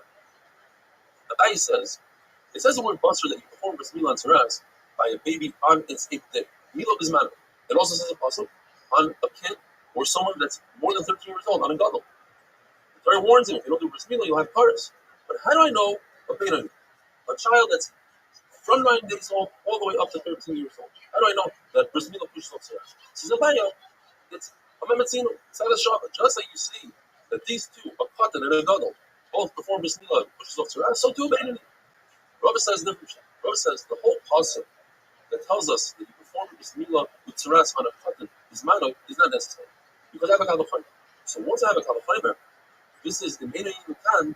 I have an extra pasuk now Indian for a completely different day, which is a katan that's from 9 days old all the way to 13. And what is the kalafayim? You see that milah overrides Shabbos, and Shabbos overrides tzaras. So certainly milah should override tzaras. Well, you'll tell me that tzaras maybe is more powerful than Shabbos, because you see that tzaras pushes off avodah, which avodah pushes off Shabbos. But as we said before, it's not the pshat that tzaras is more powerful than Shabbos. It's just that if you take off the tzaras, the person still has to go to the mikvah, and he can't perform the avodah anyways. Well, I have a case as the Gemara where he doesn't have to go to the mikvah. What if it's tzaras that's part? It's tzaras on the entire body. So the Gemara says this that I say pushes off a loisa I say is only in a case where they happen simultaneously. Like when you do a bris milah, you take off the tzaras at the same second. Or you're wearing tzitzis and have shatas, wool tchelas together with a begedus linen. But over here, you want to take off the tzaras and only later perform the avodah. That doesn't happen. That'd be wonderful.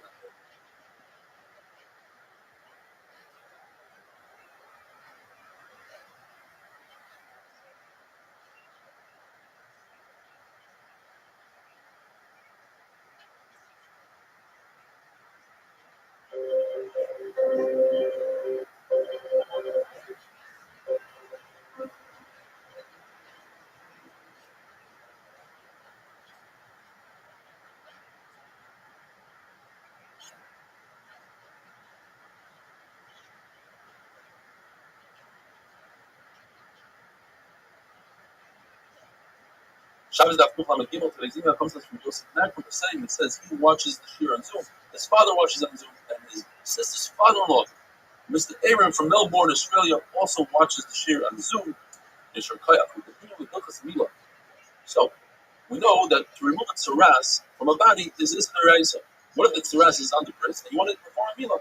The milah overrides the tzaras. How do we know this? From the extra word, besar. The issue is, by removing the tzaras, you didn't care about the tzaras. You care about the bris milah. Why do I need a pasuk? It's a double shem miskavim. I didn't have it. And here comes the famous answer. We already said 5 times in the Sefta that according to Abai and Rabbi, everybody agrees that it's a ratio of almost. You chop an animal's head off, obviously it's going to die. If this is something that's inevitable, it's 100% also according to everybody. But Abai had a havamina before Rabbi convinced him. The Rav Shimon holds that double shem, even if it's a ratio of almost, it's mutter. According to that, why do I need the word besar? Says Gemara, amazing. I need the pasuk to tell me in a case where a person says, I am performing a bris milah not for the mitzvah of milah, but rather to remove the tzaras. It's also mutter. Just like Shabbos, only milah on the 8th day to be doicha yantiv. How do we know this?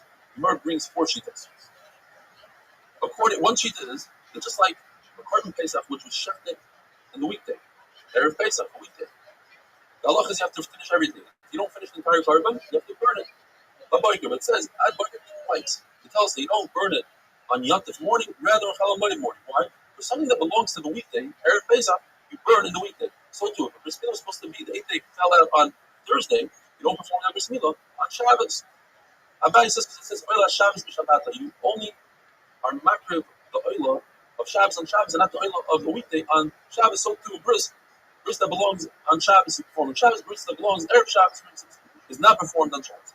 Rabbi says, when it comes to Oichel Nefesh, you know that on Yantiv you can cook. Because the Torah says that you're allowed to eat Oichel Nefesh, but in that passage it says, Hu levadim yosel lechem. Those 2 words, Hu levadim, come to teach us 2 things. First, Hu, only Oichel Nefesh, and not the machshir, not the preliminary pot, create a pot to make Oichel Nefesh. And Levadoi, you can put on Yantiv, but you cannot perform a bris milah on Yantiv. Now, without the passage, I have a chomer, as you see, Mila Shlev is kind of pushes off Tzaras, which pushes off Avodah, which overrides Shabbos, Yontif. So certainly, Mila Shlev is kind of will push off Yontif. Rav Ashi says, very simple. Yontif is an Asay and a Lois Asay. Asay Lois Asay is stronger than the Mila, it's only an Asay. But that's Shlev is man. We have a person, Bayai, that tells us that does push off Yontif. We learned in the Mishnah that anything that you could do Erev Shabbos, you don't have a right to do it on Shabbos, according to Rabbi Kiva and Rav Paskin, like Rabbi Kiva. And so too, Rav Paskin when it comes to Korban Pesach.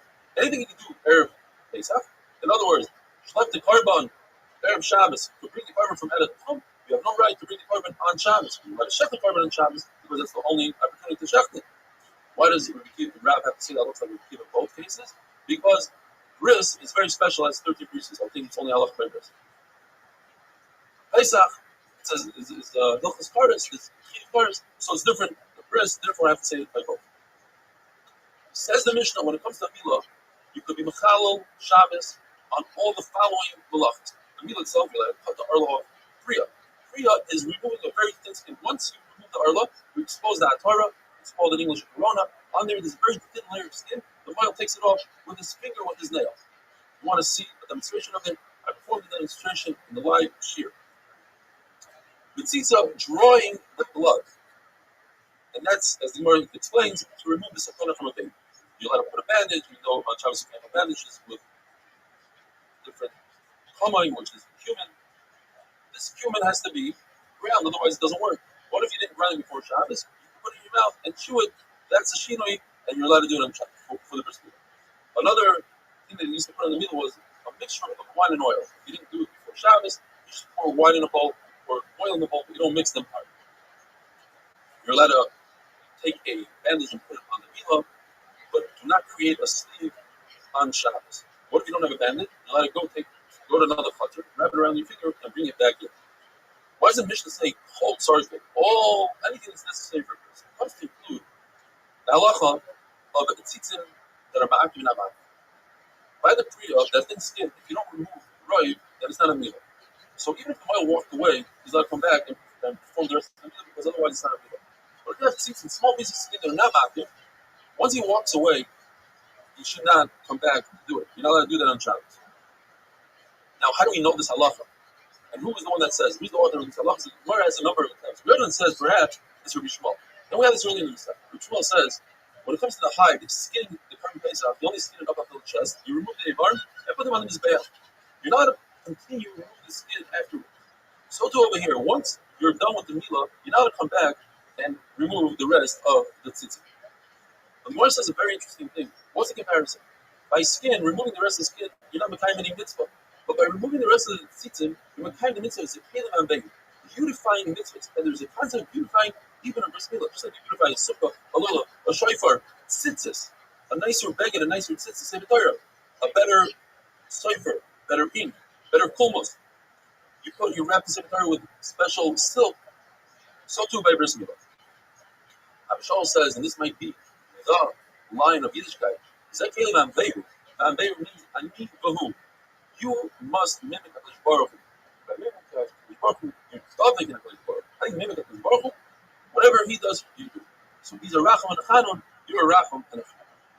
So the Lord says, perhaps this is similar to Kiddush HaChayish. If you witness the new moon, you must come to Yerushalayim, even though it consists of Chilul Shabbos. What if everybody sees the moon? Even people in Yerushalayim. You're not accomplishing anything. Yosef says, you're not accomplishing. So do over here. Since you're not accomplishing, you already performed the bris milah. There's only this shenim akim. You're not allowed to be mechal Shabbos on it. The Gemara says, what's the connection?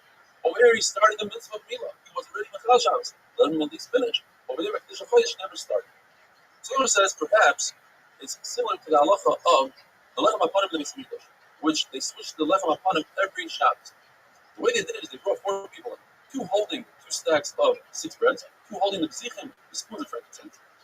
And the new bread would be pushed in as the old bread came out. It says in the Pasuk comment. So one man says they literally have to touch each other. There can't be a split second where there's no bread in the shul. Rabbi Yossi says, no, you come back later, an hour, as long as it's not overnight.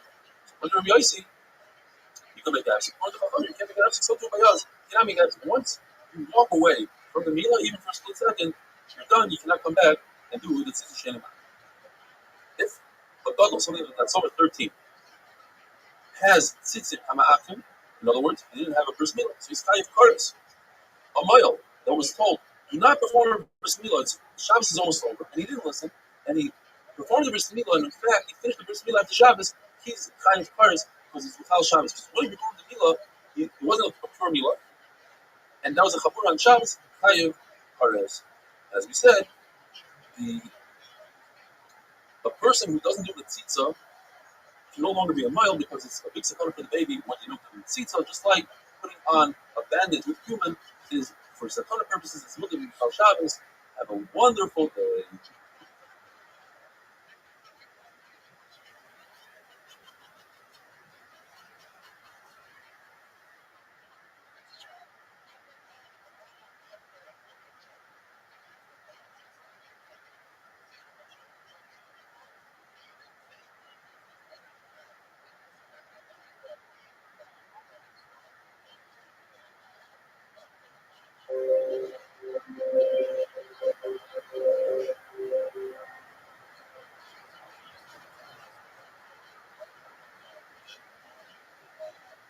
Shabbos, Daf Kufla Medalet. Please email postcards from Yossi Selners from the UK and the Jewish Weekly. Long email how we can do different things to improve MDY. One of the things he would like to start is sponsoring emails. He'd like to be the first one to sponsor emails. And thank you for thinking about us. We have a daf, at least a full omelet, full of different remedies. Many of them come from Abaya's famous stepmother. And she says, a compress to heal most wounds consists of 7 parts fat, 1 part wax. Rabbi says 1 part wax, 1 part resin. In fact, he spoke about this in public, and the sons of the newbie, the doctor, were extremely sad about this. This was their source of living, and they ripped Kriya. So he says, listen, don't worry about it. I have one more trick up my sleeve. If somebody washes their face and doesn't dry their face properly, they'll grow boils, and what do? You take beet juice and you wash your face with beet juice.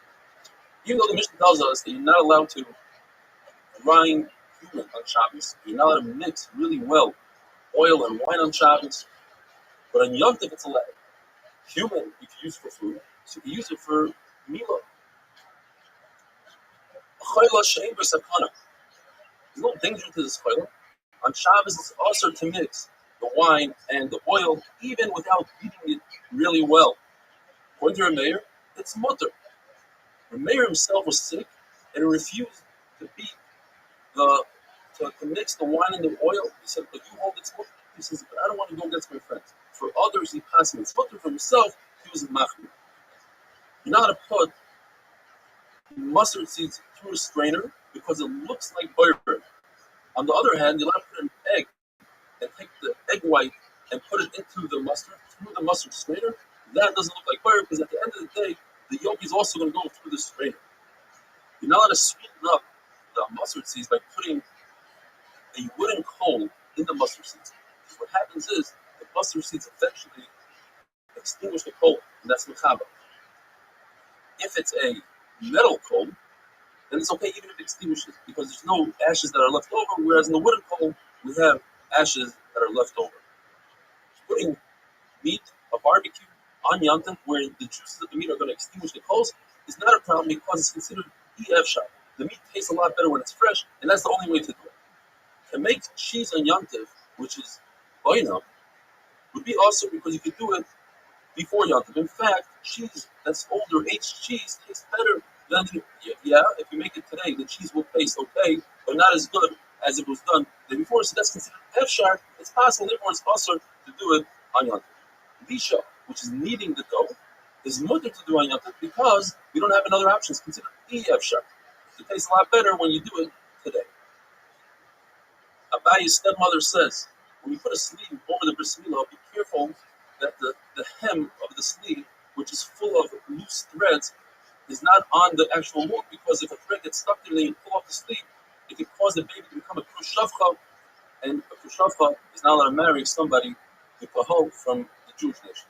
She herself, Abaya's stepmother, would make a lining in the sleeve so that this doesn't happen. Abaya says, if you don't have one of these sleeves, what you do is you can take some sort of cloth that has a hem, and in this way, the hem will actually help us. You put the hem on the part of the milah that doesn't have a wound, and it'll stick to the milah so that it doesn't come off, and the smooth part you put on the wound.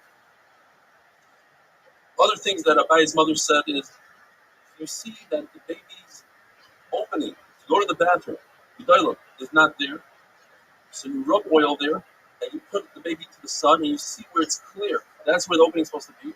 You take a piece of barley, which is sharp, and you cut an X, an opening. You don't use a metal object because that could cause swelling. If a baby doesn't nurse well, you take a cup of coals, you pour it out on a flat surface, you put it by his mouth. The reason he's not nursed is because his mouth is cold, warm up the mouth. If a baby is not breathing well, so you take the afterbirth and you put it on him. If the baby's really small, you take the small opening first, and then the larger part of the afterbirth comes second. In other words, to show that the baby's going to go from small to large.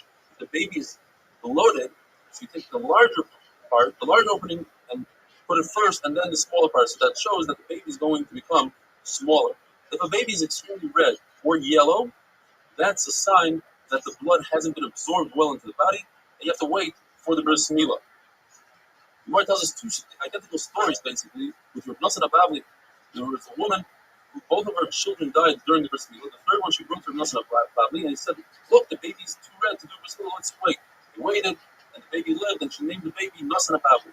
Another time, the baby was yellow, two of its brothers died. He checked and he saw that there's no dam bris. In order to be behind the mitzvah bris milah, you need dam bris. It's also very dangerous to do a bris milah like that. The baby could die. They waited, and sure enough, the baby lived. They named the baby Nosson Abavli. The Mishnah tells us that you're permitted to wash the baby before the bris to strengthen the baby, and after the bris. And then the Mishnah says you do zilo if you sprinkle the water. Machlekes in the Gemara, what's going on there? According to Rabbi Huda and Rabbi Barakua, you only sprinkle the baby. You cannot rinse the baby in a bath. Only sprinkle water only on the first day. Rabbi Elazar argues and says you could wash the baby for 3 days. And we see this from Shem, that they were in a lot of pain on the third day. You see that the third day is also a sakana. According to Rabbi, Tanakam hold in the first and second day you can wash the baby regularly. Only on the third day you have to sprinkle water. Rabbi Elazar says even on the third day you could sprinkle water. You could wash the baby. There's a raya from the Brisa, like Rabbi Elazar from Shem, and the Brisa says that it's not a true raya from Shem. And the Gemara explains for Shem they were older, but by a baby perhaps the baby heals quicker. Maybe by the third day he's not considered in the sakana. There's a story where Rabbi passed into someone that he can wash his baby on the first day, regular bath, and then he got sick, and he said perhaps because I was mechulak on Rabbi Huda and Rabbi Barakua, even though the Brisa says like Rabbi, but from the Mishnah it seems like there's missing a word af marchitzim, which sounds like the halach is like Rabbi Huda and Rabbi Barakua. Rabbi Elazar and Rabbi Yochanan passing that the halach is like Rabbi Elazar and Azariah. You're allowed to wash the baby, his entire body, all 3 days, even with water that was boiled on Shabbos because of the sakana. According to Rabbi, you're allowed to put oil and wine mixture on the wound on Shabbos. It's not considered shchikas hamamanim. According to Shmuel, it's considered shchikas hamamanim. So you put it above the wound, and it drips into the wound. And there's a price that says like Shmuel. This that you're not allowed to put the oil and wine mixture on a bandage, even if the bandage is on the body, off the body, is because of the chashash that you're going to squeeze it. It'll be over on sfita. Rags that are new, in other words, they've never been on a wound before, they are also to put on Shabbos because they have a power of healing. But if they were already put on a wound, it's mutter to put on Shabbos. Have a wonderful day.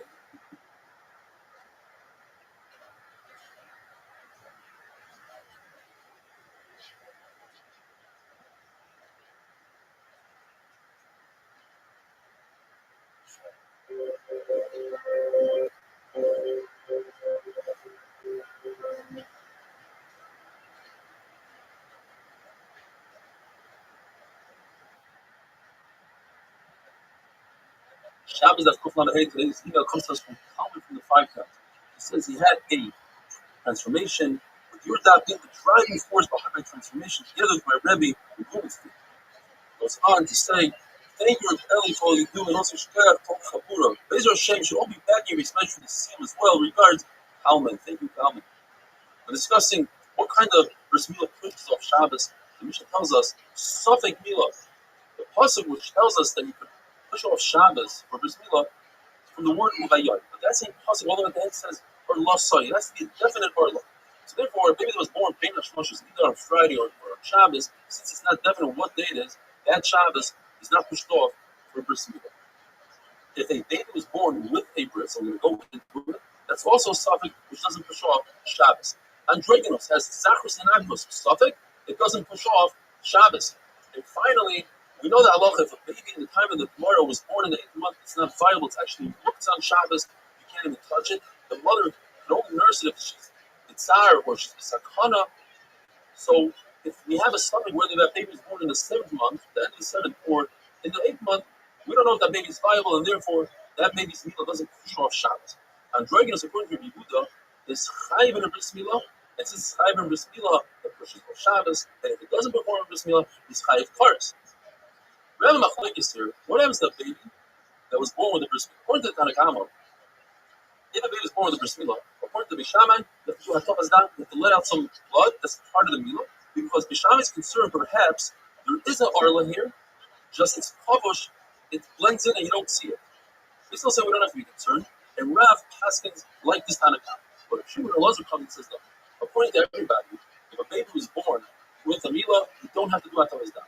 Where's the machlokes? Only in a case where a ger comes to us with a ready-made bris. Does he have to do Atav Hasdam according to Mishana? Yes, according to Mishana. No. And this is how Shmuel Paskins. One does a very sad story of Adar Rahaba Paskin that you have to do Atav Hasdam even on Shabbos. He held that it's 100% Arla Kufusha. There's an Arla here, just it's hidden, and therefore it requires a bris milah even on Shabbos. He searched and searched. 13 while and turned him down. They refused to perform a bris milah. So he was forced into doing his own milah. He performed the milah, but he injured the baby. He caused the baby to be a kushafcha. According to the Yerushalmi, eventually the baby died. Either he himself navigated, she died, the baby died. Ravasi tells us a tremendous kiddush. A baby only has a bris milah on the 8th day if the mother becomes tummy through the child. He reads from the psukim.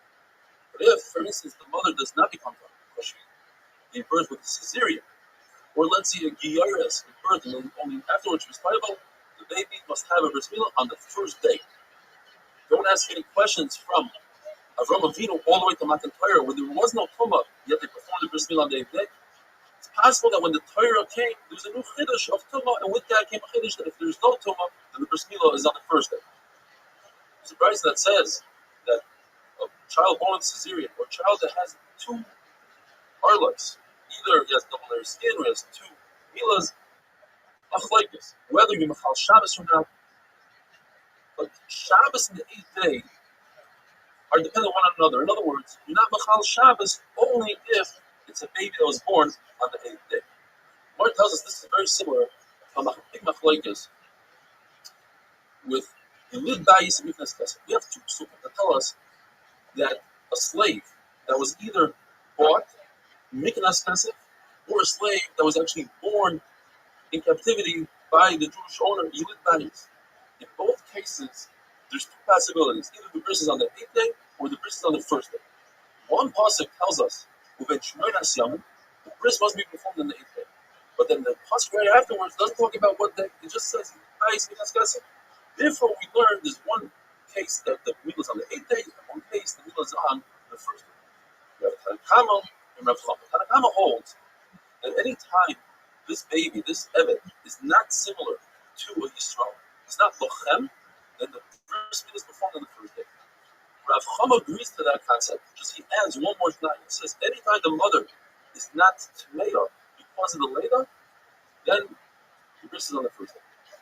So we have like this. According to the Tanakama, if you bought a shifra who was already pregnant and afterwards she gave birth, in other words, you purchased her, you purchased the blood, that's a miknas kesef, and that's a case that the baby has a meal on the 8th day. If you bought a shifra and afterwards she became pregnant, that's considered Yilid Bayis, who's already by you when she became pregnant. Again, the meal is on the 8th day. If you bought a shifra together with a baby, in other words, he's already born, that's miknas kesef, you bought the baby. The baby in that case has a meal on the first day. What if you bought a shifra, but only for her offspring, nothing else? That's a case of Julit bias, who's born by you, but the meal is only on the first day because that's not similar to Lachem to Yisrael. According to the Mandama that says Kinyan pairs to Kinyan Akut, that is, you can't say I'm only buying offspring because once you say offspring, that includes the mother as well, and then it is like a Yisrael.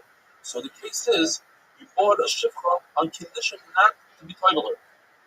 And then it's not like Yisrael and Mila is on the first. According to Rav Kama, if she gave birth and afterwards she was Taival, then she didn't give birth to Tuma, so the Mila is on the first day. If she was Taival and then she gave birth, then she's in like bias. Both of these things were bias, but the Mila is on the 8th because then she had Tuma when she was giving birth. If you bought a Shifcha who was pregnant and he was Taivaler and then she gave birth, that's considered Miknas Kesef. The Mila is on the 8th. Finally, if you bought a Shifcha only for her offspring, that's Miknas Kesef, which is only the Mila is on the first day because it doesn't have a part of the mother, and therefore it's not similar to the Lachem. Have a wonderful day.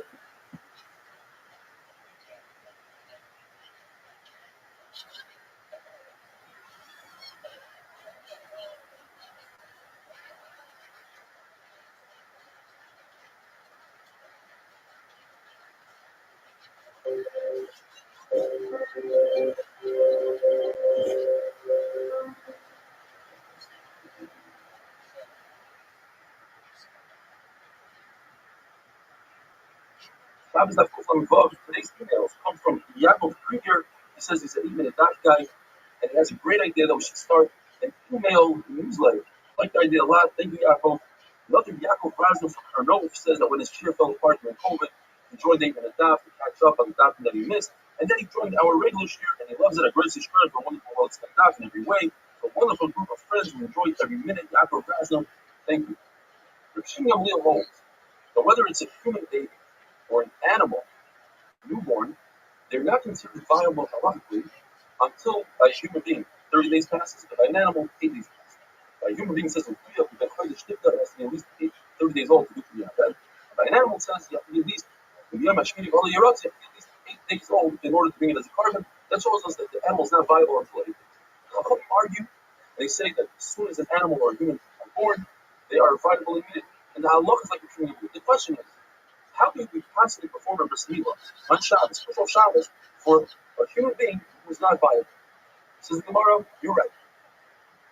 If you perform a bris milah, you're not over anything, because there's a mamon of Shabbos. If this baby survives, then it's a great bris milah. If the baby doesn't survive, then halachically the baby is dead when you perform the milah, and there's no issue to perform a milah. Then the question is, why did it say in the Mishnah that if a human is born, and we don't know whether it was born in the 7th month, the end of the 7th, or the beginning of the 8th month, should not push off Shabbos for that either. Why not? No matter Shabbos. If it's going to survive, it's great milah. If it won't survive, you didn't do this. And the answer is you right. You could perform a milah. But what you can't do, what the Mishnah is telling us, you cannot do nachashire mitzvah according to Eliezer. You cannot create a knife, because perhaps the baby won't survive, and then you just create a knife for no reason. When it comes to the behema, the Torah tells us chiyomus min behema. The word min is extra. It should say chiyomus behema. We learn from here a tremendous thing. When you have an animal that you can't eat because it's a treifa, but you shut it anyway, that shechit accomplishes that it removes the tumah from the animal after it dies. So then when the pasuk continues, it says asher hi lachem la'achla. Obviously, we're talking about kosher animals. Why does the pasuk say that you're eating it? You're going to eat it. Because one learns two different things. A, that even a non-kosher animal emits tumah, and B, that an animal who is 8 days old, who doesn't have 8 days, the shechita is not mitayr. According to Elizabeth Shimon or Elizabeth Huda, the shechita does accomplish, even though you shouldn't be shechting it, it's not viable according to Shimon. The shechita accomplishes that it's public. Abai comes along and says that the machlokes says whether this animal is considered alive. If it's alive, then the shechita accomplishes that result. And Elizabeth Shimon says that's why Rabbi says, according to everybody, this animal is considered dead. So what's machlokes? Machlokes is when you compare this animal who's not 8 days old yet to a treifa. Just like a treifa, we say the shechita accomplishes the blood. Is this like a treifa? Once they know it's not like a treifa. But treifa had a shas at a moment where it was kosher. Even if it was born like that, but in its category, there are animals that are kosher and then later on develop a monk. Where this animal never had a chance of kosher, it's less than 8 days old. What is the machlokes between Rav Shimon Gamliel and Chacham? Rav Shimon Gamliel says that an animal is not viable until 8 years old, and a human is not viable until 8 years old. Chacham is saying immediately. Abaye says, the Maskasa Gemara, that if the machlokes is in a case where there's a premature death, for instance, the baby fell off a roof, it was eaten by a lion, an animal was shechted prematurely before 8 days. According to Rav Shimon Gamliel, they're considered dead, and according to Chachamim, they weren't. Look, at the end of the day, they died from different causes. But let's say if the baby or the animal yawned and died, in other words, they were extremely weak, so you see that they weren't viable, everybody would agree that they are considered dead. Nor does the story of Rabbi and Puna were offered kibla pilta, that's considered the best type of meat, the third born calf. However, this calf was shechted on the 7th day. They didn't wait till the 8th day, and they refused to eat it because they hold like a Shimon. That's the halacha that before 8 days, it's not viable, it should be. We have a concept called Kol Chadasha. If you know for certain that this animal or this baby went full term, then we don't have to wait 30 days. We don't have to wait 8 days. Therefore, when it comes to an animal that Kol Chadasha, and it was born on Yom, so number one, this animal is not muktzah because it was already ready to eat through its mother. It was a full term baby, it just came out today. Second of all, you're allowed to eat it right away because Kol Chadasha, you're going to have to wait 30 days. Same thing also, if a Bechar was born with a mum and doesn't witness the mum at the birth, you're allowed to shech it right away, Kol Chadash. Rabbi, now we're going to talk about humans in Kol Chadash. Rabbi told the son who lost a child within 30 days, why are you sitting Shiva? Why are you being this apple? And he used a very strong language. He says, you want the free food people are bringing you by Nichol Avelim? And he tells his father, no. I know for a fact, I know when the pregnancy was a full-term baby. And since it's a full-term baby, this baby deserves proper availance. Where does a case where a woman's husband dies without children, she would have to be a Yavata. But in this case, there's a child who died within 30 days. And she accepted a condition from someone. Says the word depends. Ravina says in the name of Rabbi that if she's engaged to Yisrael, so the chalitza doesn't really matter much. All it does is render her a grusha, divorcee, and Yisrael can marry the divorcee, so let her have chalitza from the Yahweh. And therefore she won't have any issues. But if she's engaged to a kohen, where the chalitza would render her a grusha, she wouldn't be able to marry the kohen. Let's say the halacha in this case will be like chacham, that the baby was viable. We'll go with Kula. Comes Rabbi in the name of Rabbi and says doesn't pass. Since the halacha like Rishon Gamliel. A newborn less than 30 days old is never viable. So it doesn't matter whether she's engaged to Israel or to a kohen. In both cases, she will require a chalitza, and she won't be able to marry that kohen. Says Rabbi, you're right. That's what we're going to say at night. But in the daytime, you retract it. Says Rabbi Shravia, what, you're going to allow her to marry the kohen without chalitza? You're allowing a yavama to marry? If so, you might as well go ahead and allow all the traders in the world, all the chayla. Rabbi Yehuda, we learned in the Mishnah whole that when it comes to an androgynous, someone who has zachrus and nachrus, both, you perform a milah on Shabbos and Zaycha Shabbos. There's only a halacha of a milah that Rabbi Yehuda holds that he has, or this person has a halacha of a zachar, which requires milah because the pasuk says, "He won b'chem kol zachar," all zachar, including this androgynous. But by other halachas, for instance, if someone points at an androgynous and says, I want whatever value he is, I want to give him a submission. He doesn't have a value, not of a zachar, not of a nekeva. This is Rabbi Yehuda in Safra. Stam Safra is from Rabbi Yehuda. And finally, an halacha is that androgynous cannot make the ingredients of the mechatos of the Torah Aduma because he has a halacha of an nekeva, not of a zachar, and a wonderful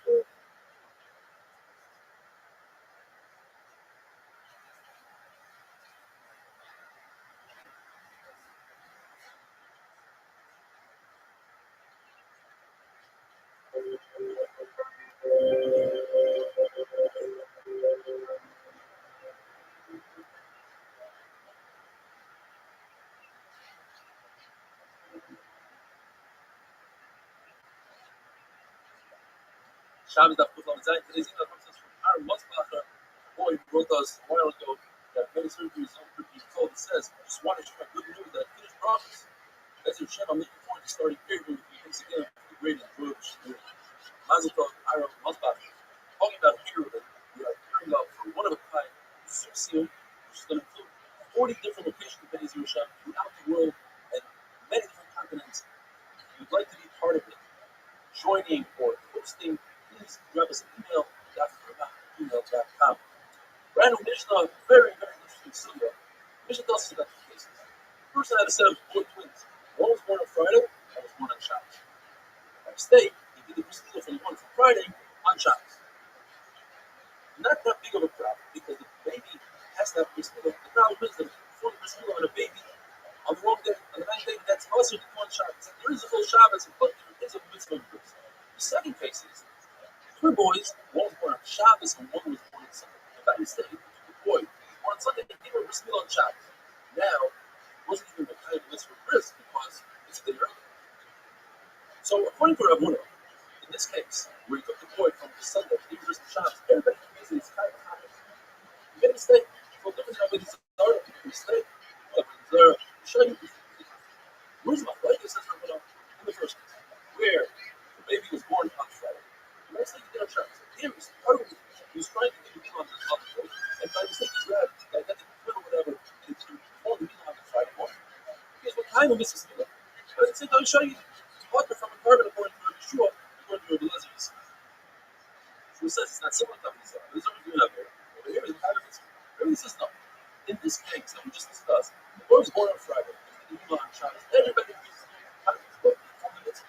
Where's my flavor? Where? Because he was born on Sunday, and he performed the bris milah on Shabbos. It was too early. So not even that, Rabbi Yeshua says, it's under. Why? Because he was tired of it. He didn't do a mitzvah, but he wanted to do a mitzvah. In that case, you're not trying to find those. This is what if, in the case of the Friday baby, he was moilim on Shabbos. But what if you go one step further? He was Shabbos baby and was moilim on Friday. He did a complete switcheroo. In that case, it would be much worse. Because he has nothing, he doesn't have an excuse. He can't say, oh, I was basically a milah, but he already did the milah on Friday. So therefore, everybody would agree in this case that Kaya of Taik. Says the Mishnah, you know, that the bris milah is on the 8th day. There is no situation where the halacha requires you to do bris milah on the 7th day. But there is sometimes the halacha requirement to do bris milah on the 9th, 10th, 11th, and 12th day on after baby. If the baby was born, let's say he's born on Monday, pay that shemashas. You don't know if he's born on Monday, but you get the shemashas will suffer. Therefore, you have to add another day to suffer. And just do it 9 days later. But what if he was born on Friday, guys? The 9th day comes out on Shabbos. You cannot do a bris Shabbos in Sunday. So we have to add another day to do it on Sunday. But what if Sunday is not there? So we have to add another day. That's maybe. But what if it's a 2-day on it's a Shabbat? So you have to go with full day. If a baby was any deal, you have to wait the same amount of money you wait for bris milah. You have to wait 7 days. And not just like a bris milah. Baby is born right before Shkia. You count that day as a full day. And then, let's say it's born Sunday night, Sunday right before Shkia. So you can perform the bris milah the following Sunday in the morning. You don't have to wait 24 full hours.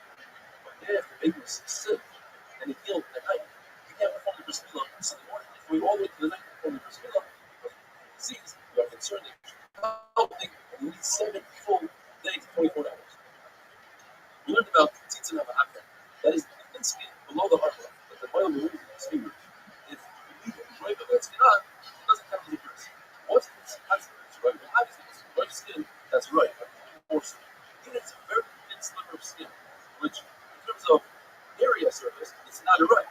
Because it's a long strip that goes from top to bottom, it's the right of the height.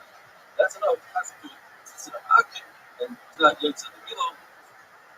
If after the milah, this child looks as if he didn't have bris, even though he does have bris, because of our side, he can perform the bris again. If this child is very heavy, has a lot of skin, says Shmuel that if he looks as if he has a bris milah when he has issue, then you don't have to give him another bris, and if not, you have to give him another bris. Shmuel seems like the same halacha, but there's one after. Shmuel says if he doesn't look like he has a bris, doesn't look don't have to give him a milah. Therefore, what if he looks and doesn't look? 50-50. In that case, you don't have to give him a bris. But according to Shmuel, you would have to give him a bris. What other brothers? The male says, "I should show him says it's all alavina." The father of the kid says, "I should show him says it's a monodah." He said, "Be a priest of shalom alavina." Everybody standing around says, "Shem should have nice." Hey, kach, he punished the Torah, the people, the mass play. Person making the bracha, the wine, and then he says, "I should dash it in the bed." Taik the sheirah, suck. He rained into our skin, into our flesh, a bris. We're not get rid of it. I'm not saying this. It's a song, chasam, oisbus, fighters, and future generations, shvatim, our generation, all have bris fighters. Okay, for that, stars lights, el, chai, located, rain, sabay, or tzibah, some garments, which will in the past or in the future. Not saying this share from shachas, save us, our flesh, from shachas, from the enemy. Such a serene because of the bris that we have in our flesh, both of us but there, also the heaven have a very, very smooth bracha. First, the one says alavila, and then the person we do what's the scripture to become a global sagir, or it's heaven, it's ultimate. With a hakimet down the bris. And we keep going. She will only done bris. Without the bris, when it's down to my borders, it wouldn't be heaven. Shinama. And the reason here in the Bible, who goes from my borders itself, is a slight difference. This bracha and the other bracha. Baruch atah Hashem. Really sucks. Now finish. Third, the new parrot, but our mission is discussing oil, temporary oil, and the halacha of oil. According to everybody, do not hang or put a sifter on top of the parrot on Shabbos because that creates a temporary. According to everybody, on none that it's allowed, even though you're creating oil. Why? Because there's a whole the preliminary action before you eat, just like you let it prepare food, you let it prepare the machine oil on the other, just like Rabbi Yehuda. Just goes one step more than it. He says, not only prepare it if you can't put it on every other, if you couldn't do it on every other, you let it prepare it on the other thing. When it comes to temporary oil, the Yehuda is very massive. What we carry home is much oil is open. Imagine the before, if you let it close the window shutter, and now we're going to be discussing a skylight, which is a temporary oil. It says temporary oil is also even on yontif. Even when it's just adding the oil, not creating a brand new oil, it's also a true oil. He is Michael, he says you're right. You let him make a temporary myself oil. Now, if the spring is already on the barrel, on Shabbos you let it pour the wine, even though it's going to catch the sediment, because that's not the better of pottery, and that's what the chumim. Now let him put the strainer there if I'm going yontif, but on yontif you're allowed to strain it. Not on Shabbos. Have a wonderful day.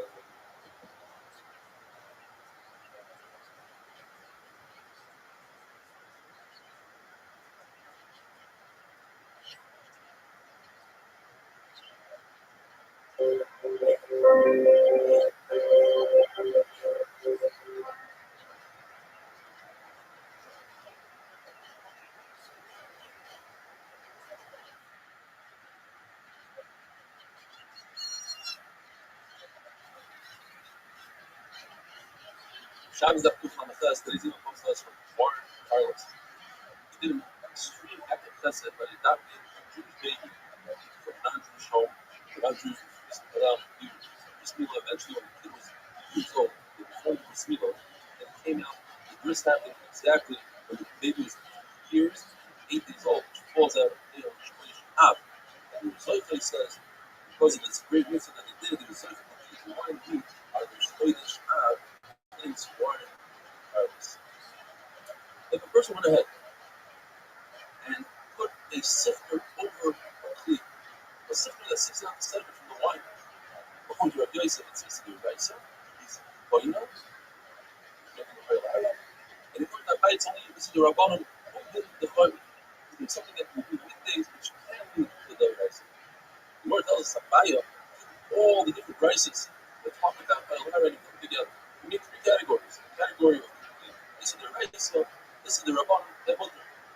He says the good, which is a portable refrigerator, you tie it like 4 different poles, and it allows here to pass on the region and off the liquid, or this sifter that we were just discussing, and a canopy bed that has a cover all the way on the top, and a shear that comes apart.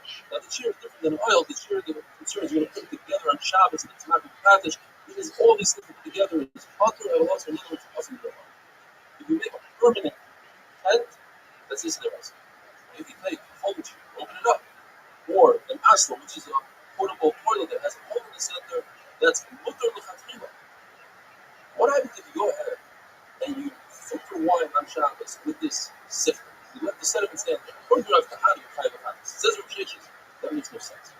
How could you be chayav v'chatos and say that the Eliezer says it's mutter l'chatchila? To go from one side to the other, it's impossible. In fact, the Eliezer says a similar thing about usual stuff. That's a decorative piece that a woman wears that the things are high. The Eliezer says 100% butter, or Ramesh says 100% butter. So you see that he does argue from side to side. He says, Gemara, that's different because there's a middle shigah. Chachamim who say that's the Rabbanim.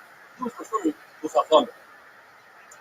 What are agents supposed to tell the person who's about to pour the wine and sipped it on Shabbos? What is he about to be like? Rabbi says he's over on the Rabbi. Sifting. Rabbi says that he's over on the Rabbi. He could also warn it about Boira. So that the dead sediment stays on top. Rabbi says that if you have a talus that's spread on top of 4 poles, and it has, you create walls with it, so you have a roof and walls, that's also the Rabbanim for oil. It also says that bed, you have, as you see in red, a string, a rope that you grab and pull the oil on. That's mutter l'chatchila. It's meant to be open and closed. You see, Rabbi was making that, and he's looking at a Rabbi's house. Apart, it's fine. Rav says there's a type of bed called Carminoid. It comes apart. So the tree that we've discussed, since it comes apart, you can't put it back together on Shabbos. That's not going to happen. Our bed, it's up against the wall, and you put it down at night. To create the oil, you put it down. A canopy that has a tefach on its roof, that's also Rabbi says you're allowed to paint a curtain on Shabbos. The whole sort of oil, right, is to make a rooftop, not a wall. That's for sale. A wall that's a matter of something, matter of sukkah, that would be awesome. Says the Gemara, Kilos Kasana, and that is a canopy for Kasana that there's 2 vertical poles and 1 pole connected to the vertical poles, and you put a fabric on it like a triangle.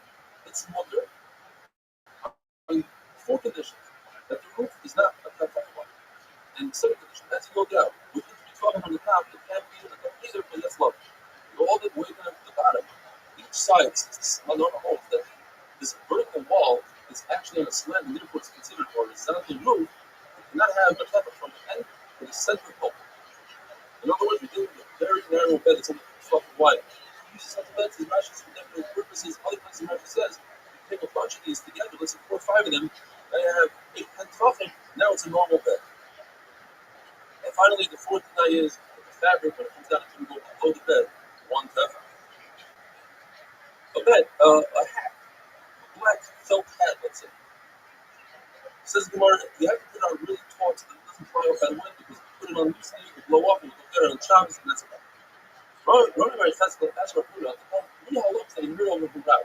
2 know the Shabbos and 1 in the God. So I said, Rabbi said when it comes to good, this portable refrigerator that you paying taut, if 1 person does it, it's awesome.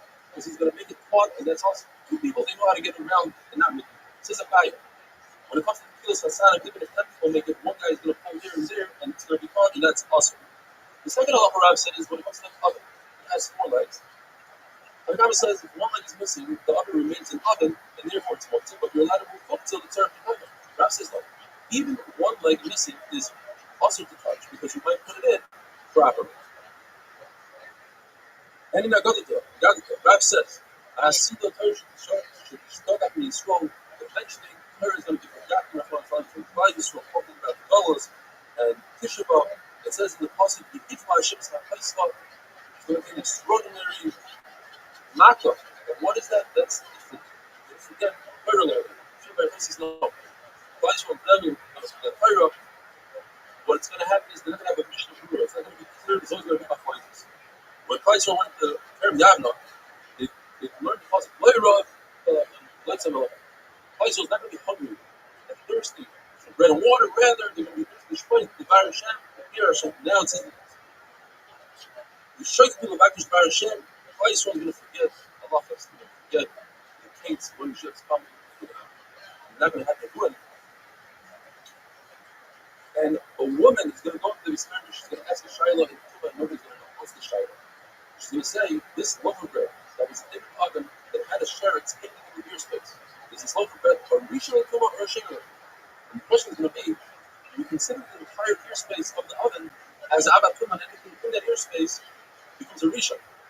When it's a rice that tells us the oven becomes a Rishon, and in return makes the bread a Sheni, because if all the ear space was a Rishon, in other words, to make a Rishon, then it should also make a Kli, another Kli, a Rishon, and it doesn't.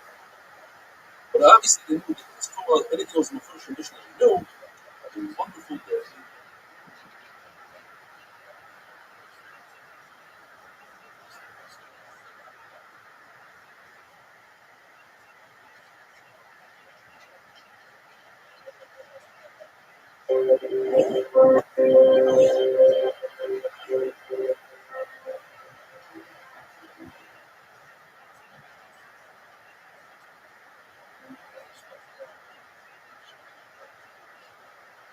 Shabbos of Muhammad Tess, today's email comes us from Mendovitz, Buenos Aires, Argentina. He will be hosting Bezer Hashem, one of the 75 locations that we have around the world, the Slim on Masechet Shabbos. He's going to be in Argentina. If you would like to also host a place, please send us an email. He writes, I've been watching your shir every day on YouTube. I'm aware that your full daf shir, as well as the 8-minute daf, are on other portals like For Anytime, and we have an app and a website and an all daf, and that you reach thousands of people daily. I'd like to congratulate you for recently reaching, yesterday that is, 3,000 subscribers on YouTube. As this is a number that everyone can see. So Shkoyach Mendel Litz posting starts the beautiful email. We're talking about the 9 days of Ruben Rabbi's. The Gemara says, Sarah's Rabbi's voice on dark. The reason why so many calamities happen in the generation, Corona, etc., is because Shoichad, the judges take bribes, the Kayhanim, the Bonim, they make kulas for money, and the Nevi'im, the Bolim, will give you what you want to hear at the right price, at the broken free. Three parodios that have to do with Shalayim and Samikdash, that have to do with Shechina will not rest within Israel until we get rid of the corrupt judges and Shechina those who implement the rule. Yerushalayim will be rebuilt in the source of tzedakah. And if we get rid of Gaiva, Yuhara, Rashi says, for example, people with long hair, beautiful clothing, then we can get rid of the missionaries. And if we get rid of the corrupt judges, we can get rid of the bad police, the enforcement police. Also says, Shiva Hashem Maki Rishayim, Shevet Moshe, he's going to break the staff, the rod of the rulers, and the Rishayim. What does that mean? These are the judges who become like a stick, the leaning stick of the Chazan, the court officers who implement wrongly. Shevet Moshe, these are going to become. Let's say Tom Chacham has a relative who's a Russia and corrupt, and Tom Chacham wants to give the Shikol Parrot to explain why his relative is right. Or, the Chacham who take Amaratzin and Mikti Dayanim, hoping that these Amaratzin will come to them and ask them the real tough questions in Allah, and that never happens. Your hands are full of blood. These are judges who take bribes. By taking a bribe, they kill the people by taking their money wrongly. That's why Sefer Bava. These are the court reporters who are corrupt. So your lips are talking falsehood. These are lawyers who teach their clients to lie. The Shem from Avla, these are Balidin who are lying. The law says that the list that Tzaddik was separated from his brothers, he refrained from drinking wine all those many years. But his brothers continued drinking, but they didn't get drunk. Yosef says that his brothers also refrained from drinking.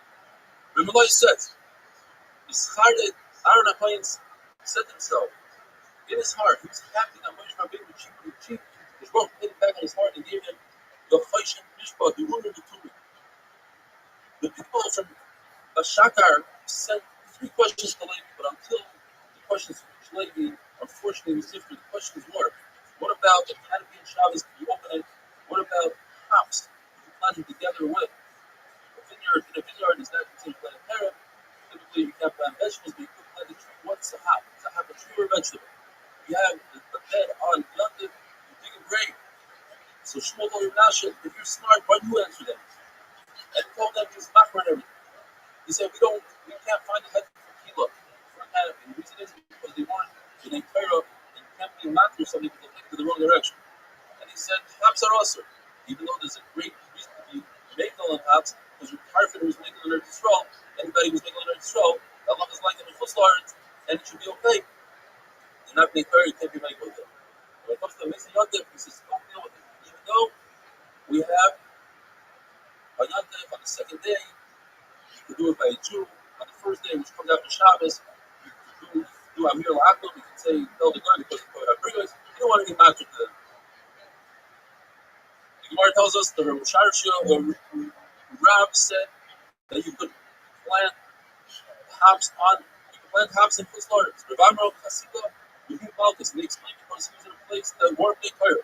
Rabbi Sharish would give money to a non-Jewish child, but he wouldn't give money to a Jewish child because that Jewish child will grow older and he won't know the difference, and he wouldn't give money to an adult guy because we could confuse it with a Jew, so he gave it to a child guy. Says the Gemara, you're allowed to go outside on Shabbos with a canopy, even though the canopy has strings and straps attached to it. Those strings are buckled to the actual canopy. Whereas when it comes to the tzitzis, you bring a beggar that has tzitzis, one of them brings off 9 of the three that are left are not buckled to the beggar because they have chills in them. The Gemara tells us to be trickery when it comes to a sifter. You put a sifter on a cleave and pretend you need it to hold the pomegranates and put some pomegranates on it. Once it's on there, there's no moving the fall. Then you go ahead and use the sifter on Yontif. When it comes to making beer, on Chalamayid, you're allowed to do so, provided you don't have more beer. What if you have a lot of beer in storage? You make the beer, and then you drink some of it. Over here, making the beer is not inherently ulcer. It's just if you have extra beer, you're not allowed to do it.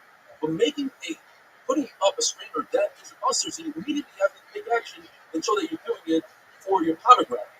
The Lord tells us a couple of stories of one time we did it tricky. He once had a leak in the spigot, so he took a piece of garlic and stuffed the spigot. He said, I'm not doing it to fix the spigot, because that would be also, that's a I'm doing it to hide the garlic. On another occasion, he fell asleep on a boat, and the boat took him across the river on Shabbos. He says, I didn't want to cross the river, I want to take a nap. Mora says that was okay, because he's a Talmud Chacham, and he was trying to trick his way around the Rabbanan. And the Rabbanan himself, we're not worried that he's going to be over on the Rabbanan. The Mishnah tells us, you're allowed to take water and put it on the sediment that's stuck on top of the strainer, and that will take the rest of the wine out of the sediment. And you're allowed to take clear wine and put it through a rag on Shabbos. What you cannot do is take wine that has sediment. Now, however, if the wine has sediment and it's made of ketones, in other words, between the wine press, that's what they drink in that area, location, and time, then it's okay. When you use the sifter, the strainer, you have to make sure that there's no indentation in it. Otherwise, it's due to the foam. FIFA mitzvahs is you take a basket, you flip over the basket. That's okay to use the basket to spring. It's a sheeter, it's different. As long as it's one path above the bottom of your vessel and it doesn't create oil. If you take a rag and put it on half of the barrel, that's okay. If you do not put straw tightly in the mouth of the vessel and use it as a strainer, that looks like a sifter. In the house where a papa, they would pour beer from one vessel to another, even though you're sediment, because as you're pouring, it didn't involve the sediment that way. But once you get down to the bottom, it's also in the house where a papa, they were very wealthy, used to sell a lot of beer, and therefore they didn't care about the last part, so they had no issue. Have a wonderful day.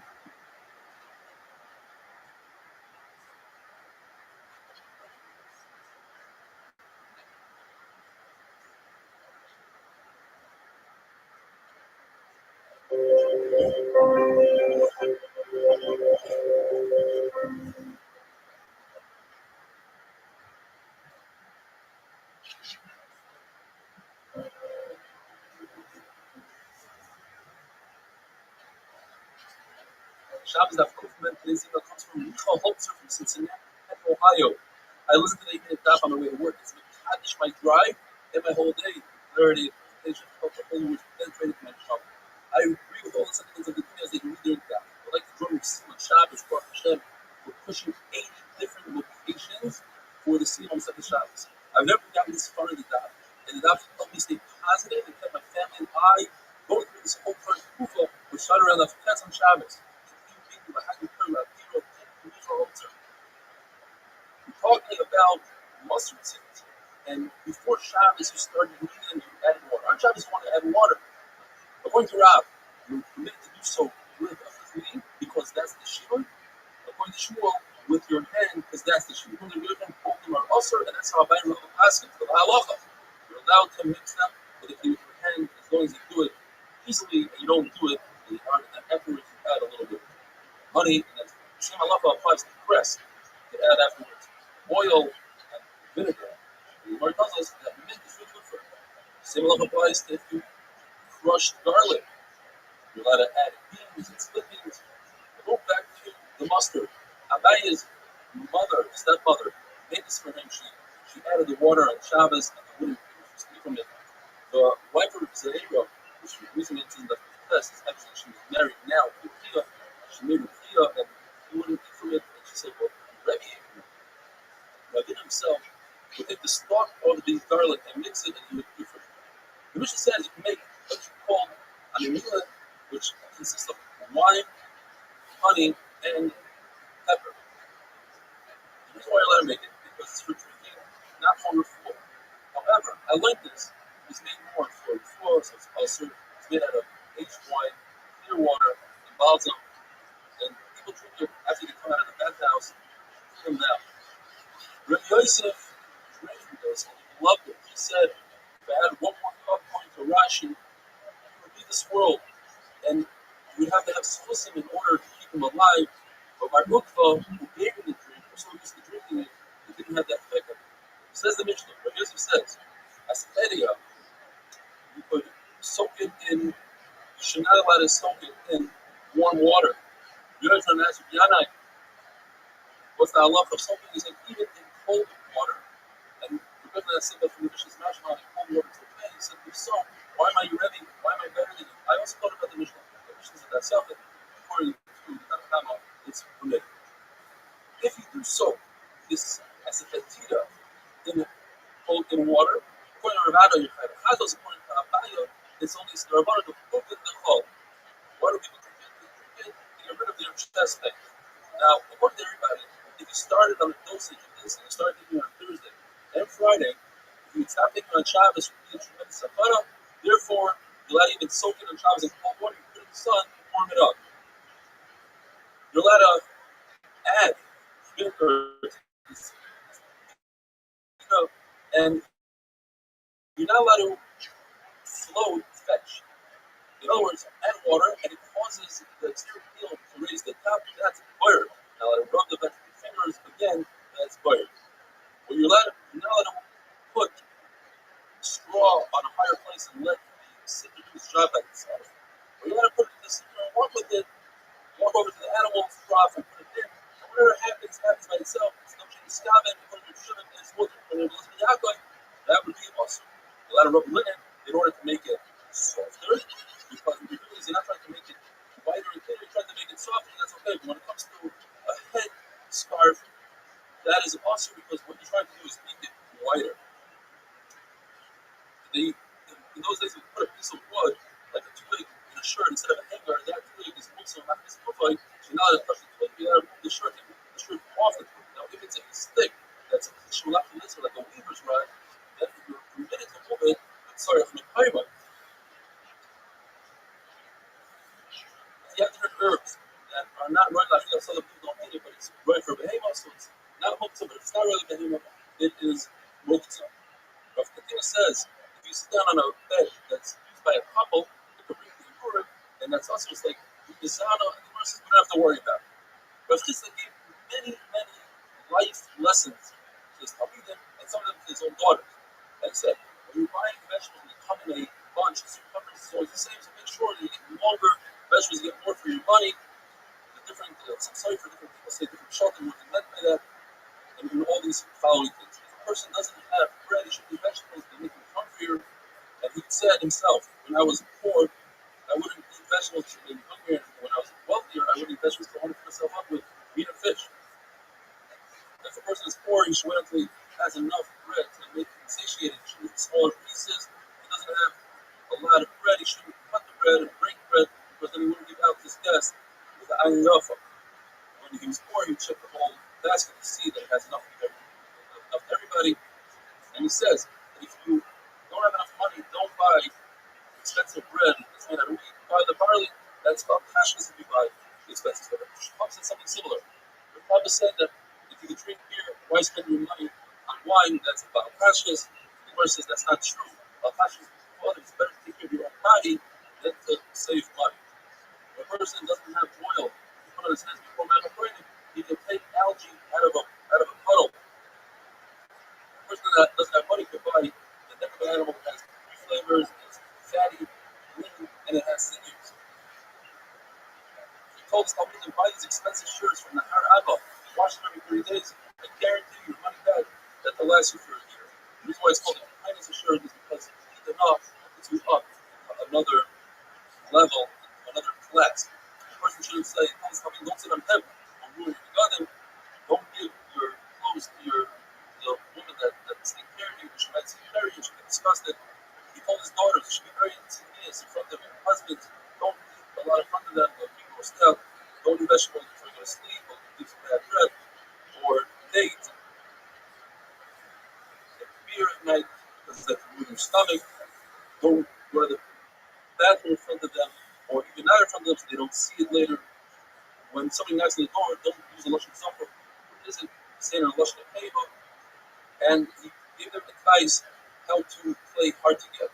Says the Mishnah, according to Daisa, you're allowed to sweep out the trough of hay moving aside for the animal so that it doesn't get mixed in with dirt, etc. And you let it move it away from the waste. Some say all of those things are usher because first of all, you're not going to sweep the floor. It's not your goodness, it's fine enough. And second of all, the food, in the second case, the food is kotza, it's disgusting. When we're discussing a trough that's attached to the ground, according to everybody that's also it's much better. All my focus is in the trough, the bottom is made out of wood. You're allowed to take food from a donkey and give it to an ox because the donkey doesn't control. And the opposite way, the ox does rule, the donkey won't eat it, so therefore, it's every Sarah chops that would be also having a wonderful day.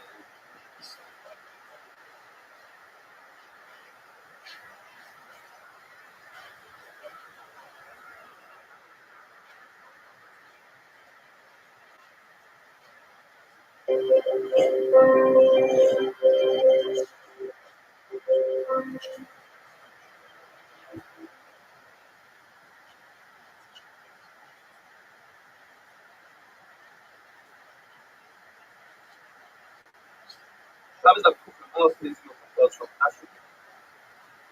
I wanted to express my gratitude to Hashem. Let me tell you that I appreciate it in the back and share every day. It's much that I think that in this world, thank you very much. And wish you lots of pleasure. One more.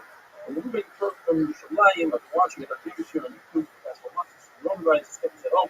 Too much fun. Enthusiasm, motivation, it's a inspiration for me. And for all your regular followers that follow up on a regular basis. And months ago, Ruben Kerr from Yerushalayim, thank you. This is the Mishnah. Hay is looked at the designated for fuel. So therefore, if you have hay on your bed, if you want to lay it out smoothly, you shouldn't touch with your hands. You can do with your shoulder, the rest of your body. Look at that side. Look at the If you show that you designate as a bed, like putting a pillow, a sheet, then you're allowed to move it with your hands. There's something called a masturbation. The rest is the clothing, and there's 2 types. There's one for individuals, for a homeowner. So the way it works, you push down the upper board, you put a peg in to hold it in place, you permit it on Shabbos to remove the peg, lift it out, take it goes out. But it's also to put the clothes in a press because they'll only be ready tomorrow after Shabbos, and it's also to do work for after Shabbos. So pipes it, meaning the professional one, the dry cleaners, it's also even touching, but he says if it started only before Shabbos, you let it continue the process, separating it and taking out the clothes. Another one says, if you have a detached radish, and if you put it in the ground to store it, depends on what side up. If you put it with the pointy side down, by removing the radish and not disturbing the dirt, the dirt take it out on Shabbos. But if it's upside down, when you take it out and disturb the dirt, that's awesome. But not when obviously doesn't look like a Mishnah, I'll put them outside. Yudah says it's permitted to crush a pepper on Shabbos, provided that you do things differently than you eat it. Take the handle of the knife versus the knife itself, crush the handle, and you don't do it in a quarter pestle, rather you do it in a bowl. And you only do one pepper. Rabbi says, you can do as many peppers as you want. Rabbi says, if you're swimming in a river, be careful not to come out of the river dripping wet, because all that water is carrying, and if you're carrying in the caramels, the head of the river is the caramels will be carrying 4 ounces. So dry up and then come out. Going into the river and pushing the water 4 ounces is not a consideration, since it's quite it's forced and no problem quickly get the caramels. If you have mud on your shoes, it's a worry about like you should scrape it up on the ground, but not on a wall, because the wall, you're adding mud to the wall, it looks like you're building a wall. Rabbi says nobody builds with mud, rather, you should do it on the wall, not on the ground, because on the ground, it might be filling a hole. That's also however, they can say both of them are muscle, the Rabbi says both of them are looker. In fact, it's the halacha for the thousand, like we're shooting the shape of swab it for national head, it's looker. Rabbi said the person shouldn't sit with something in his hand right next to the hand of the mother, close to his rabbi right by the left. I think your hand might fall out. The rope will slam you, might get it. That's a problem. You shouldn't take a barrel and dip it back and forth to make the ground underneath it smooth. That's a shmini kumas. You're not going to put a rag that's moist into the opening of a bottle, because you might come to squeeze the rag. If you have mud on your clothing, rub it from the inside of the clothing, but not from the outside, you know, nail scrape it, provide that you keep a little foam left there. I just want to point out that once you're actually, if let's say you have dust on your clothing, and you just wipe it off, and just nothing left in the clothing, your flavor is certainly rice. Rabbi says that if you have blood on your shoe, you could scrape off a brand new shoe with the edge of a knife, but not an older shoe, because you can't take a piece of the leather off, and that's a small matter. Who Saba, you mean the Rabbi? He argues and he says, not even on a new shoe. If you want to anoint your foot with oil, if you do it while it's in a shoe, that's also because the oil will go, and the better the shoe will be, the other the shoe and the shoe. If your foot is outside of the shoe, and you put just enough to polish the shoe, and you have no intent to polish the shoe, that's okay. You put enough oil on your foot to hang the shoe, and it's also you put your foot into the shoe, even if you have no intent to hang.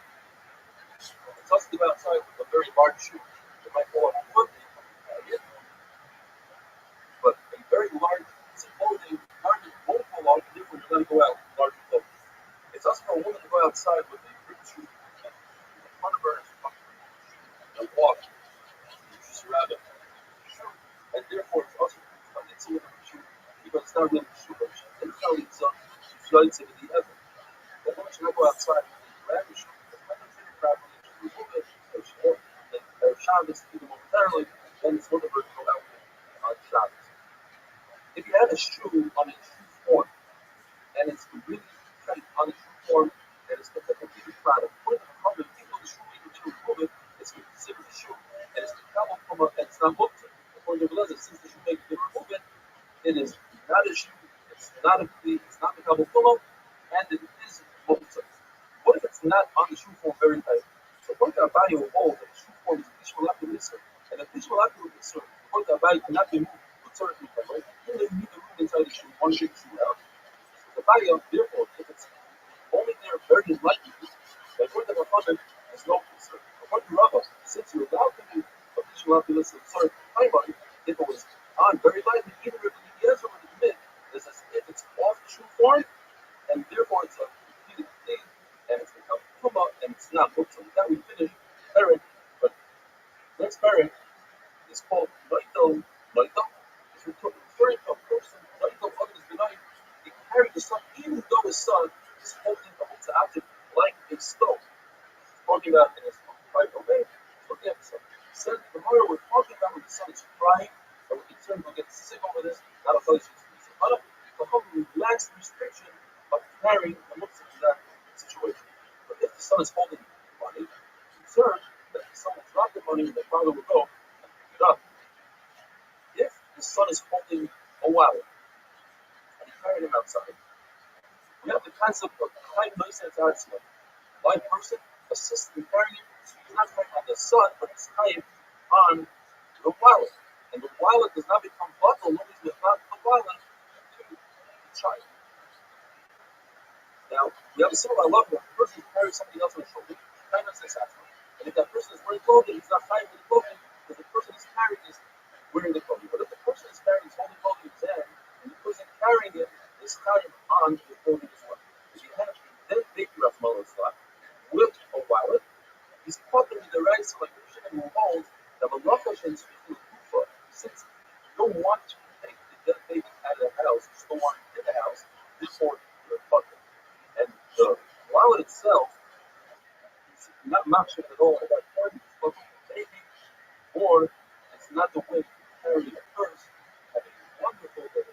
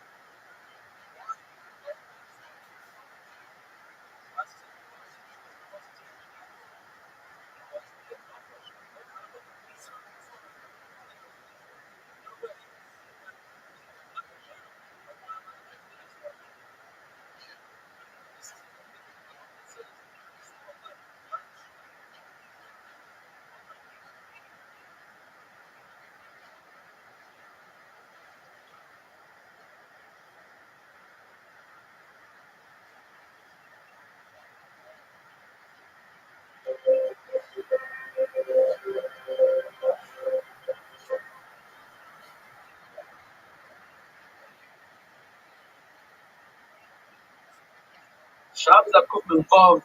Today's email comes to us from Michael Mitz, our friend from Argentina, who says, following up on the last email that we read from him, his relative Leon Welcher from South Africa discovered that they are, in fact, relatives going back 100 years to Vilna. And he writes, now that I've started to watch the night show on Zoom, I can see that not only have you have this close, but you've allowed them to story, you also have brought many people close to Israel and close to one another.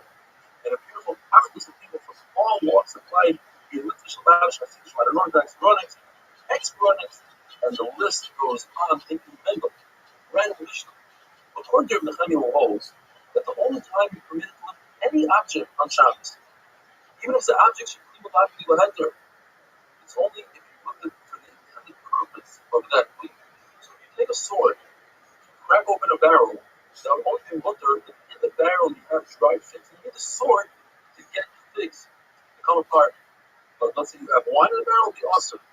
For the Chachamim, even if you have wine in the barrel, you're allowed to use the sword, provided that you don't create a cleat. You're not trying to create a cleat. What happens if you take a sword and you cut the barrel right below the cap of the barrel. The reason why he's doing so is to have the wine come out easier. That's enough on the chavit, and that's okay. But to make a hole in the side of the barrel with a spear, that's the pedach of the chavit. You're trying to make a brand new opening, that's misak mana, and that's us. According to Tanakama, you cannot make a hole in the for itself, and according to Yehuda, you can. Says Rav Huna, the machlokes is if you make the hole directly above where dirt can still come in, so therefore I'm saying it's not the best hole in the world and it's looking. But if you do the hole to the side of the gufa, according to everybody would be us. Rav Chizda says no. The machlokes is when you make the hole from the side. If you make the hole directly above, everybody agrees. That's okay. To make a brand new hole in a chavis, in a barrel, it's also misak mana. To add to the hole, let's say you have a hole that's 1 inch wide and you want to make it 2 inch circumference. That's a machlokes. Because the insert to make a hole on Shabbos is if it goes both directions. It's a two-way street. One direction is goes to the right. The reason why they say it's supposed to make a one-way hole, where let's say a hole in the barrel is one way for the wine to go out, is because of a chicken. Chicken coop people confuse that they thought it's only a one-directional hole. In fact, the chicken coop is to let the bad odor out and to let the air come in. Now, typically with the chicken coop, you could say that people make one hole and they don't try to enlarge it. There's no reason because animals will come through that hole. Or on the other hand, this is how we pass it. People sometimes make a mistake. They don't measure correctly, and they realize only later on they enlarge the hole without allowing animals in. And therefore, according to Shmuel, if you plug the barrel in order to trap the great aroma of the wine, so that's not a really strong plug, and therefore if you remove that plug, that's okay. But if you remove a plug that's holding the barrel together, not allowing the wine to escape, that's considered as if you're opening up a brand new hole. Now, what exactly is considered trapping the aroma, and what's considered holding in the wine? According to Rav Chizda, trapping the aroma is above the wine level, and l'chazik, the wine is at the wine level. According to Rabbi, no. Trapping the aroma is at the wine level, and trapping the wine is below the wine. In other words, following the bottom where the sediment is. And we have a very similar machlokes by a house. The halacha is dividing the yard in front of the house. There's two houses. Depending on how many entryways to the house, that's how many 4 amas. Each entryway gets 4 amas. Times the amount of entryways you have. And then you divide the rest of the house. What if you have a doorway that's closed off with brick? So depending, if it has a frame, simon, that is considered a doorway. And if it doesn't have a frame, then it's a complete closure, and we don't count it. So it's very similar to our level over here. If it's a complete closure, that is not considered an opening. If you open it, it's as if you created a brand new opening. Same level applies. If you have a dead person in the house, close off the door. If it's completely closed off and you remove the frame, then everything around the house, 4 hours is without a door. If the frame's still there, then you don't have those 4 hours. According to everybody, if the spigot, the straw that comes out of the barrel falls out, back in. According to everybody, if you don't have a spigot, you can have to create a new one. Like it says, if you already have the spigot cut the size, it doesn't fit perfectly. Are you allowed to fit it perfectly? Are you noticing that perhaps you cut a brand new one? Or not? Congealed oil. Mishnah says, you're not allowed to smooth out wax. What about congealed oil? According to Rabbi's also, right, you have to consider it wax. According to Shmuel's order. And Rav Shmuel says to Rav Yosef, the Rabbi, you yourself told us when you were healthy and you remembered all that you learned, you said that grab holes that it's felt. Like when you make a black hat from felt, if it's very stiff, then according to everybody, you can't walk with it outside on Shabbos. It's a mask. It's very fine and flexible. That's like a baguette. You couldn't walk out. And the Vegas is very nice. It's like it's semi-stiff. So the halacha is, according to Rabbin's Asr, and Shmuel says it's they wanted to learn from the nice Shai with Rab. Rab was in a place. He was giving a drush and he realized it's not enough food to be marriage. So he took everybody outside of the careless and he brought him felt and refused to sit on it. So he thought that perhaps he hoped that the medium type of felt which that was is also going to get fact. The reason why he didn't want to sit on it was Rav Kahana and Rav Hasi were there. Although they weren't Talmidim, they'll come in chaver, or already his level in the respect, and he insisted that he should also have felt the sitter. Says the Mishnah that you take a pound and put it into a pit, it doesn't have any water, and we're not concerned that he's going to be passionate because he's going to make the bottom of the pit flat. You got to take water, drinking water, and put it in water that's not drinkable. In order to keep it cool, you got to take water, put it out in the sun. There's no cooking in the sun, so you got to warm it up in the sun. And we're not concerned that you might take that same water and put it into cold. What if your clothing falls off into a pile of water? You got to pick it up. There's no concern of carrying this up. All right, you might bring it home. We're not concerned that you're going to bring it out and be like, take it up.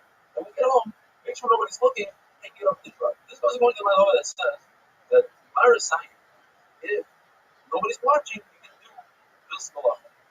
But the other malacha that say, even though nobody's watching, still it's Marasai. If you concern with other people, even when nobody's watching, the fighting from the other, a wonderful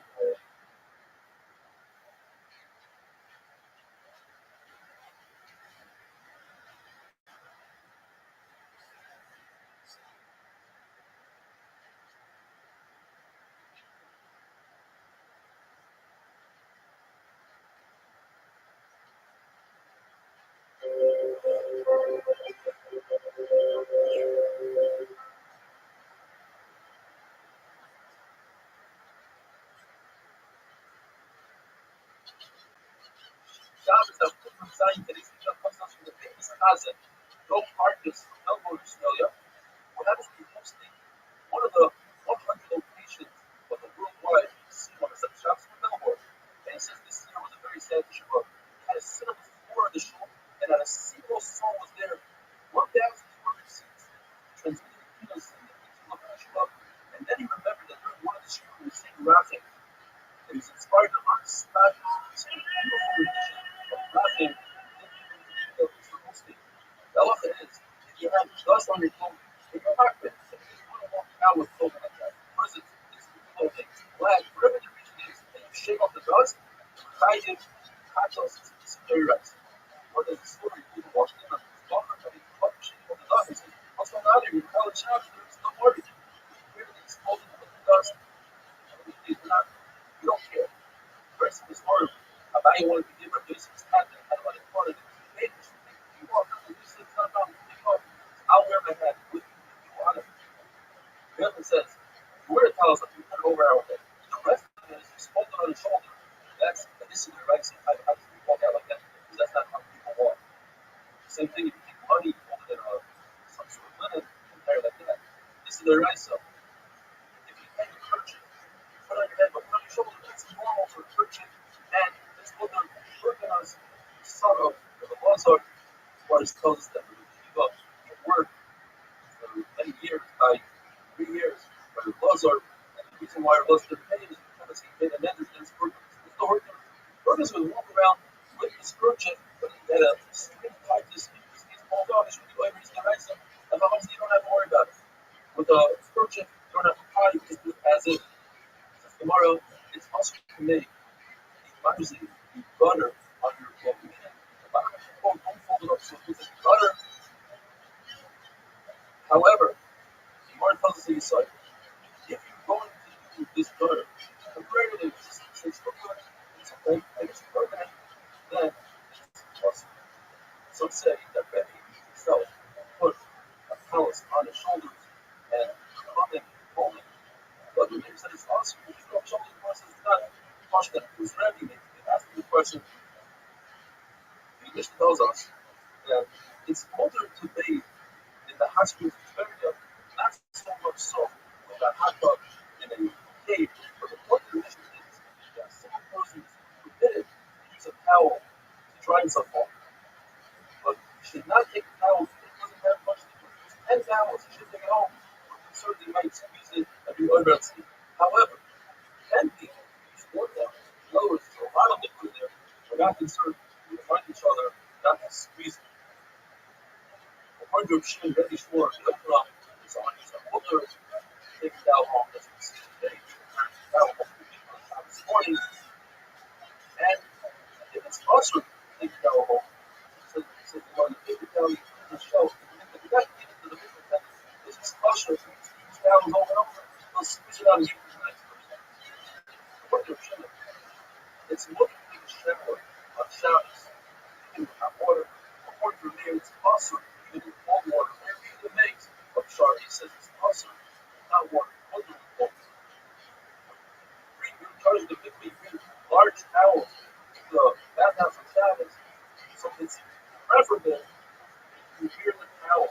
Actually, I'm concerned that the food might blow it off, so you make like a one half, not that you put in front of you like you do on cemetery,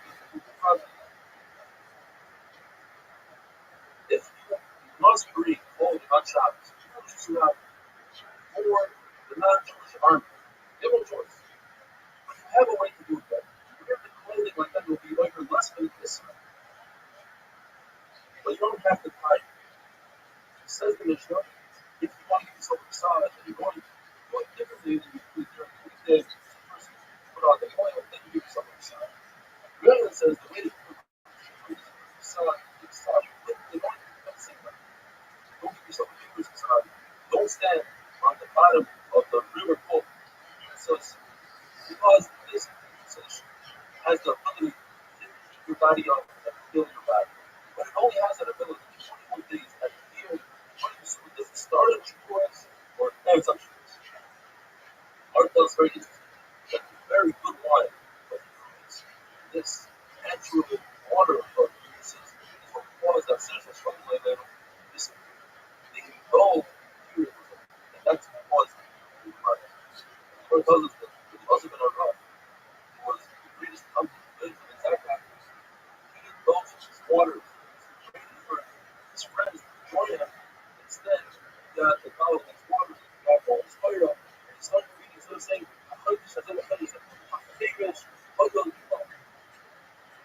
I'm realizing that that's very bad. Anyone says, it's better go after your friends, but learning what further that matters the way to the function. So you read it,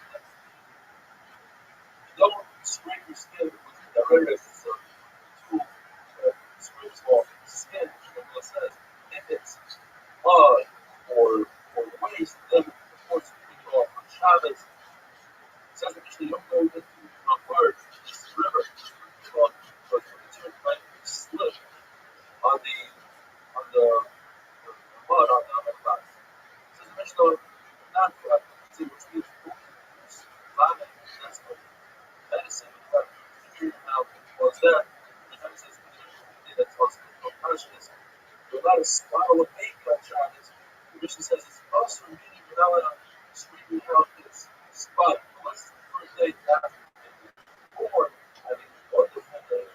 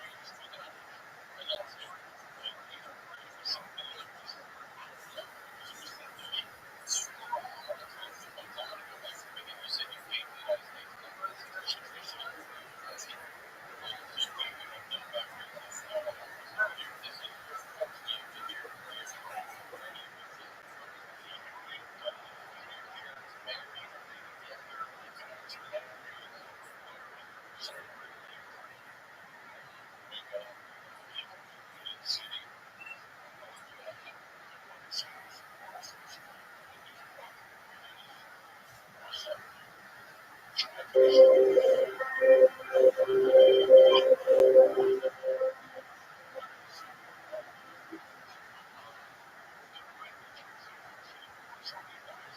that's what days described. As he gets older, says the Pasuk, or the person gets older, his limbs, his ribs, his legs, everything that carries his things that running, his eyesight gets worse. He doesn't grind the food. All the person wakes up, the slight sound of birds, songs of the boys and the girls, annoy him. But it's not even one thing. You see them, Ramel tells him, come live with me, you shall not use that kind of thing as they do from this. But as the person gets older, he starts to see his mind a little bit, his taste, his smell, his hearing goes.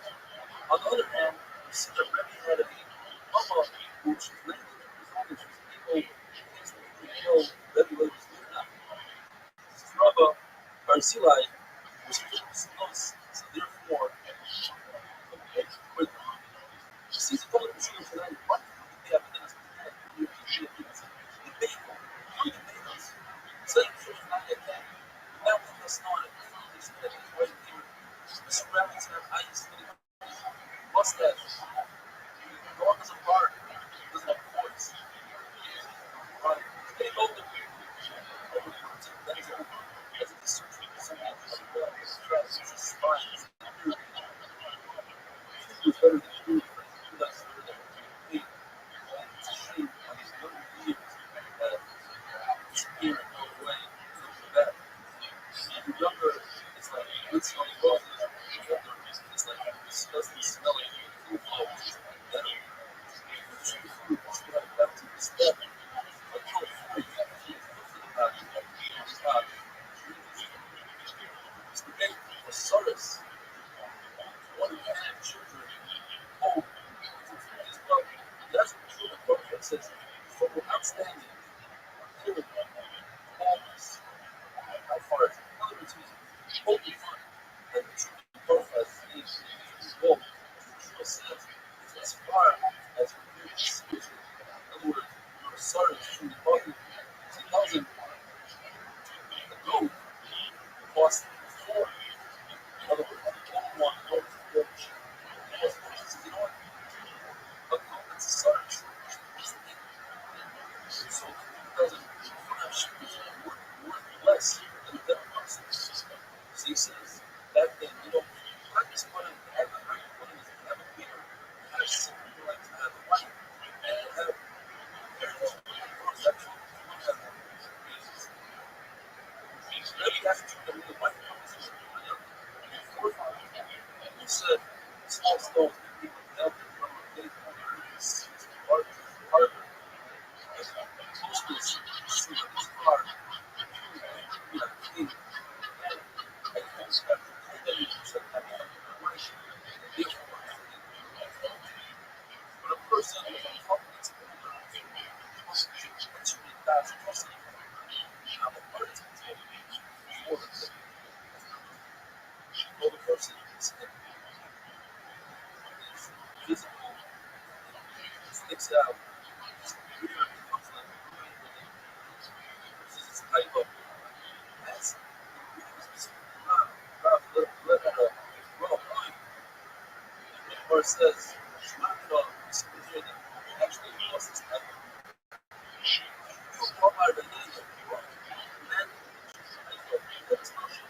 even though logically it doesn't make any sense, it's a logical ways that it's fun. See what we have is created. That's what we have to have about this way. Children are raised. I know for them. Way the fundamental is love of each person. That doesn't mean it's not like we call them to see the rubber. It's for different people. Simple one. Like it fixed. How you go certain people comes together with them. That's what it's about. It's not just it's not so much the face. Largely, as much as word on that person. As it was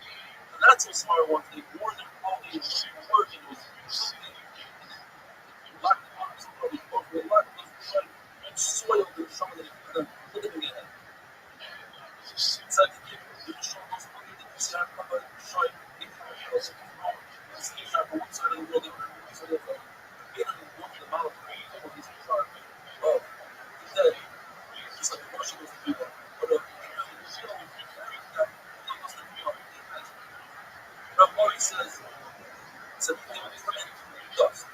What was the story that they dug him and not they dug him? They heard somebody growing. Check it out, you have a picture of Revelation says, dust. It says, where the point of the hell is it? What causes dust? Jealousy. Right? That's what these people. She said, they have to have a coffee. He says, no, it's not even a nothing. And there's only one that decides to become out. This is what they're doing. Not the actual essence. What about the husband? The other actions? Should be dust. What role for it? Yes, amazing. I will interpret dust, but I feel that I don't work.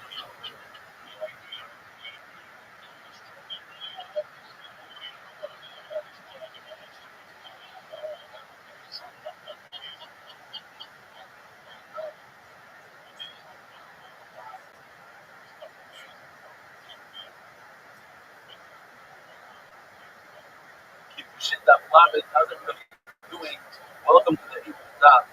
Trying to do is not stop. The Lord tells us that there's a very specific child that understands and accepts from his parents. During that age, that's when a father, admonishes his son very well. That age is 16, 22, or even 24. But younger than that, the child's intellect is not developed.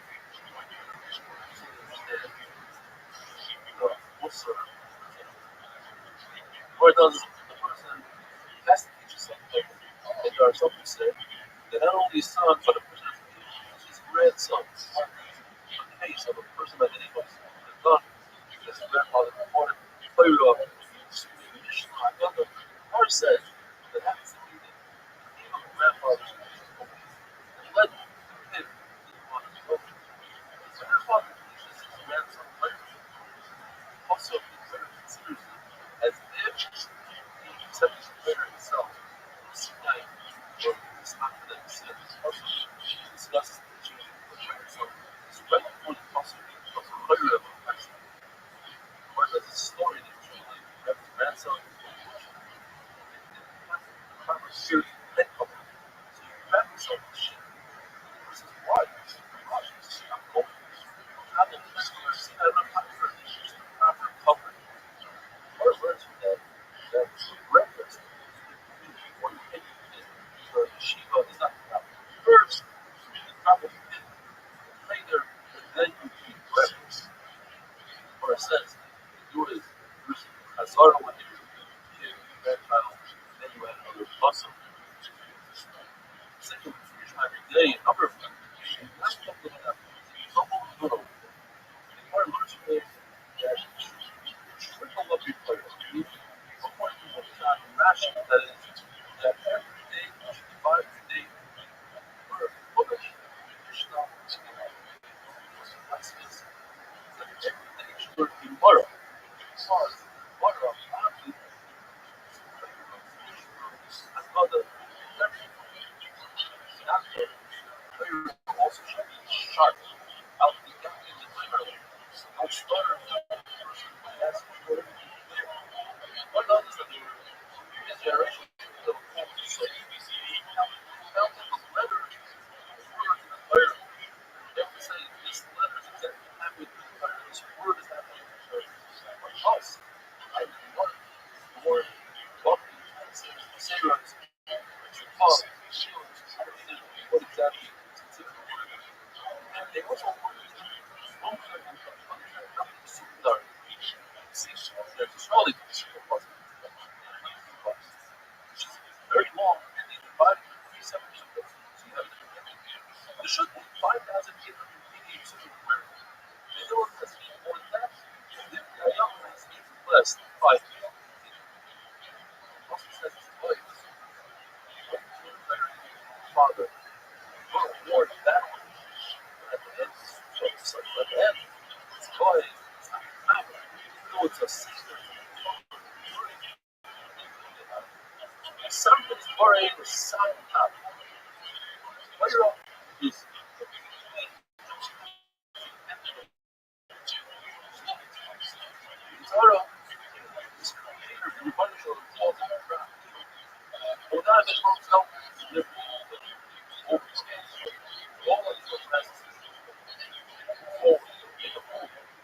tried to be the tomorrow. He loses stuff. And he wants to fix it. One way out of it. That's the way out of it. It's open to something. Word player. Rabbi. I just want to give it to our artist. Now, here with this art. Taik's that we have nowadays.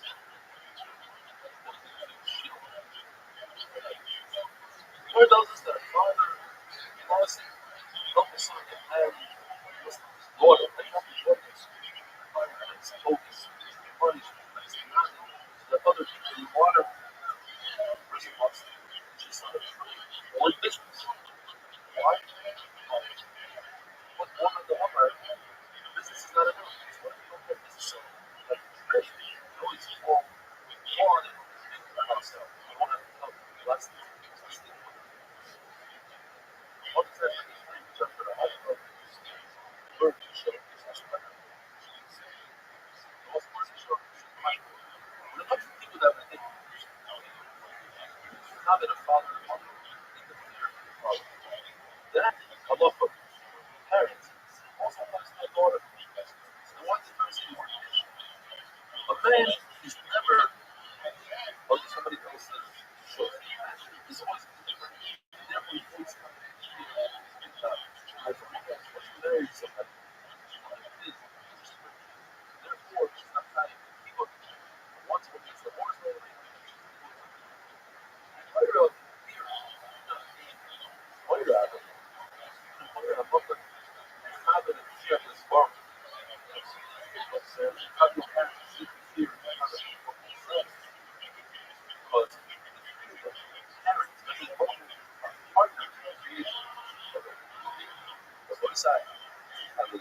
wonderful.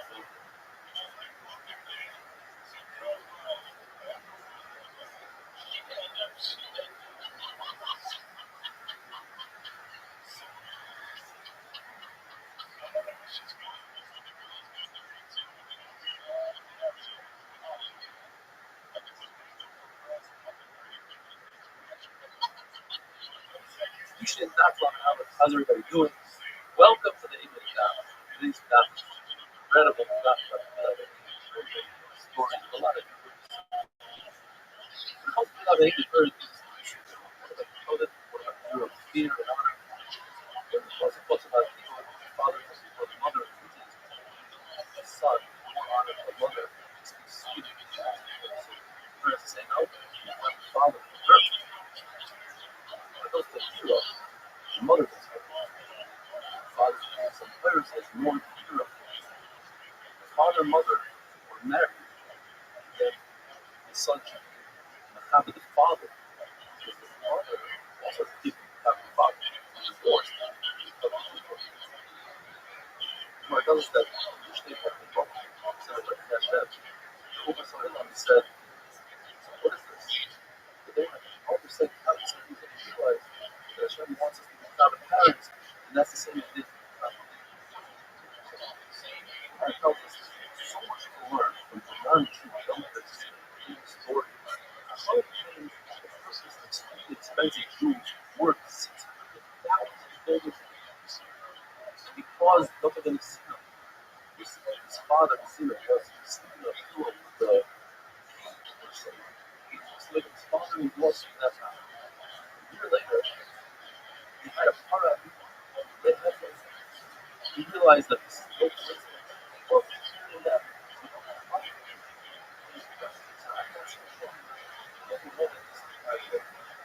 but I'm only going to ask, like last year, was over the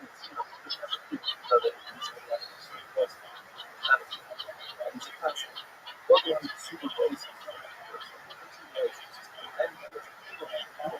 Society's greater than a person that doesn't have the pressure that's actually prevents it from that's bad. That you have a bigger risk, you have a bigger complication. Without Rabbi Yosef later on in his life, he said that because he thought that he'd get more time. It's not up to his lesson. He realized that he gets less time. So he looked at the Rabbanan, he was able to slow down the halacha. So when he heard his father coming from a distance, he'd stand up to defend him from the Shemina. Let a person would feed his father very expensively, but he doesn't have that. He's not a man. Because when he gave his father his hospitality, he says, "You are no bother." And that kind of those words, because of the mitzvah website, he has his father. He is some hard work. I want you to work on your strength with milk. So somebody standing beside him and said, "Wait, that's not good out of it." It is. It's based on what he is. That this whole respect takes the father. He said, "I'm going to stay with you. Dad, you I am so hurt my brother. Rabbi had 5 sons who were spiritual. Yeah, but his father was he really he went around something that he wanted to do.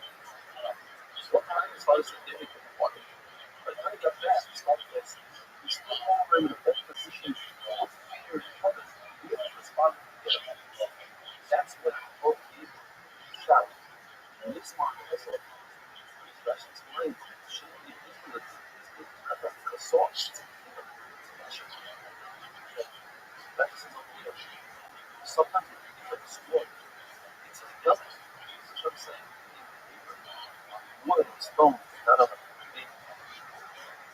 When a father and mother want to give their child, one does the father, especially the father, the father should take care of the father. The mother doesn't hardly. The father might have some sort of ambitious audacity. One does an incredible story about the harvest. His mother was trying to get into bed, one off floor, and left the first step on it as a step stool. As you can see, a live demonstration of shoes.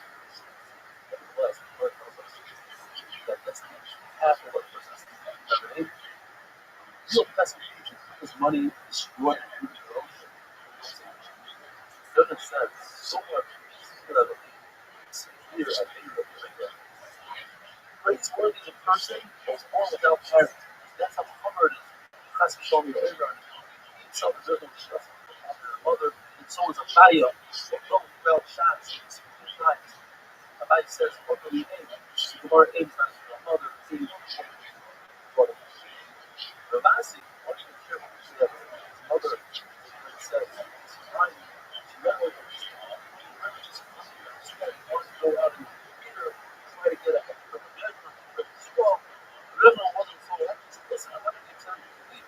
So he left. But yeah, his mother was really, something really bad. And nothing was so easy. But a person, instead of using his father's honor, sending him out of here to honor my father. He says, that's my honor. When the father died, say, Abba, Mudri, I made the first trouble in the last book, but please fight himself. Afterwards, he said, where was Brooklyn? He said, hey, what's that? Having wonderful.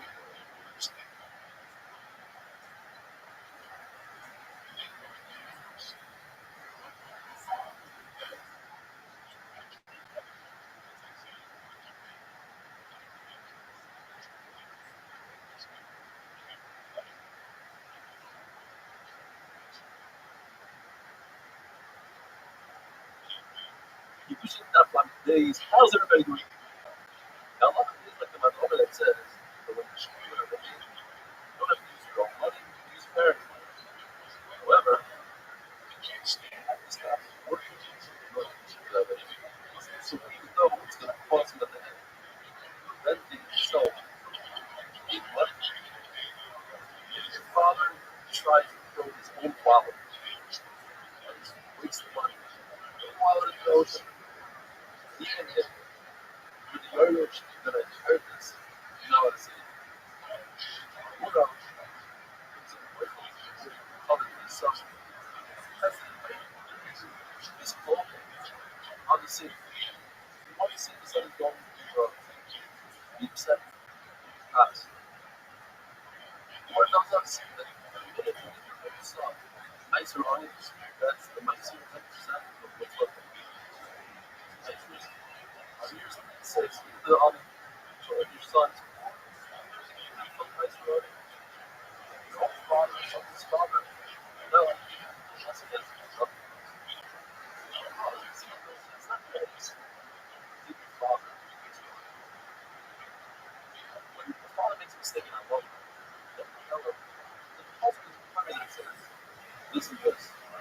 will understand by itself what mistake.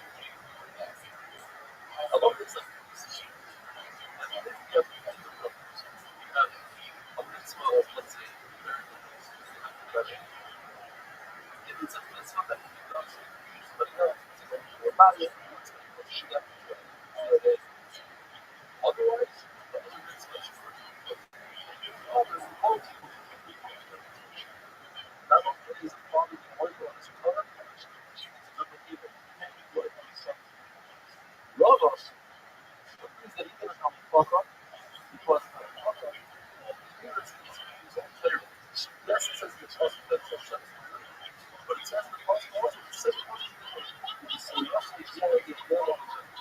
With every hero, so we're DNS. That hero, so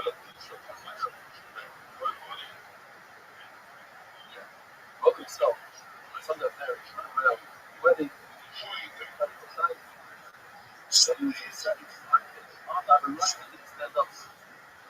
Yes, he belittled himself, saying, I don't want covet. But he expected them to show his dedication to covet by standing up slightly off the chair, just to show that they're back to his love. But what is I not see why this show, but that it was a bit of a student. But what is it? Whether he learned about Rabbi and Rabbi was a human being, he went and he put himself down by feeding the halacha, which he didn't know about the halacha. Or that we learn from his Baruch himself who every single day sets our table, gives us sustenance, and is putting himself down for everyone. So, according to everybody, a king is not only much of his covenant, but a nasi is what was covenant. He needs us to do certain plus one level now. You have to have fear of your people. You're not letting one go. The studio of standing up is up and singing up. According to the Haggadah, since it doesn't say fucking go back twice, since Masha is more than one, the Zogan is a Zogan and a Chacham. He's an open person and also not a Chacham. According to this, since it doesn't say he is saying a Zogan, it's Masha is Masha. It's not a Chacham. In other words, it's younger person. It's Chacham.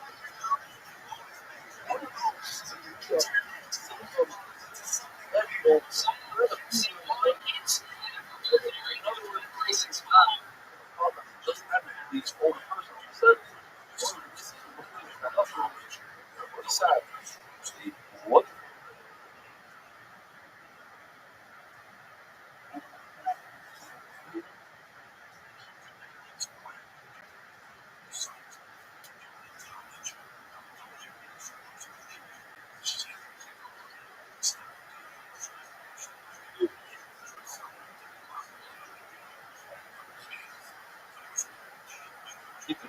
Especially not by people out there that are doing well today. Yeah, go Ralph. Yeah. Like the opportunity This place 30 years later, and it's big town here. Simchas of health, Zok, not just for our children, so Taik, but also the Rabbi, and you're getting closer and furnished like you're going to Torah and missing the day of Torah. And I really hope you have it in your heart, down for me on the Shabbat, that I was young, as we were discussing yesterday, Shittas, when it comes to standing up and have a call from the older person, make it simpler. Torah says the word Seiva and the word Zok. So when you have a Kama, you need to because first you should be an older person over 70 and also have a problem. Otherwise, you don't understand. If you have a young problem, you don't stand up for it. So basically, it says, no, if he's old, he's not that problem to stand up for it. But if he's awesome, he's not old to stand up for it. This says, a tremendous thing. Suck it. It's in Russia. You stand up for him. Suck it. Although he's young, you all stand up. And guess what? Or hospitals like this, people that stand up for Russia. Where it says the comparison between the different and it's like people doesn't have to start. Don't have to come out of pocket. Something when it comes to people. In other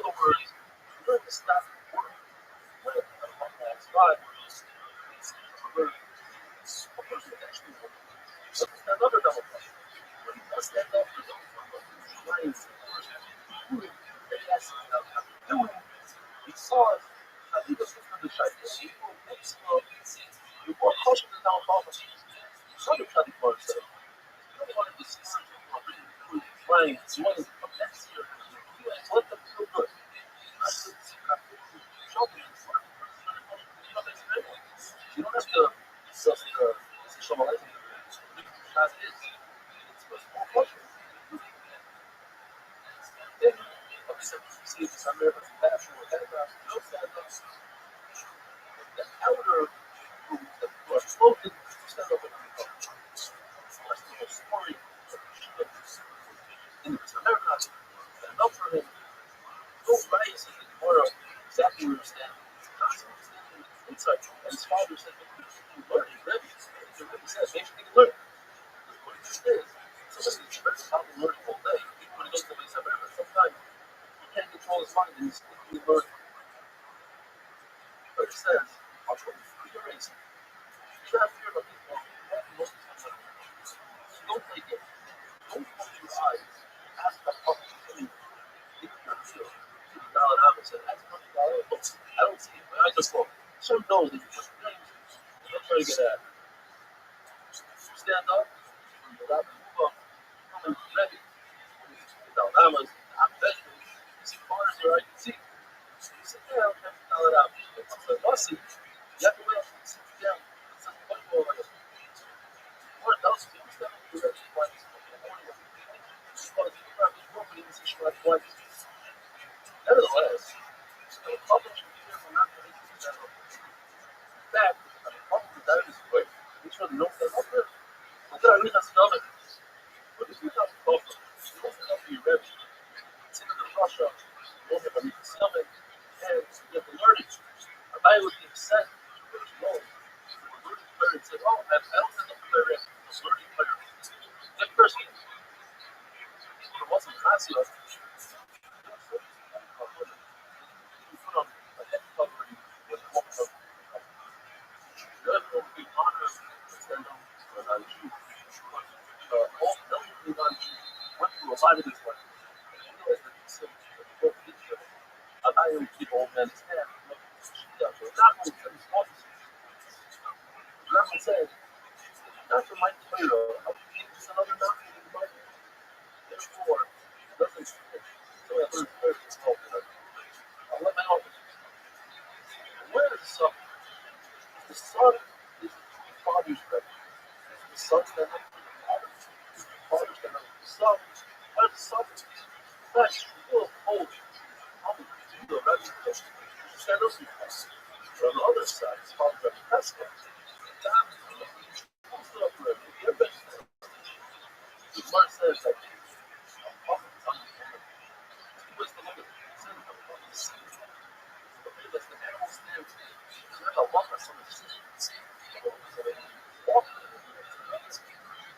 Lord says somebody that's on an animal.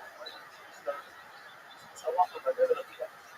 The evidence of the stories that has to harass him. Kind of away. That's all. Is sitting. The player was sitting. So he says that he gets his position. Therefore, you see how you do that.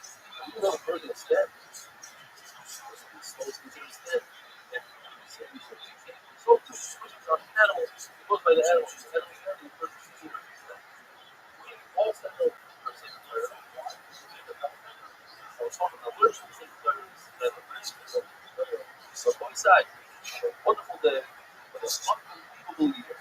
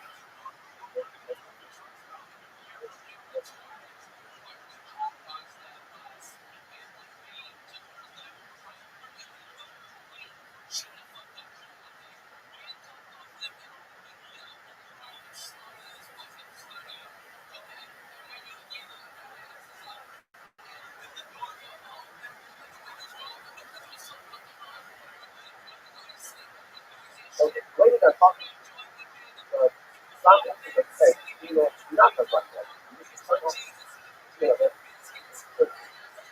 that's how more the culture of the text is not the one of the most not out of or the culture of the God the problem. One way to fulfill it. Yeah, fulfill it. I'm just going to one problem. And the middle of the okay, every single thing we got not that one problem. And then all the time there are competitions. And we're going to end up doing it. You know, the people who got it, you know, so now we have one literal. This is not that one problem. It's not. So we have another literal. That's one of these. What do you have a not right? This is not that one problem. And this is also now. Okay. Now, that's finished. I said, if another one problem, what is the best? That is tell you that they don't need it. Because they will together to show what I believe. Now we're going to this time. And that's the other thing that every single week is put back aside. So what's the thing? They have it aside. People for them, don't make people play. Lack of they have to. But the mountains are like, open there, even with them. And that's the more approval of it. That's the moment. That's the moment. It's the right moment. Right. Always the updated. Like we no way. Yeah. Right. Right.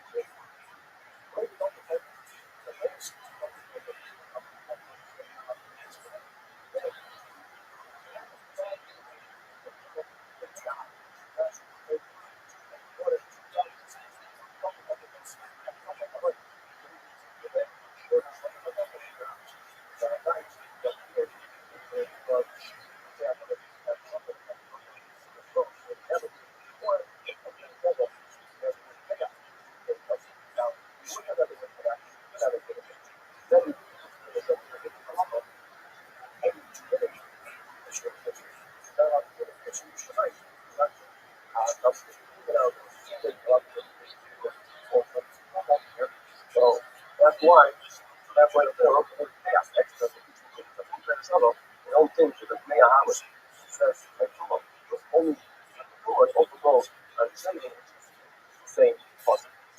Paul says when you find a place, the rights of it says that if a lady or a slave have a beard, it's considered a beard. What are they talking about? Obviously not talking about sexual shaving, because you go out to shave in whatever way you want. Well, answer is talking about who else may like. It's a difference in a lot of people of the nega, which is any other place in the body, like on the head, where there's hair. So you have to think of it, consider what you have to be a fourth of nine that has this halachah for a place with hair. Have a good test deal.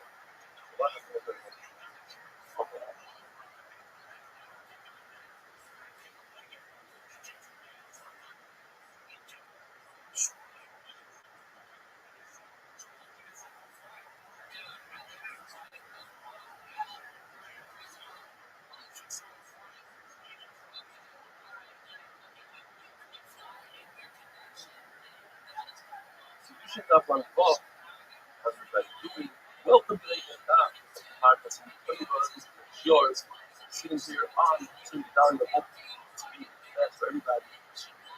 Is it this very right so book, which is if a person had a page using most know rips out your ear from your head, it's a purple.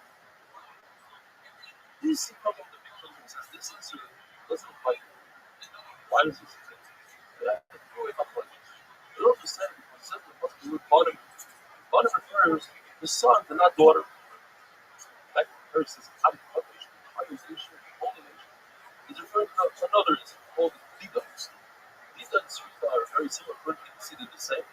Dida is referred to as a tool that rips the skin out of the legs.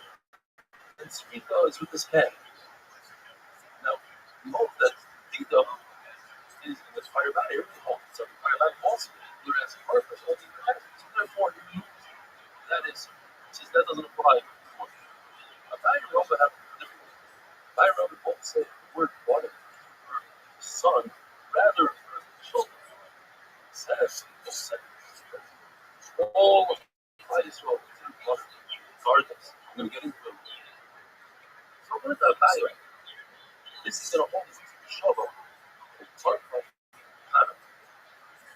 Now, without the shovel, I think the parasha says they are speaking talks about the sun cloud. The entire parasha including the thing that says about purple was without the shovel, I would say the person who makes it great. How many the sister was never married, that are parts of the women future, very sister that was never married. That's a positive, that's a need to say, go ahead and marry. Perhaps it's a absolute all police as after that. They are in the part of the trouble does. When the love of the trouble teach us. That first of all, it's not just being nature of the referring to the entire all the back from the sides. And if a person can tell 5 different places of his head simultaneously, he's clarified times. It only applies if that you're here for a minute. Brother doesn't hold like a man. Learn the secondary shot from the extra pain of person. Brother looked at him shot on pain and from control. Just like feeling when our fucking where it's home, so their father and sister of God. What the value is the show of each other. That feeling must be put on the head where there's fear. That part of the share that with the contribution slightly below the roots of the in other words, if somebody has bone here to his head, that's not the heart. The look is slightly past that. The person is not the outside. It's a problem about the heart. It's possible that the person wears the things entire life never gets it. When do you go? Clients feel like fun in children only when they act like children. Proper to Schluss. Or they don't not loyal with England. So much. Even if they got Zara considered funny. The person does shoe back into the car. Not only is considered bad, but it's considered in the house. A great son. Mishnah tells us, Rabbi Mishnah, there's a custom that the following things don't apply to women at all. These are our witnesses. Listen. The first one is sleep. Where you read the carbon, you read your entire body on the carbon, there's a 2 minutes of fun. Sleep up, and you shake it like a little bit. Forward, backwards, up, down. Besides, the whole sleep up and it's up. Like that. One of the things that I like about Umiliko, which is the chef the bird. It's a English thumbnail. That's all scrutiny of the blood is that of a bird. It's not literally an animal should don't be strong. Strong's pleasure. That way does. It's over. But when it comes to a bird, I think it's only the kind certainly that point on it's the woman. That is up. That's the part of the woman. It's what it's meaning of the woman. Entire being giving you the size. That's a culture that's crucial. See the blood after sleeping, only a claim that the woman at Russia take the river in its hand and touch the southeast corner of the trail. It's not a woman. So put your hand through to the flower, you grab 3 fingers worth of flowers and put some and part of the carbon culture learn that the glucose claim cycle and the fact that it has to be the owner as well to learn that your shovel. Together with the island, even like the kind of get with her, that's a good football on one side. I mean, wonderful.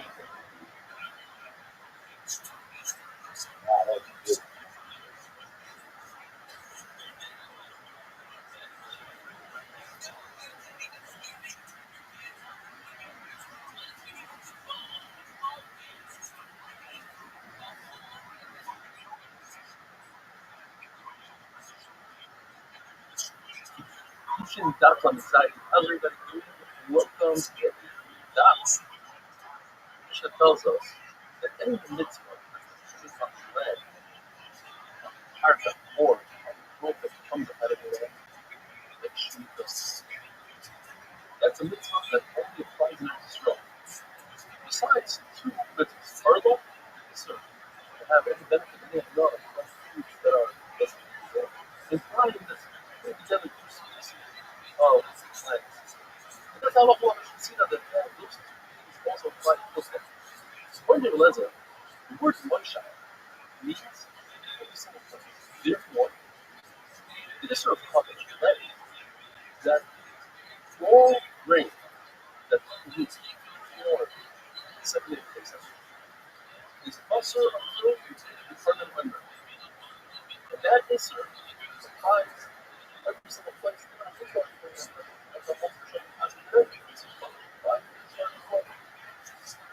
The Shmuel says that the word Moshe means have to inherit Israel and settle it. Therefore, Israel is published only applies to Israel, not Israel. In other words, according to Lezer, when it says the word Leah and Moshe, Yaakov, in some sense, that it applies also to the word Leah as itself. Well, you learn from the computer and make yourself a king. Yo, I consider things from my life that have a difference in meaning. You have what I love the Taik. Can you hear me? What up, man? How are you? What's good? I'm here. How are you?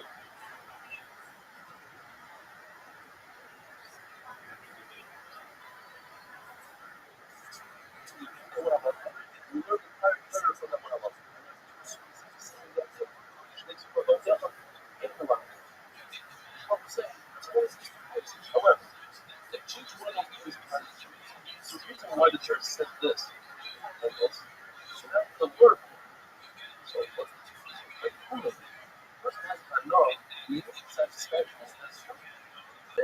Why wait for one to be inherit the scroll, divide over the scroll? It's right now. Also, it's working with I think the words like Kawa. Kawa, that's what happens. You wake up and it's only right out. So it's something on the flip side. I would also think that it's something we should do immediately compared to I need a general for the war. That's why. That's the song. Why? It's something that only applies once you have these 20 years that people would really breach you and stuff and the buttons. So when Curtis says that we come as strong, so what's going on with it? What changed? Everything focus on it. Even movies that when you have a focus, you have your own tribal respect in that yard. That's strong. Now you start reading this up and put that private any mitzvah like Shabbos, Yuma, that you have to go over the world. Sorrow. Straight out. All now, besides saying this on Shabbos, he trusts that this applies to everywhere around the world. But that you don't you don't need all other items, which is shot up, so the pen comes back now. Touch the money. It's easy to go. Don't know what is shahid, you know what nothing. It's how that maybe every shot of business and money. That could go from college to strong shop. This is what you have to but not only how to do this, it says, I love what I do. Have this idea, much of everything. Not tomorrow, even though it makes That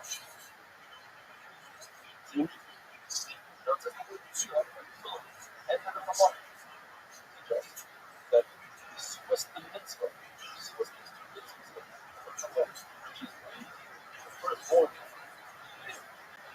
sheep instead of the donkey trying to have growth. But it's that was these two mitzvahs. Because why do you result from? More for the strong, for the side. Wonderful.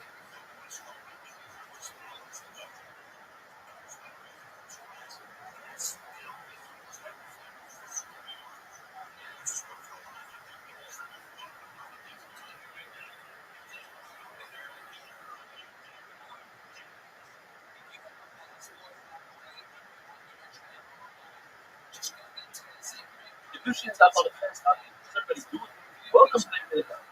We're discussing the Isra of Chadash, and that is all rain, by rain, like after the second day of the Sabbath, even after the second day. Also, nowadays,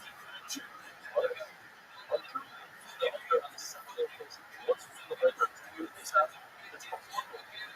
I remember not the second day, it's left. Think about the other is started. What's price was slow? Years slow.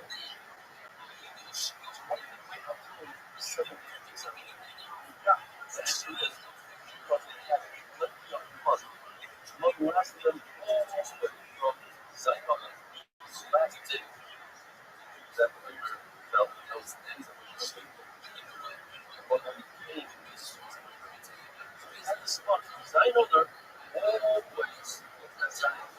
Lisa. What's your name? That is what. And that's like yourself. I just want to see ready. Strong.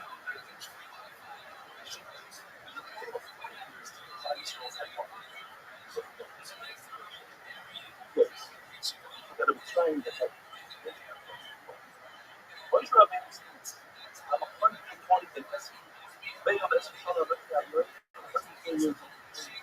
That's exactly it. Hold on. That's oh, this is here. What are there? This is the business that take place every year in their article of the client.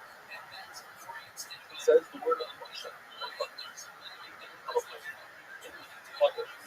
Easier to listen.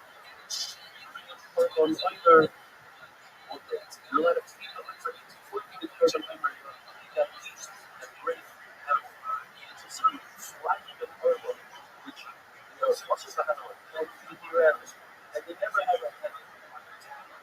They're awesome. So they also were or anyway. It's this or not this or in other words, after years, this becomes more than one. Everybody saw the laws of the articles. It says publish is looking at these laws, just like all the other mitzvahs. The Gina, right when we started at the stroke. So essentially, it says both versions. So I love this. I love how much this is. Most of the money is really promised like that. You're ready. That requires a time issue. And both of other things, some of your slight set them off. By Bible, so only the time that there is good for that story. This song it says, that Father is possible for that song. And there's a verbal is a level of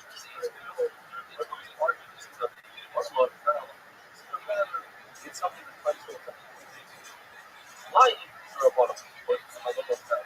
Or the whole climate for therefore, you have a soft this hormone, this life, something very strong. Also,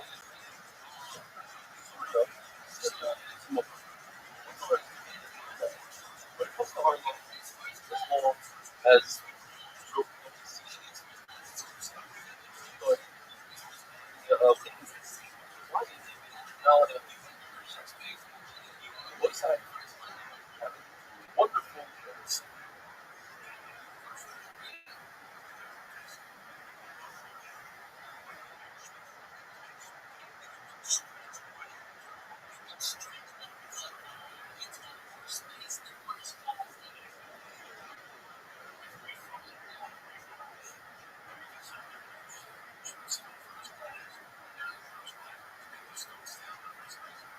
How's everybody doing? Welcome to of course, everybody in Florence. We have a summer. I'm sure I understand that this is our lives. The first year is free, but everybody's the other said that those who are not marketing on Florida, they said it's also make a suffix to your diet. In other words, you can't go deliberately pretend that something is leaving somebody else eat. So what it does is grab this tree, take a branch and put it on another tree physically. So then you get algae, even in food forests. This is a viscer what we gave before macro players, they know that. And the reason is you say it's just like Rabbi, it's like you can't put whales together to create a third species. So you can't take trees and put them together to say it's a little bit that's where. There is a word something, your field, that's a field that was received from Shammai, that's an Israel, that comes to exclude play out there.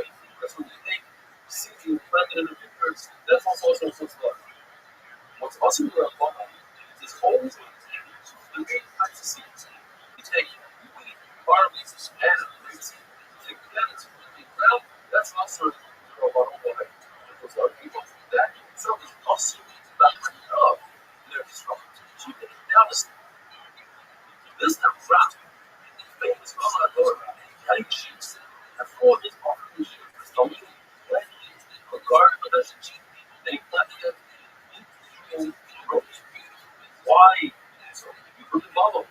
Well, don't say because it's popular on putting different things together in this part, rather than using this one that beautiful garden, cheaper, or the shamash that is sort of easy to find them. This or one side, she had a shot. But right now, we're on the second half of shots. Beautiful mission that got to go. The mission tells us that we just need some words. Then they'll understand us. That's what we have to do. The mission tells us the person is one.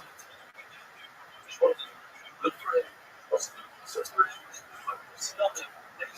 Have other one. But the point is, the word tells us for an individual that he has 50% of its person, 50% of it. One, two mitzvahs. Now, let's say 1% that is the scale for the good. What about the famous mitzvahs that we say every day? Things to farm children. We're saying, as I said, it's a very high special mitzvah. To the point that the person is exactly 50. And on this side of the mitzvahs, one of those mitzvahs has to be one of these five mitzvahs. Let's say you have an so you know it's only 50-50, not 51%, 50-50. That puts them outward scale in favor of the mitzvahs. On the short mitzvahs, outside of the one. Whereas in other mitzvahs, these consider a figure of average. But there's a price. And the price says that whoever has more mitzvahs than others, he gets a sort of early punishment for this book. Listen, support the fight of Shabbat. You receive some, you call it a you get around it, you get from one dish, that's a good one. Because bad things, the bad, you receive proper reward for the bad. By using a praise of the bad in this world, you free yourself up and vice versa. If from Russia gets good, that's a good not going to matter the tongue. It's actually good, good. It's bad. Because now, no matters. You won't have what you want. First of all, rising over the flat. Yaakov is over the year. This world, you don't get work. It's no star limits what it looks like. Why? Because he himself saw a story that forced him to. He saw a father and saw a son go find the ladder to the mountain and retrieve the ships from that boat. Sure, one that's the very set to get. I'm just and on the way down, the son fell into a hurry up. She says, the odds of us to it doesn't. Shaded, I reached the scholar in the Miamis. And the fact that even with all this, the person thinks themselves. He says, well, you can't be able to do this, but you wouldn't be able to be that higher than the son. So how do you do that? You must be looking for us. Now, there's another issue. When a person doesn't miss what he should do this, but he shouldn't have any guidance. Even on the way back. Well, here's all this thing of they're talking about ladders. It's a broken ladder. And it shouldn't be that ladder. Lord tells us, after Russia, Mayor's refuge, they doubled the oil one April. So we heard the reason I think was, but the warrior tells us, because he saw the state that the question as a pastor, summers will you have an age of God, and doesn't have a reason. Then immediately went off. The Lord says it's also possible that he saw the power of what's having to do. Those things will do it. He repeatedly opened fire. He said, how is it possible for somebody to repeat fire from the wheel and open the door of his tongue? He's on the ground, and the kids are dragging his tongue around like one of them. When a person doesn't do that, he has an opportunity to put out there and watches himself, and he doesn't do that there. It's a thing. Holds the mitzvah, and not only that, he gets a special shmira of protection to the other side, having wonderful.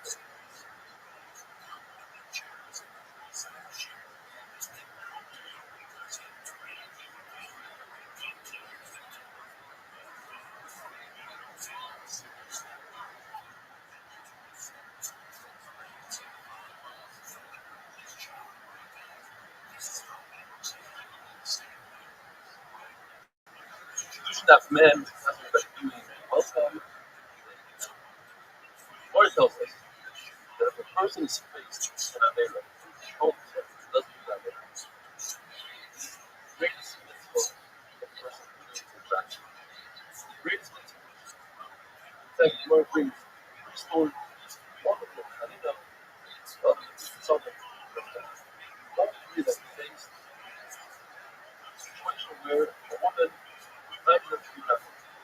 The child jumped into a bad house and he was safe. Something jumped on the oven. Don't let me go down. How to have to go from the gun of the save them. Nothing like that. It's why. They're selling gas. It's one of the money. Saves himself. They're devastated.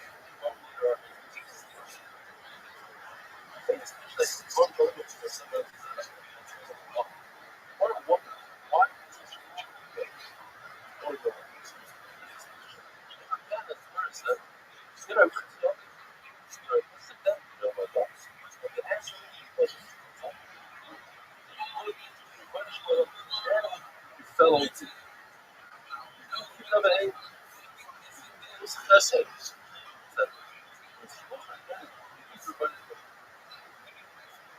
what else is that we can see has what is the actual value of the wisdom? Whereas the Bible actually is exactly that. One exception. The person doesn't have data. It's an important person to strengthen. Another is not different. Now that I married that he did that, others is broken. And therefore, we will receive punishment. It says because of the punishment that it's Sarah, but Shalom Aleichem. The person is not to it. And then he has something with the purpose and for the Shalom Aleichem. And they round, it's about the other, it doesn't do the other, it doesn't get into it. Unless it's one of the following seven. If the following food is Machshava, he had a Machshava, then he did not marry, he gets punished with Machshava. Or he had a Machshava of his Zara, even though he was doing of his Zara, that yesterday, that's an item. Also, let's see how they're over the point where the person thinks that it's more than it's more than just found that out later, even though he told or he told his purpose, hiding unto Hashem rather to do it.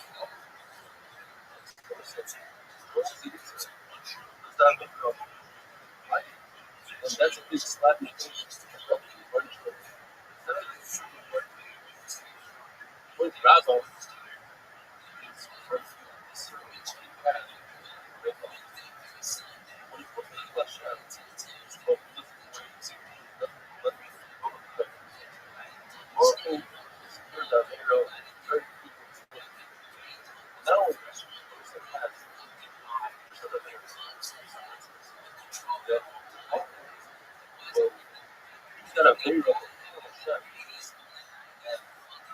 scale of 17 words, say so. Self, one world. Doesn't influence the scale. This paper, world paper, that has not zero. The scale of the person feels bad. This is the love as one that I think so. Shapes those things. This is what everything. Remember this is like part of my group. The last time and this grand mission, which is help us. The first one has this their coach. First mission, and he has their parents. Only like this all sit. When inside the parents is it's as if it's a tree that's in a moment of power. The branches go from so he calls the branches everything is remains in a moment of power. So outside is completely power. Yes, shop something that is shows that they're have a lot of power, so it's really power stuff. They don't have perfect knows that the is greater than the very they're going to be together, another together, and say that that because they're the image of a person is huge instance. And therefore we have hope. As a hope for it, evidence, you know, pair of things through the year for power. And 61 years, 100 years, Yogo, that's the child beginning. Or just see the flash, first year, first business. Have you learned? I was very what you learned there. The first supplier to get is for like a wife, for license. The person doesn't have to three things. Micro, like their parents, that is not creation. It doesn't belong in this world. Just like this. Just like a person in the marketplace. Other similar to dog on one side.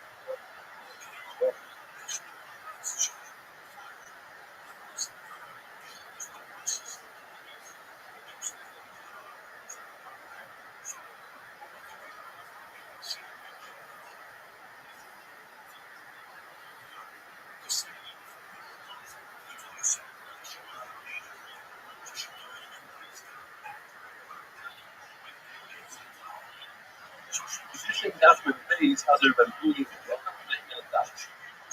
terrible Kipper right now. 2 hours before Kipper, on a website that is practicing people that share the ear of health, of nafas, and also all the best things of beautiful players. Elvis Studio, Elvis Studios. Yeah, some voice of the first presentation that I was in so one of the years in the world was in one place of China. That the same not idea of Shia, rather the whole place from one single animal is what's possible for each person resides. So how do you know the idea of Shia? What? That's not a Shia. What happened? Just twice, like a place like this. Don't know how to actually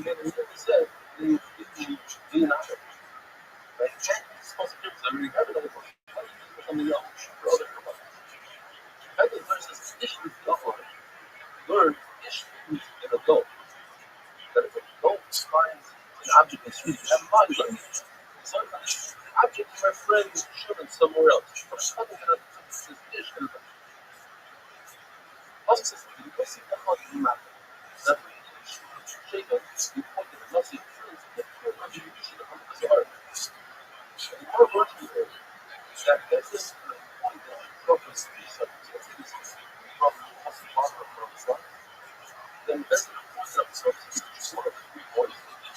Divine love is inherent in the nature. Even though look at that child that we represent, it's not about the concept. That's very pronounced.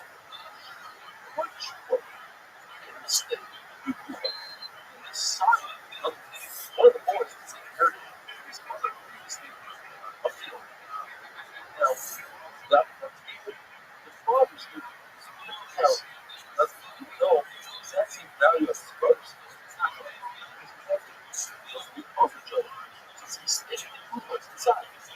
That's something that goes back to the father. Or the family never know anything. Because they get they kind of doesn't know. What power are you possessing? That's not power that whatever they do, regardless of if it's safe or not, it's religion. That made a mistake.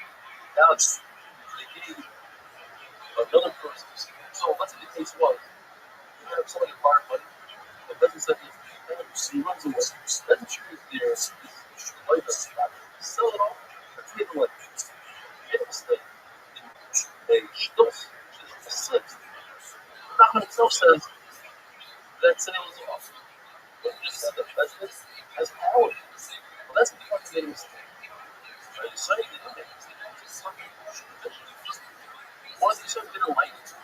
That's the Rabbi said that's not something to do with that means the sale of the slow even today it's more than shtus. We're different. They're a purchaser who's a novice. What does it say? The brother thought about after he had a lot of purchase. A lot of it is the debt is more than a sixth of the market value. The lot of it is a good purchase, but the seller has to give back that sixth. And less than a sixth is a good purchase. So it comes to trouble, it's a seller. Besides, one of the purchases of the nation. Second agent, then you can say, no, it's less than a shtos. I don't want it. Because a second agent is pretty sure that the live out is the hard thing. Another benefit of this, anytime if I bought the property with a measuring device, a measuring stick, you divide that, you know, wait, I didn't know about that. I didn't like count. Million fucking years. That money comes from that's the issue. It's all the people. That's the point.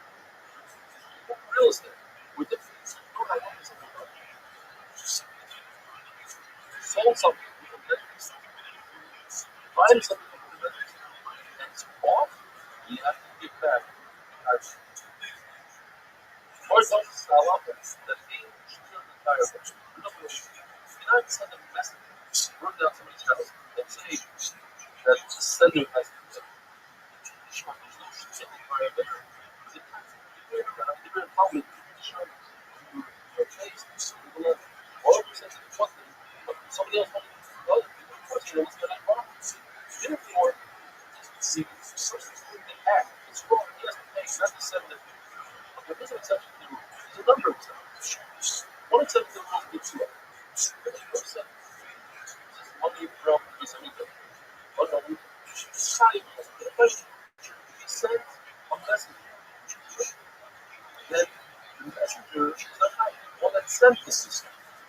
So what do we learn the whole purpose of it? It's not just being it's somewhere else. You should see how to do it. Explain what that is.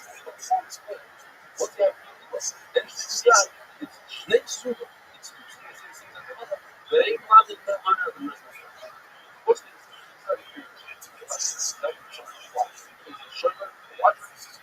it's fundamental unless you use the object without permission.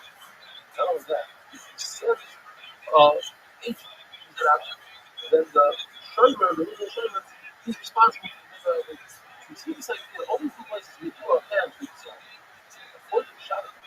They say that it's the wood back. That you can't even thinking about using that option. So they can't use the street says they were forget it. Steals an animal and he goes ahead and shuts that animal or sells that animal. He's hired 4 times that animal or 5 times that animal depending if it's a sheep or not. Send somebody the chef or to sell for him, he's hired not the shaykhah or the seller, and that's the second process. So the last thing, the wonderful day, a very super, Razor Show's.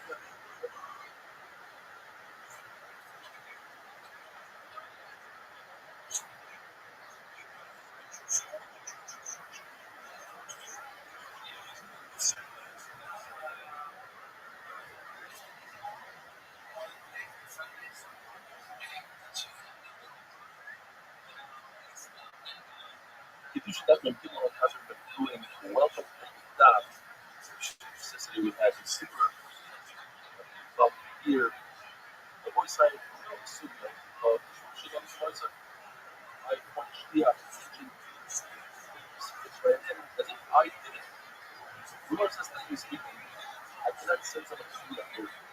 But the art said one of them is you know that is right. That is good to see for that. Then he goes ahead and sells it or he shops it. He's finding 4 or 5 deciding the options. 5 yes. Offer it. Let's go send the shia. You shop this ox or show me doesn't have to pay. You got about it. Why? When you sell something, parties, you sell it something like the concept of engagement where I say it next and the Sunday has Shaman say it much better. Somebody. Somebody. The one that hires this type. What is this type? What shop is it? Shaman hole. It's 6 for about the heart and the lung. It's the difference is in the heart. Think about it. It's been shaman hole. And the lung. Look. It's a lot of that. Yesh the part of it. And we learn to get a yesh the part of it. Now, yes. So what is it? You are the center. It's not the center is not higher. Then it does is not what? It's not real. On this side, on the other side. They look on the other side. Which can be vertical. Well, China won't vertical. Because they don't have to. What if you do that? Same animal, same hold up the same type. Shut that animal. After somebody wants to do one, also they say, shut your place. Or a mistake. What? So those explain what John had to say is that, yes, when it comes to murder, the sender is right. It's a special amount murder. Says by God, he said, yeah. And doesn't about people. He said, murder, even though he didn't murder, just the murder. Why is there a rap to everything out with little bit? Point of a hobbit, but it's not tight at all. Because we are people to murder them out. It's the washing of a not the skin, but the pieces of the bones. We're asking some of them. So we got long, it's kind of these also don't have any hobby. The killing we are another strategy. The second thing that hire somebody to somebody else's type. What is still saying? See that? Still in 10. Right? That's somebody else's type for what the number is. That's a real murder. So, real strong. Even if you say, but according to China, you should go to solve a sense of message. You do something goes back to the sense. That would work in all that very like shots and stuff. Not that either. Like a right. Like, never found anywhere. The person that poison out there. Some of the shit in the bar that really consider.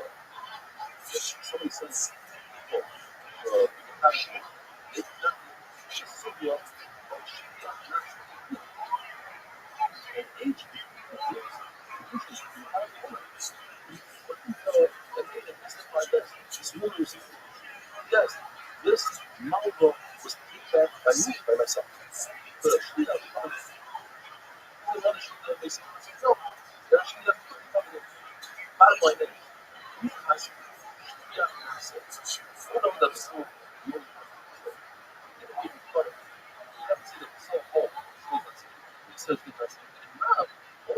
so he's absolutely arguing still level. Make your ideas. You say, I want to find these. That should be up to the lake. And say, I'm more of this. But I'm living a moment. At the end of the day, it's two concepts. As class has and that is the regular school where a person admits to partial claim. That's not true. The house is actually denies the entire claim. What's that? Therefore, in ancient Greek money from Malva, he says later on testifies that even from Malva, we don't believe he was going to fight. Because if we say that he gave back to the light that the local will revoke the Shua assassins. Now, first of all, he might be a Ghana, but never want to be destroyed. But we always say that he gave it to the Malva. And the Malva has to go, not the Shua assassins. Therefore, he's biased and never knows. I got Rashi says this comes from the halacha. So, definitely out that a storekeeper sometimes extends credit. So if an employer tells the store, I want you to give my employee credit, that's how they send them to sell. The store was, I give them credit. The employee saying, we never received it. So each one says to them, well, I have nothing to do. The one that owns is the boss. The owner boss, both of them, the store owner and the employee. And the boss is to pay both. Now we just like feel like us that the agents have to show up and the labor to pay. A common home, again, of a night round bus, that is, he introduced a girl who's either a father and even a Naira who's between 12 and 12 and a half. And she's only married, first stage of marriage. Night round bus. So, how old she is. Yes, in addition, her father is going to get for her. Even though she's in her father's domain, she's still for something she takes that a step further. Just like to say, see again, you also receive a condition because of this. You know what I'm saying? You go to the hustle, whatever you expect, we're going to get you like again. The point of Mishnah note is the solution that by condition, the humble is that only the father can accept this. Why? Because this condition keeps her part of the father's will and it doesn't allow the daughter to receive the condition. Not that one is allowed. But every girl, that young, sometimes that her husband after a divorce, that's divorce. She shall come back to the Sarah. So that's give her a death, but she doesn't come back. She comes back, she's death. But it's home that if the father comes back, let's consider the child from the Sarah. Does work on one side, have a wonderful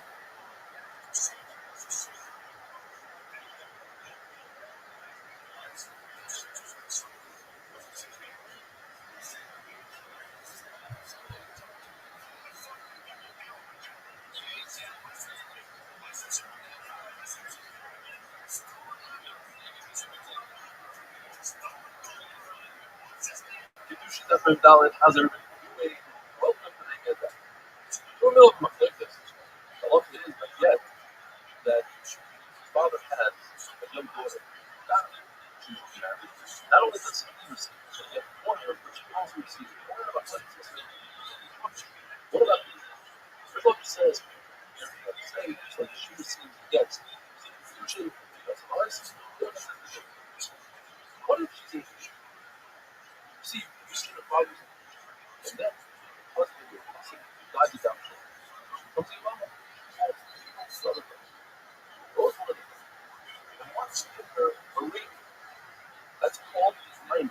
So it's only connected to the bottom and the top. That you need to test the father.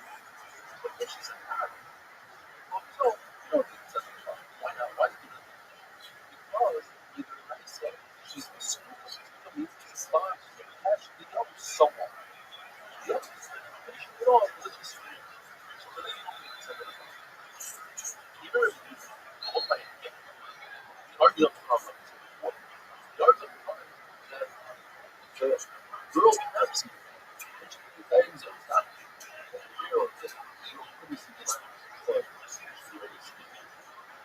say the person a naira doesn't mean the docile father. Like, my name because consider my name even forced me on purpose.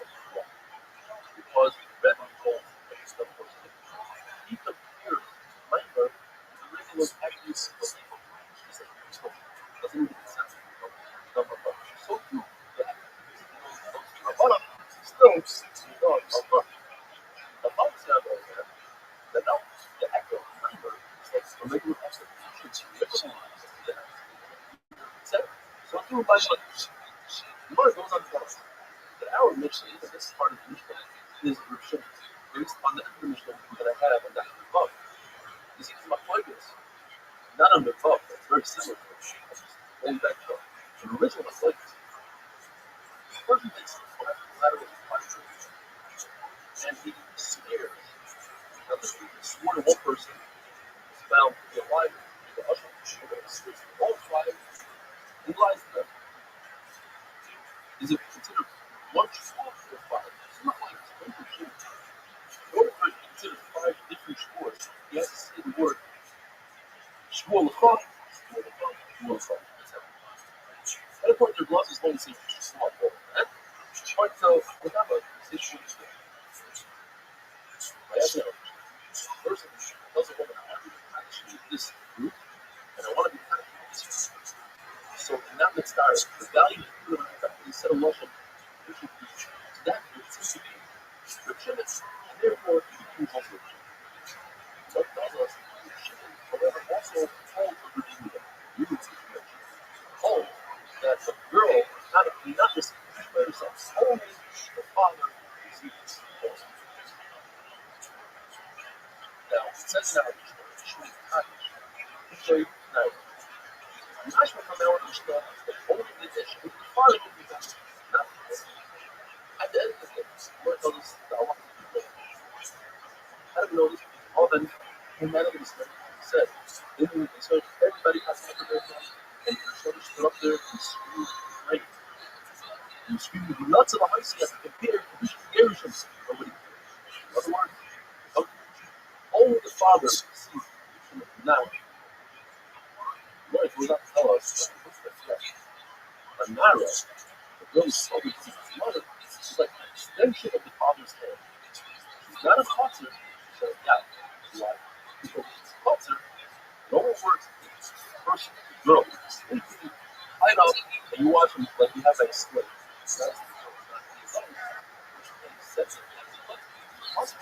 And again, as a yak, even though she's an extension of the father's hand, she cannot be the number shia. Because a hand is an ability to make shia. You fast it. You never see me in a lot of smart stuff. A minor that did not ask permission from the father to engage, she takes the measures on her own. So the Lord tells us she needs to do that. Because the father, she also needs to refuse this solution. Because maybe she didn't accept it. So she didn't accept it. Why did she not get it? I'm sorry, the father just said it. The answer is, this act of me shows that it's not a real, it's only a heart. And one thing to know that perhaps there's nothing going on. If this individual, that is this sister, was a girl, what is it again? The right says that it means nothing. Anybody can marry it. In fact, no one can marry it. You have to use the first girl, not just her, except for this. You will show the first one might not be that they're going to be sister. And Lord knows this all I know about this place. I should raise a shit up. The man can tell you that the father is with him. It's much better. It's good. What do you look more sense? A girl who gets engaged without the father, which means a gift, will see that first. Then, the child will not negotiate. Some say this fucks that in the face. He got me down that she got engaged herself, but she was upset. Talk about it, just sort of kind of, in other words, and the father goes, sometime now, she gets just a vibe that father sells one of even all the time. down, they sold it as a farm. And the master married her. So that's subsequent to the marriage, but it's not really as if the marriage altogether proceeded. Therefore, people are lucky the seller after she's already married. Outside, I mean, it's wonderful.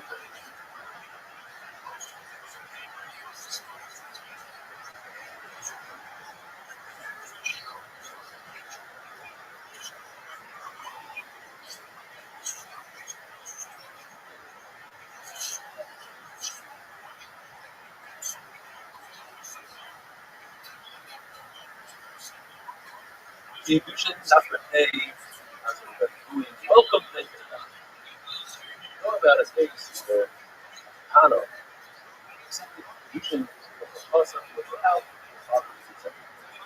And then unfortunately, this husband passed on to the next world without any children. So if Egypt took the Egypt, oh, evil. So Bella, because that she was required to be fucking son, perhaps the father is Jesus, and then the rest of the Arizona. But so everybody knows that the sister of a Chalitza is only also through a bottom. If somebody goes ahead and marries her, it's a Yadam. Everybody knows she's the Kedusha. Always so. Because if this Yadam goes ahead and gives this Kana, the original Kana, her original, that's called the Might. It's only her bottom. And because we require that you get for that Might, remember, that becomes a problem. That's the thing that they were married with their rights, so why did they have to give her yet? And consequences, the rights of the father, it's also possible that not married at all, there's no connection.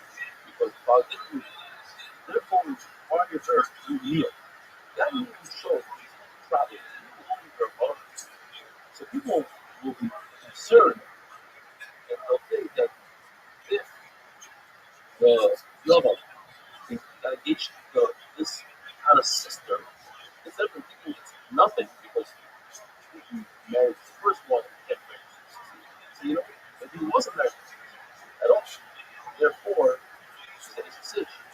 She never would. I wonder if we're not concerned that maybe the father agreed with the deal with different fathers had a discussion. I want my son to marry the girl. Now, when it comes to a son, it's a lot worse than a girl. My daughter gets the ability that the father sees his daughter get engaged without his consent. He's happy with it because problem makes a can do or makes a Bible. But a boy is always been dying. He wants to make sure he doesn't want his father to marry one. So therefore, in that case that a father marries off his son, somebody else's daughter, you don't even need it.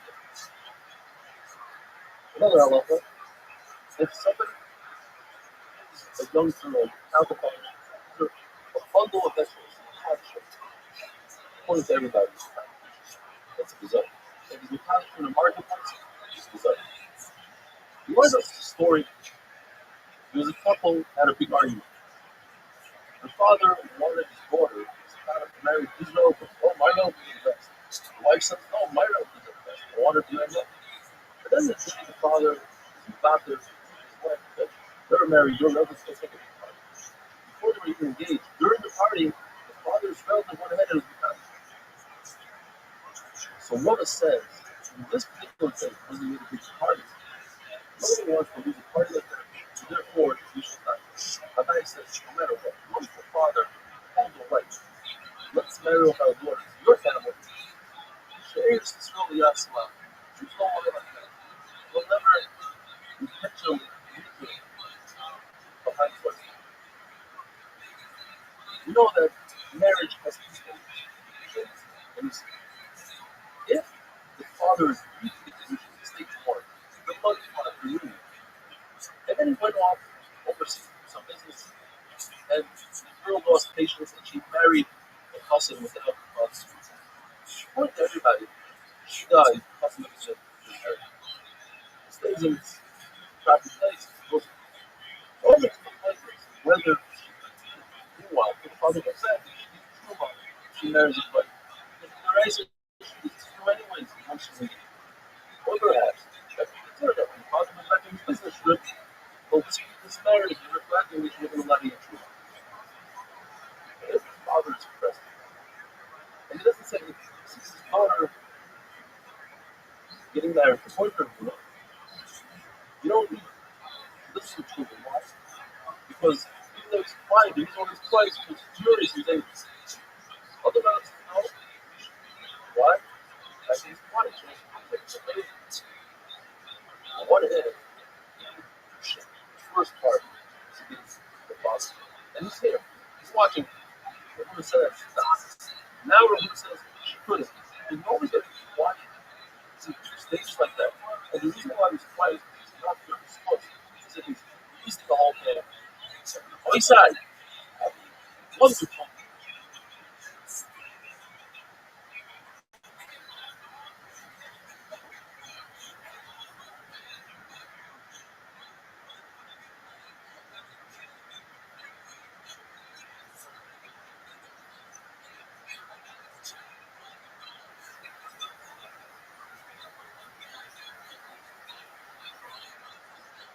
If you're not involved, how's everybody doing? Welcome.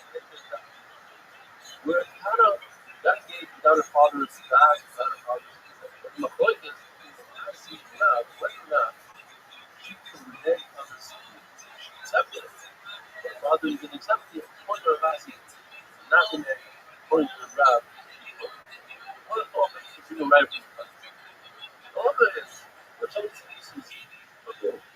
Yes, if you check it nuts to the father, even in a case where the father agreed that he should marry his daughter, but she doesn't want it. This is similar to how it goes. Because compared with the father's will, and she's steadfast. So you see, good, you might right around. No, not a right. So like you was very straight. We're talking about the man didn't have that protection. And you say, check necessary to do another condition, or you were in a situation. Another condition was you didn't have the father's consent. Now, in a random mission, the first thing this is a watch says, it's a few things that he says, his action requires you. And then just the state, is there another one? So, one of them has it's a good one. Like this, one says, what rubbish where a person says another person is statue. Statue breaks it up very slowly.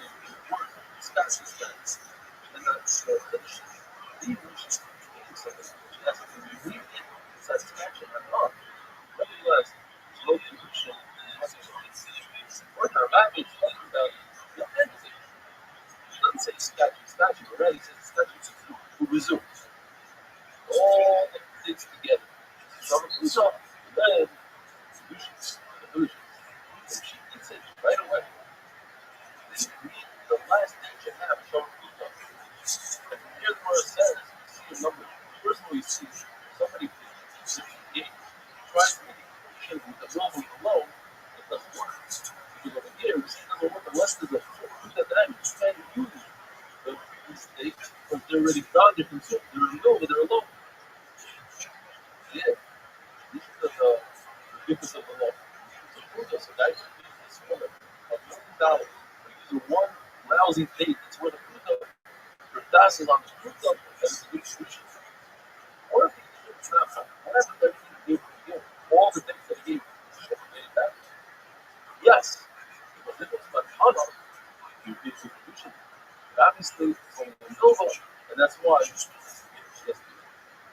If a person does something very bizarre, goes to his sister and says, I ran the possession, use her money. Now, everybody knows you can't get married to your sister. So what is he trying to do? According to Rabbi, she has to return it. Because all he's doing is he's trying to give her a gun, tell him you want her to watch you. He doesn't say it in a funny way, she won't accept it. The point is she wants to feel gifts to them. The reason why she'd say, here's a gift, and say, of course, you don't want to embarrass her. You think she's not going to accept it? That where person separates challah from dough, that's great to get to the point. What if he separates challah from flour? Well, if there's much turn the flour, or a wonderful flour, doesn't do the flour. So the Lord helps us is concerned that the friend is going to fall in the trap. He's going to forget. He's not going to realize that what the 12 angels, higher than more power, is that his flour to add his own personal flour, and he's going to make bread out of it out of flour. And it's heaven. Another shot is don't tell all this. Slow. Slow. He's fine. He's lavish flour for flour. Everybody knows it's supposed to take from dough. Oh no, that's just making it fine. Right? If you used to take from flour, you could take from there's no gracious, I was say. Flour is only given from dough, not from flour.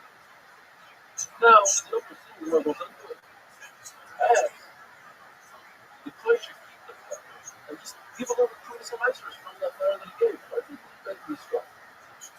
Some similar makes stuma from a pot that has preparation. Either writes a tiny bit on a pot that doesn't have a hole in the bottom. Other than some right. Or if he say he should take truma, he's going to should go ahead and take truma again. Like took truma from a non-perforated pot. It's different. The pot is different where it says the pot, the person understands that he made a mistake. The one that's tight, one that's fresh. Once one bowl of flour, he's going to be interested. I don't want to take fruit. A sour, spoiled watermelon. Here we say, Yasu, he's trying to make a second truma. But in fact, the rice is first of all, truma, what is that? How you on wonderful, also, a beautiful love.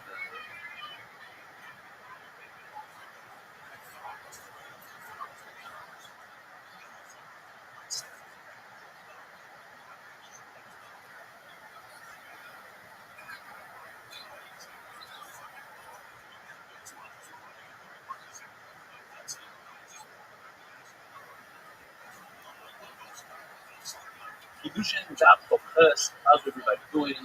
Welcome. It's not as much for this. Let's say, I say the only thing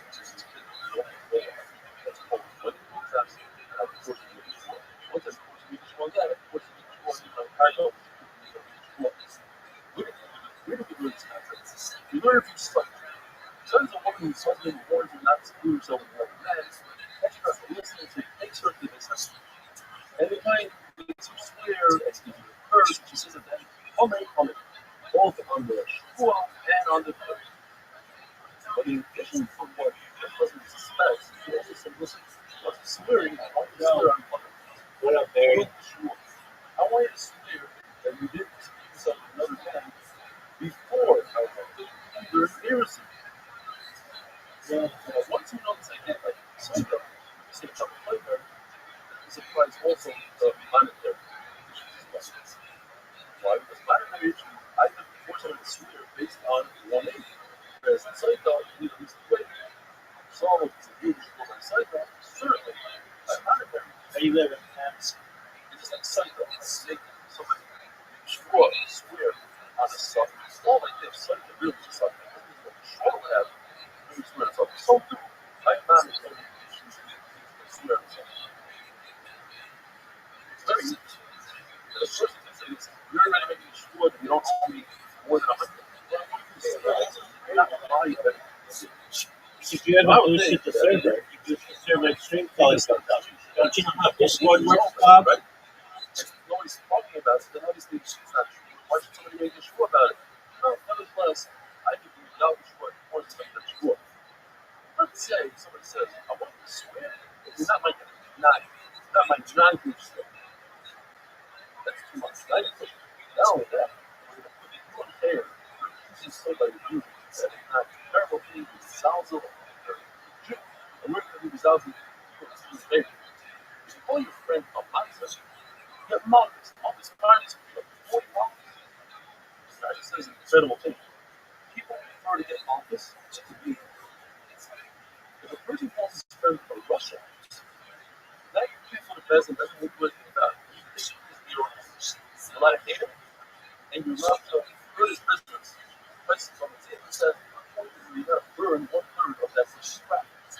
Now, random mission, random service.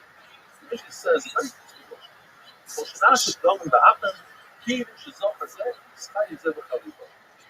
So, according to our shapes, kind of missions, and use it for help.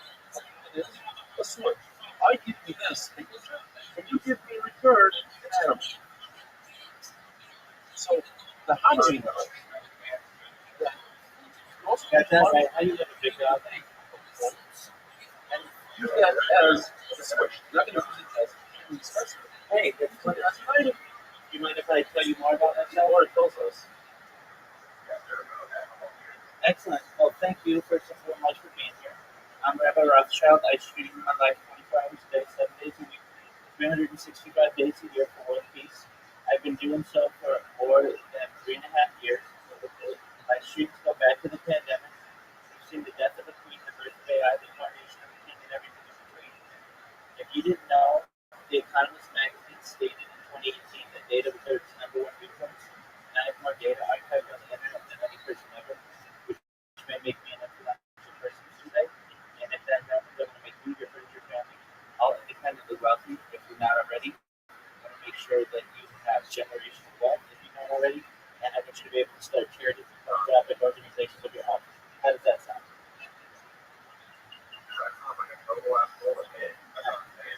That's what I like to hear. Addition,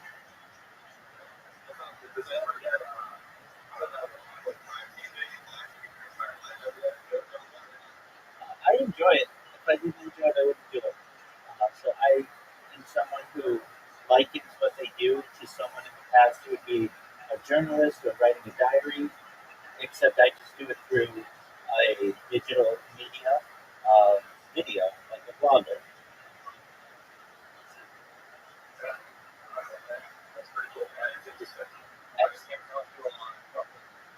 Oh, no way. Wow, somebody found out about it through blogger.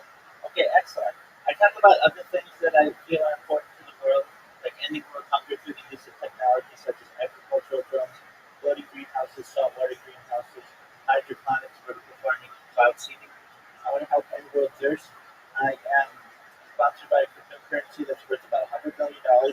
And one of the things that we do is we build wells in developing nations like Nigeria for the benefit of the world. Additionally, I'm an advocate for the Life Share program, and most importantly, desalination technology, where we pump earth's seawater under land to make it drinkable. How do those ideas sound to you? Pardon me? How do those ideas sound to you? Excellent.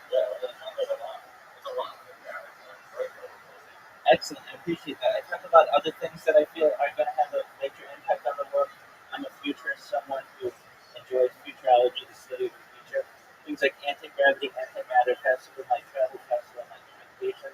Things like invincibility cloaks, Santa Claus machines, replicators, ANI, artificial general intelligence, AGI, artificial general intelligence, ASI, artificial superintelligence, quantum computing, cryptocurrency, things like de-extinction. People don't know this, but the first successful de-extinction took place in the year 2003 with the Pioneer ibex, which was a goat located in northern Spain, southern France. Fast forward to the year 2021, a company out of Dallas, Texas is founded, known as Colossal Bioscientific. They've made their goal that within the next 3 years to reintroduce the woolly mammoth into the Arctic Circle, utilizing Asian elephant surrogates, which I just think is a mind-blowing goal. Additionally, they want to reintroduce the Tasmanian tiger, followed by the dodo bird, which I think is really exciting. They recently made headlines with the Direable Project. I am someone who, if you want, wants to help you live longer. When you guys were born, the average life expectancy for you was probably about age 80. I'm going to increase that to age 100, 120 through the use of technology with your consent if you want. Things like oxygen therapy, human growth hormones, stem cells, peptides, nootropics, things like cold shock therapy, ambrosia therapy, things like perhaps cold shock therapy,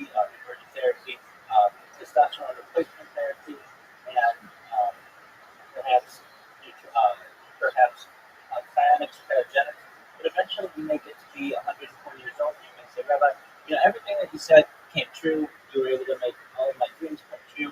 We became wealthy. I'm able to live longer. But my body's starting to break down. What's the next plan? So if you want, there may be another type of technology in which you might be able to utilize, known as mind uploading technology. That's where we scan your brain through a computer like a CAT scan or an MRI, knowing where every element in your central nervous system and your peripheral nervous system will later download as an Android, an avatar, a cyborg, a cybernetic, a clone of yourself, a robot, an ethereal being, whatever you want to be. But essentially, what I'm saying to you is you might be able to live in a future with a digital immortality. What are your thoughts? That's a lot. That's a lot. It's pretty interesting. But Absolutely. how am I going to have technology? Like if I'm set up, Oh yeah, I'm gonna pay for it. I'm gonna absolutely pay for it. So, as I, as I previously said, data is Earth's number one resource, specifically human data. I have more human data archived on the internet than every person ever, which means essentially I'm the biggest data set for AI modeling in global history. So I will be an influential person. data. Absolutely, but I want to give it away. I want to give it away. And the reason why I want to give it away is because that will instantly make me extremely interesting. The world will want to watch what I do, and all I have to do is do endorsements for companies for $1 billion a year. McDonald's, Coca-Cola, PepsiCo, Pfizer, whoever it may be, and wear just like I wear now for cryptocurrency merch. Wear like a NASCAR driver's jacket with different companies on me, and instead of them getting one commercial every so often, my entire life is literally just living with their brand on me. And if they want to renew the next year, that's great. That's another $1 billion. We essentially create a giant trust of all the money, and we'll also take donations for all these projects that I have, and ensure that you at a certain point don't need money anymore, and at a certain point you just have power and simply be able to give that to you. How does that sound?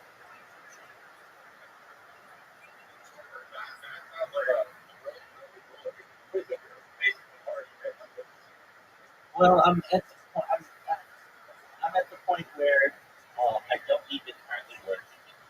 Potentially in the future, I could be the wealthiest of people, perhaps the wealthiest person ever. As a career, I'm a certified project management professional. I've launched apps on the App Store and Google Play, and also had major contracts with Fortune 100 companies, which have allowed me to live a life where I no longer necessarily need to work. I do some freelancing. People ever want assistance with their project. People pay me for that, but at this time, I don't necessarily need a full 9 to 5 job.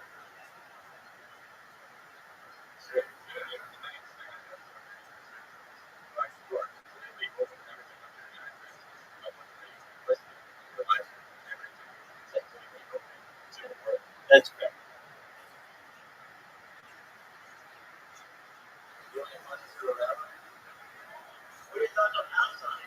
I want world peace. No, I won't. I want world peace. I don't want anybody to die on either side. I want diplomatic relations.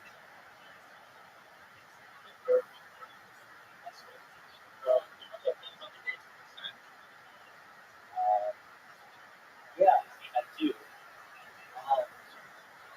It's important. Uh, I personally think that age of consent should be raised to at least age 26, which is when the frontal cortex of the human brain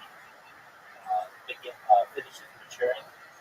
So, in my opinion, you shouldn't be able to sign a contract or perhaps go to war or anything until your brain is fully formed. I feel we're taking advantage of young people without the brain fully being formed. But that's an argument that I don't think I win. But personally, I'm convinced that until the brain is fully formed, doesn't it just make sense that hey, we should make sure that someone uh, isn't prematurely being taken advantage of because their brain hasn't developed enough? It only makes sense to me, but I recognize that there are companies out there and organizations that want to keep the age of consent at age 18, perhaps even lower.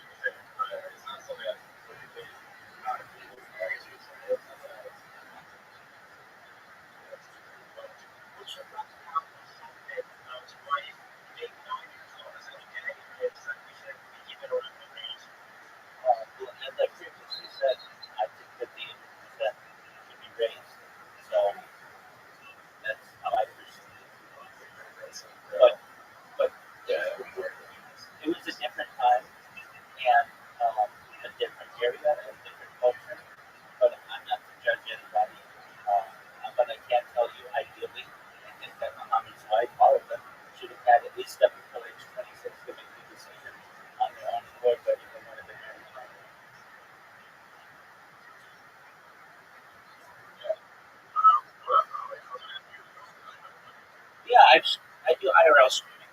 I've streamed as far north as Santa Barbara. I've streamed as far north as Santa Barbara, as far south as San Diego, as far west as the Pacific Ocean, as far east as the mountains and desert. I've streamed in Beverly Hills. I've streamed in Los Angeles. I've streamed in Disneyland. Basically everywhere in Southern California, I have streamed. Yeah, I do go outside. I've been outside for about 24 hours. Um, there are things that I do to get as much vitamin D as I can. I don't say that I have to be on camera every second of every day. That's not my goal. I mean, I just 99.99% of my life is on camera. But if I ever want to just get a break, I can go outside, go in the garden, or touch grass, or go on a little walk, or go to the mailbox, whatever I need to do. I keep the cameras going. Additionally, I always keep the cameras going to document world events. I keep a radio on in the background that is going 24 hours a day that document what's going on in the world news. So essentially, we can go back to any minute of any day of my stream and know what was going on for the last 3.5 years going back to the pandemic.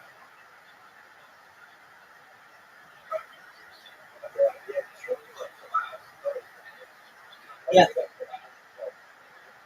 Um, I've had people come and visit me in Irvine.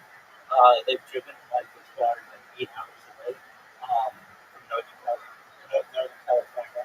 Yeah, I also do interviews with people, and like, I mean, I've been in collaboration within the last 12 hours or so with the Kick streamer. His name is Guido. He's from Australia. We did an interview with his chat. I've done podcasts with people. So we consider those collaborations absolutely. I also have my own podcast where I have influencers on and I ask them 73 questions in basic, quick style. And you can find that on Spotify. It's a video podcast. It's just a Rabbi ROTHSCHILD podcast. So I do collaborations, and I'm open to doing other collaborations as well. Um, Pretty well known in the influencer circle. Um, I'm the number one streamer all time in Aiden Ross's stream. I've done an interview with Aiden Ross. I am the number one streamer all time in Taik's Discord. Number one streamer all time in I Trust Beats Discord. Number one streamer all time in Discord. Yeah, so I mean, I've made connections with these influencers. It's just a matter of time until I go viral, and then when I do, we're going to change the world. God bless.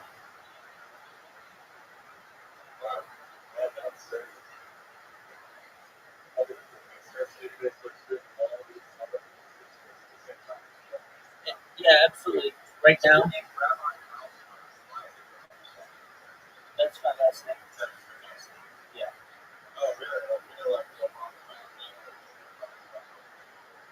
Yeah, he's dead. But it's a lucky family. We have 3,000 of us in the United States alone. About 10,000 of us in the world. So it's a subtle. Yeah, through DNA. Yeah, we're all related. Go ahead.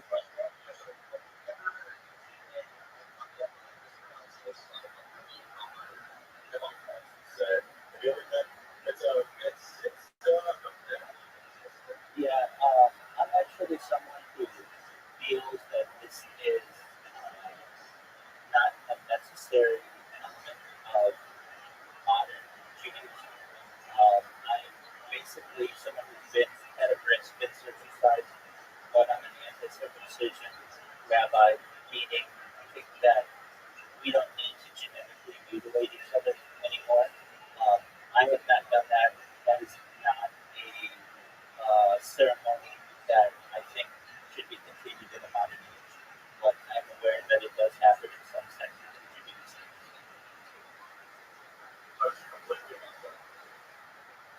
Yeah, exactly. Which takes a lot of courage to basically say, you know what, it's barbaric practice. If anything, with the Judaism, it does have a ceremonial or covenant. It symbolizes a covenant with Hashem, with God. So I think what we should do is perform what we do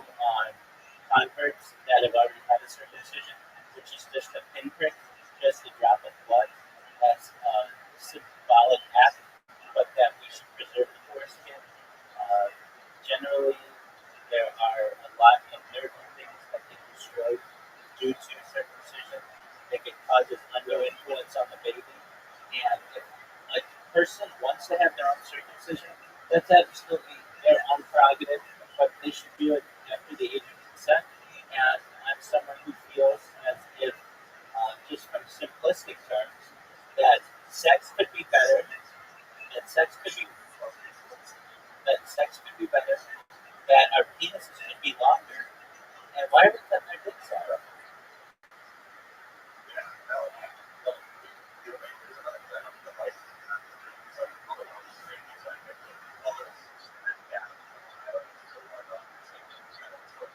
Yeah, I mean, I've got 33 different devices going right now. I'm live on more than 20 different YouTube streams. Rumble, frankly, is a secondary or tertiary platform of mine. My primary one is on YouTube, and I'm not really worried about the quality of the video because I know that in the future that we'll be able to upscale any video that I have to 8K, which is better than the human eye can detect. So I'll be able to make everything HD in the future. The key to me is to just basically have a consistent stream for as long as possible. So I'd rather have 33 different devices streaming than one really good one.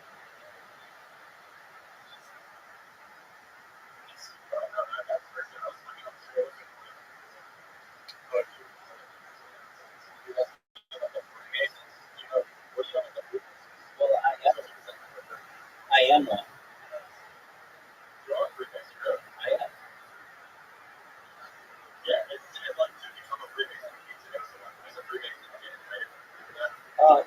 We have a saying: to be one is to ask.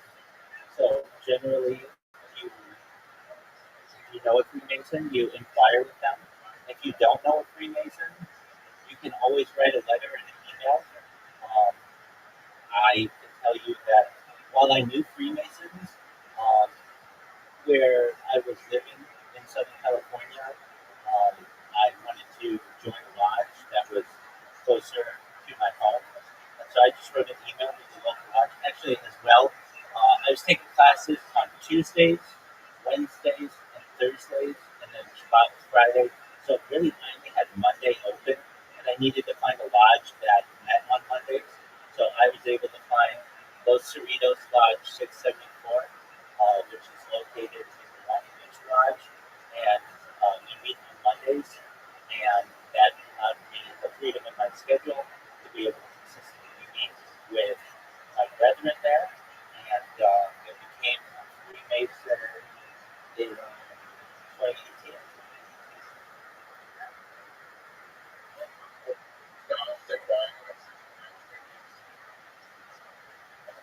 Well, if you're curious, generally what you can do is inquire through email or letter and say that you have interest. What will likely happen is that they will invite you to a dinner.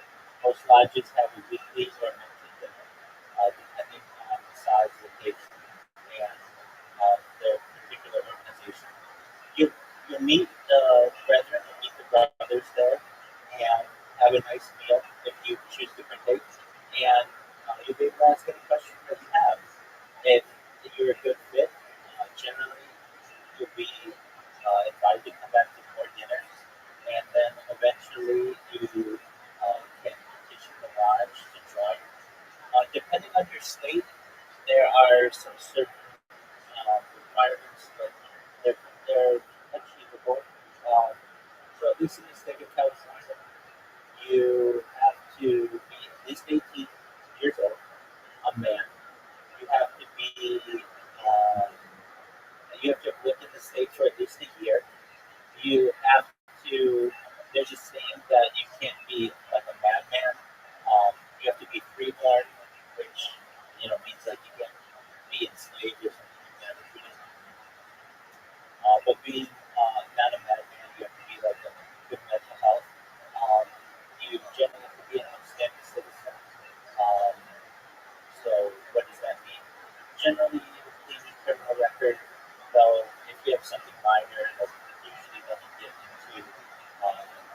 enter into. But you do, at least in California, you have to be able to pass an FBI background check.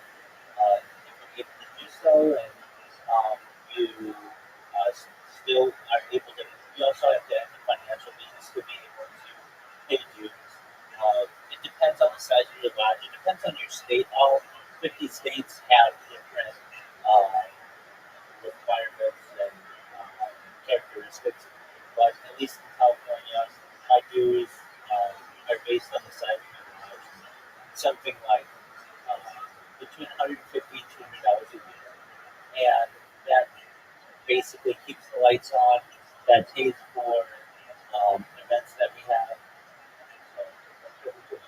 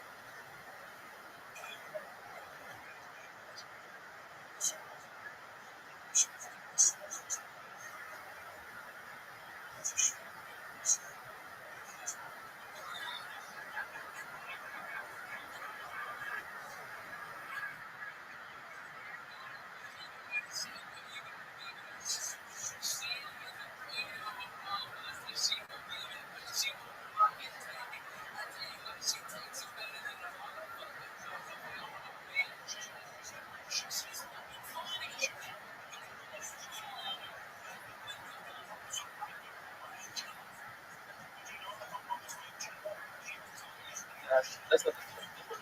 Asking that I can ask not you. What happens is the item that value assessed sales. Look at that. So in other words, any account you besides money, only money, because that yeah, cash on the pseudo of the point. That's the point of nothing. Actually, it's the only stuff is the shoot. That's what it says in the prophecy.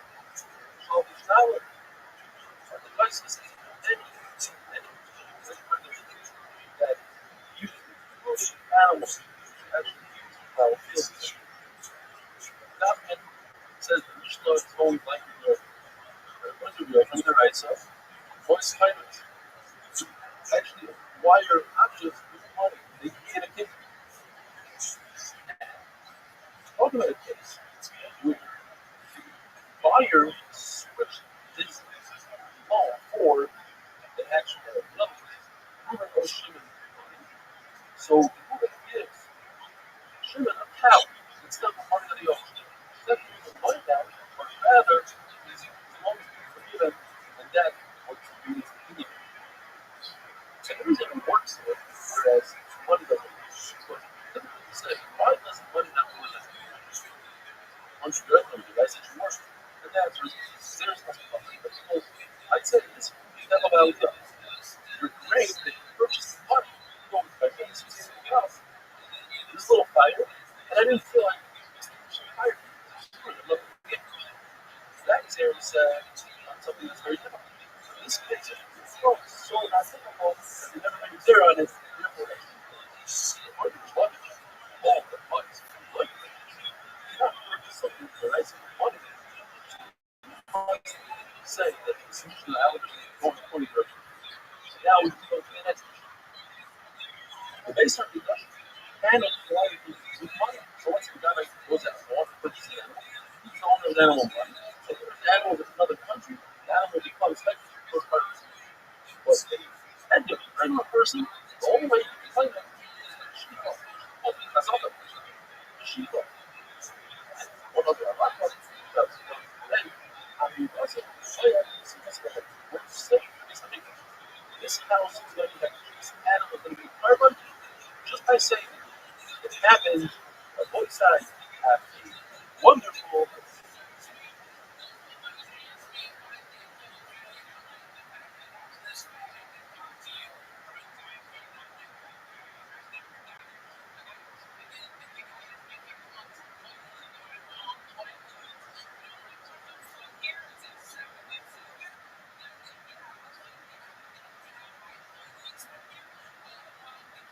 you should as a trade. Welcome. It's not very, very deep stuff. Yes, the vision of the wall stuff.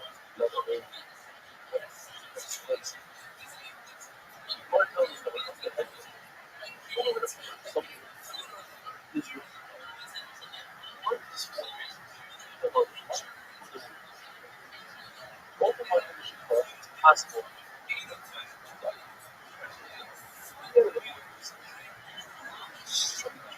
We want to more than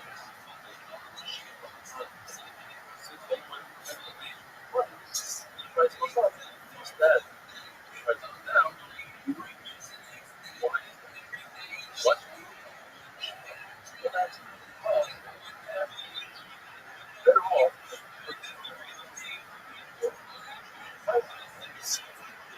Now it's all about money. But that works. And look, this is what is actually the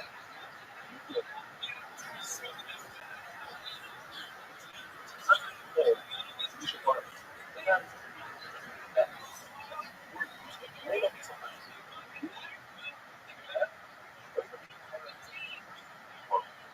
now for the father. So it's only the father not the son.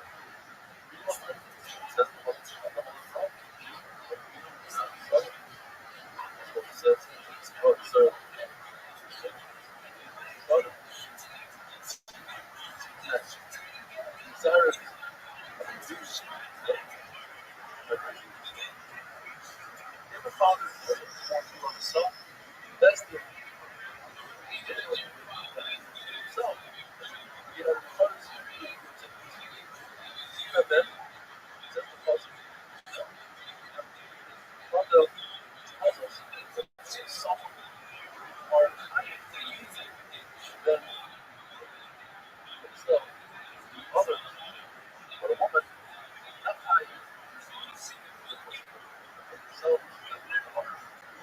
Why don't her software have the person has an option. He has 5 cell.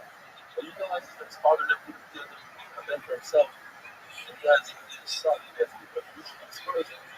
So this person has 5 cell of the 5 cell of real estate that he sold after he already has a deal with the investor. Most of my daughter that said that you have to see it. It's not. So you have to let yourself experience it. Goes to the time, you should do that 5 cell of the time. So what you do is 5 cell of sales, you do yourself.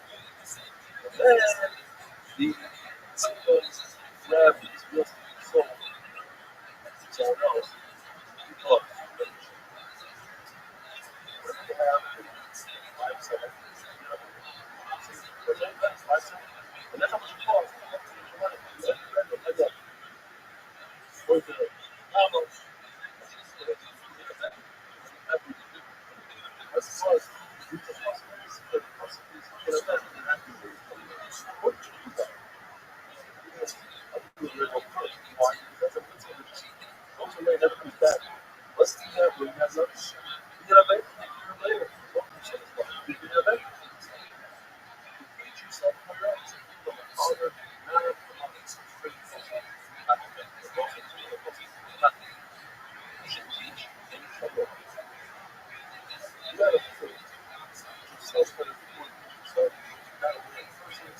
So, what's the thing about solid, sharper than yourself? Then yourself. Alphabet was sharper than yourself. You stay home, let me go learn how to write a Bible. What those phenomenal story when it's a shade that had 7 days. But that was expensive. It wasn't something to write. Today, it's the damage. But if I sat there back way up, I can tell some of people know no one is doing it. And therefore, when we force this life, that's what happened. Let them count on this shit. Every time you down, and down, and not wrong. A person marries, and afterwards, or earns, that book has oil of marriage, actually,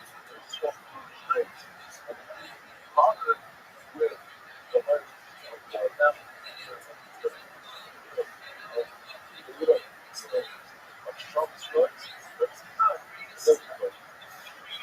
But when it's told that a woman that he doesn't want to see it, until he gets married, once he's not married, Hello, Tim. How are you? that's the problem. Says, I'm mentioning that I was 16. That's very important. Even sort of arrows in the eye of sort of inside. And wonderful.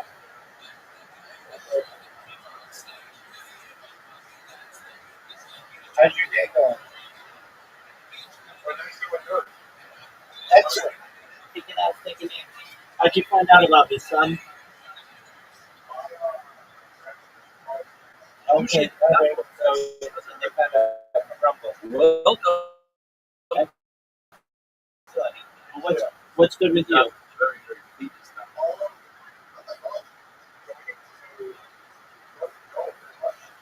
right, well, you're in the right spot. I am just chilling. We've got streams that you can watch in here. Just enjoying life, be relaxed. If you have any questions, you need anything, let me know, okay?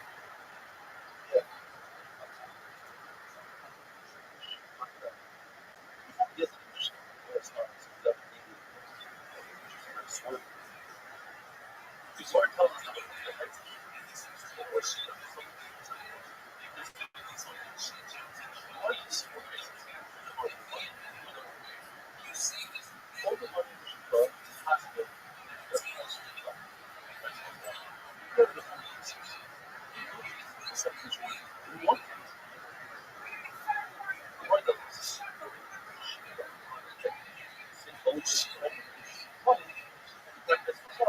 what's that?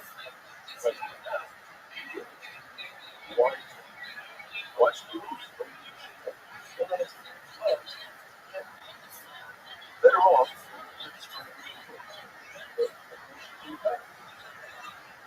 Now it's all about money. Money is the future. That's that way. And you wait. This is what I love. You get. It's a concept called strategic wealth. And that's that. That word is that you know somebody. You know, that. I'm sure all that. But now, father, son, just need love. Father, not the mother. We sometimes says the mother. I go on the road. So,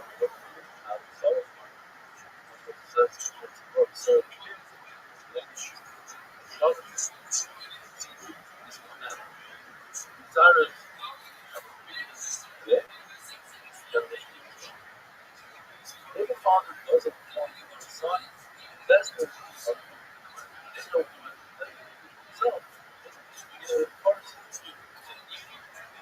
have that just the positive. No, that would be that father that there is someone or happy then they need so other but a woman not kind so not for the other people who also why don't you work with someone the person has an option as a five seller and he realizes that his father lived this a bed for himself and he has a son he has son of course or the person has five seller real estate that he sold after he already had the people of that. Something like that said that a few of you have the parents that said, so you had no right to sell to real estate. Most of the time, you should have given that five sellers the right. Five sellers to me. Do something. But then, the fight about grab this real estate and sold. Hold on, I'm going to tell you the girl. What if you have five sellers? Five sellers. And that's how much it costs. You might go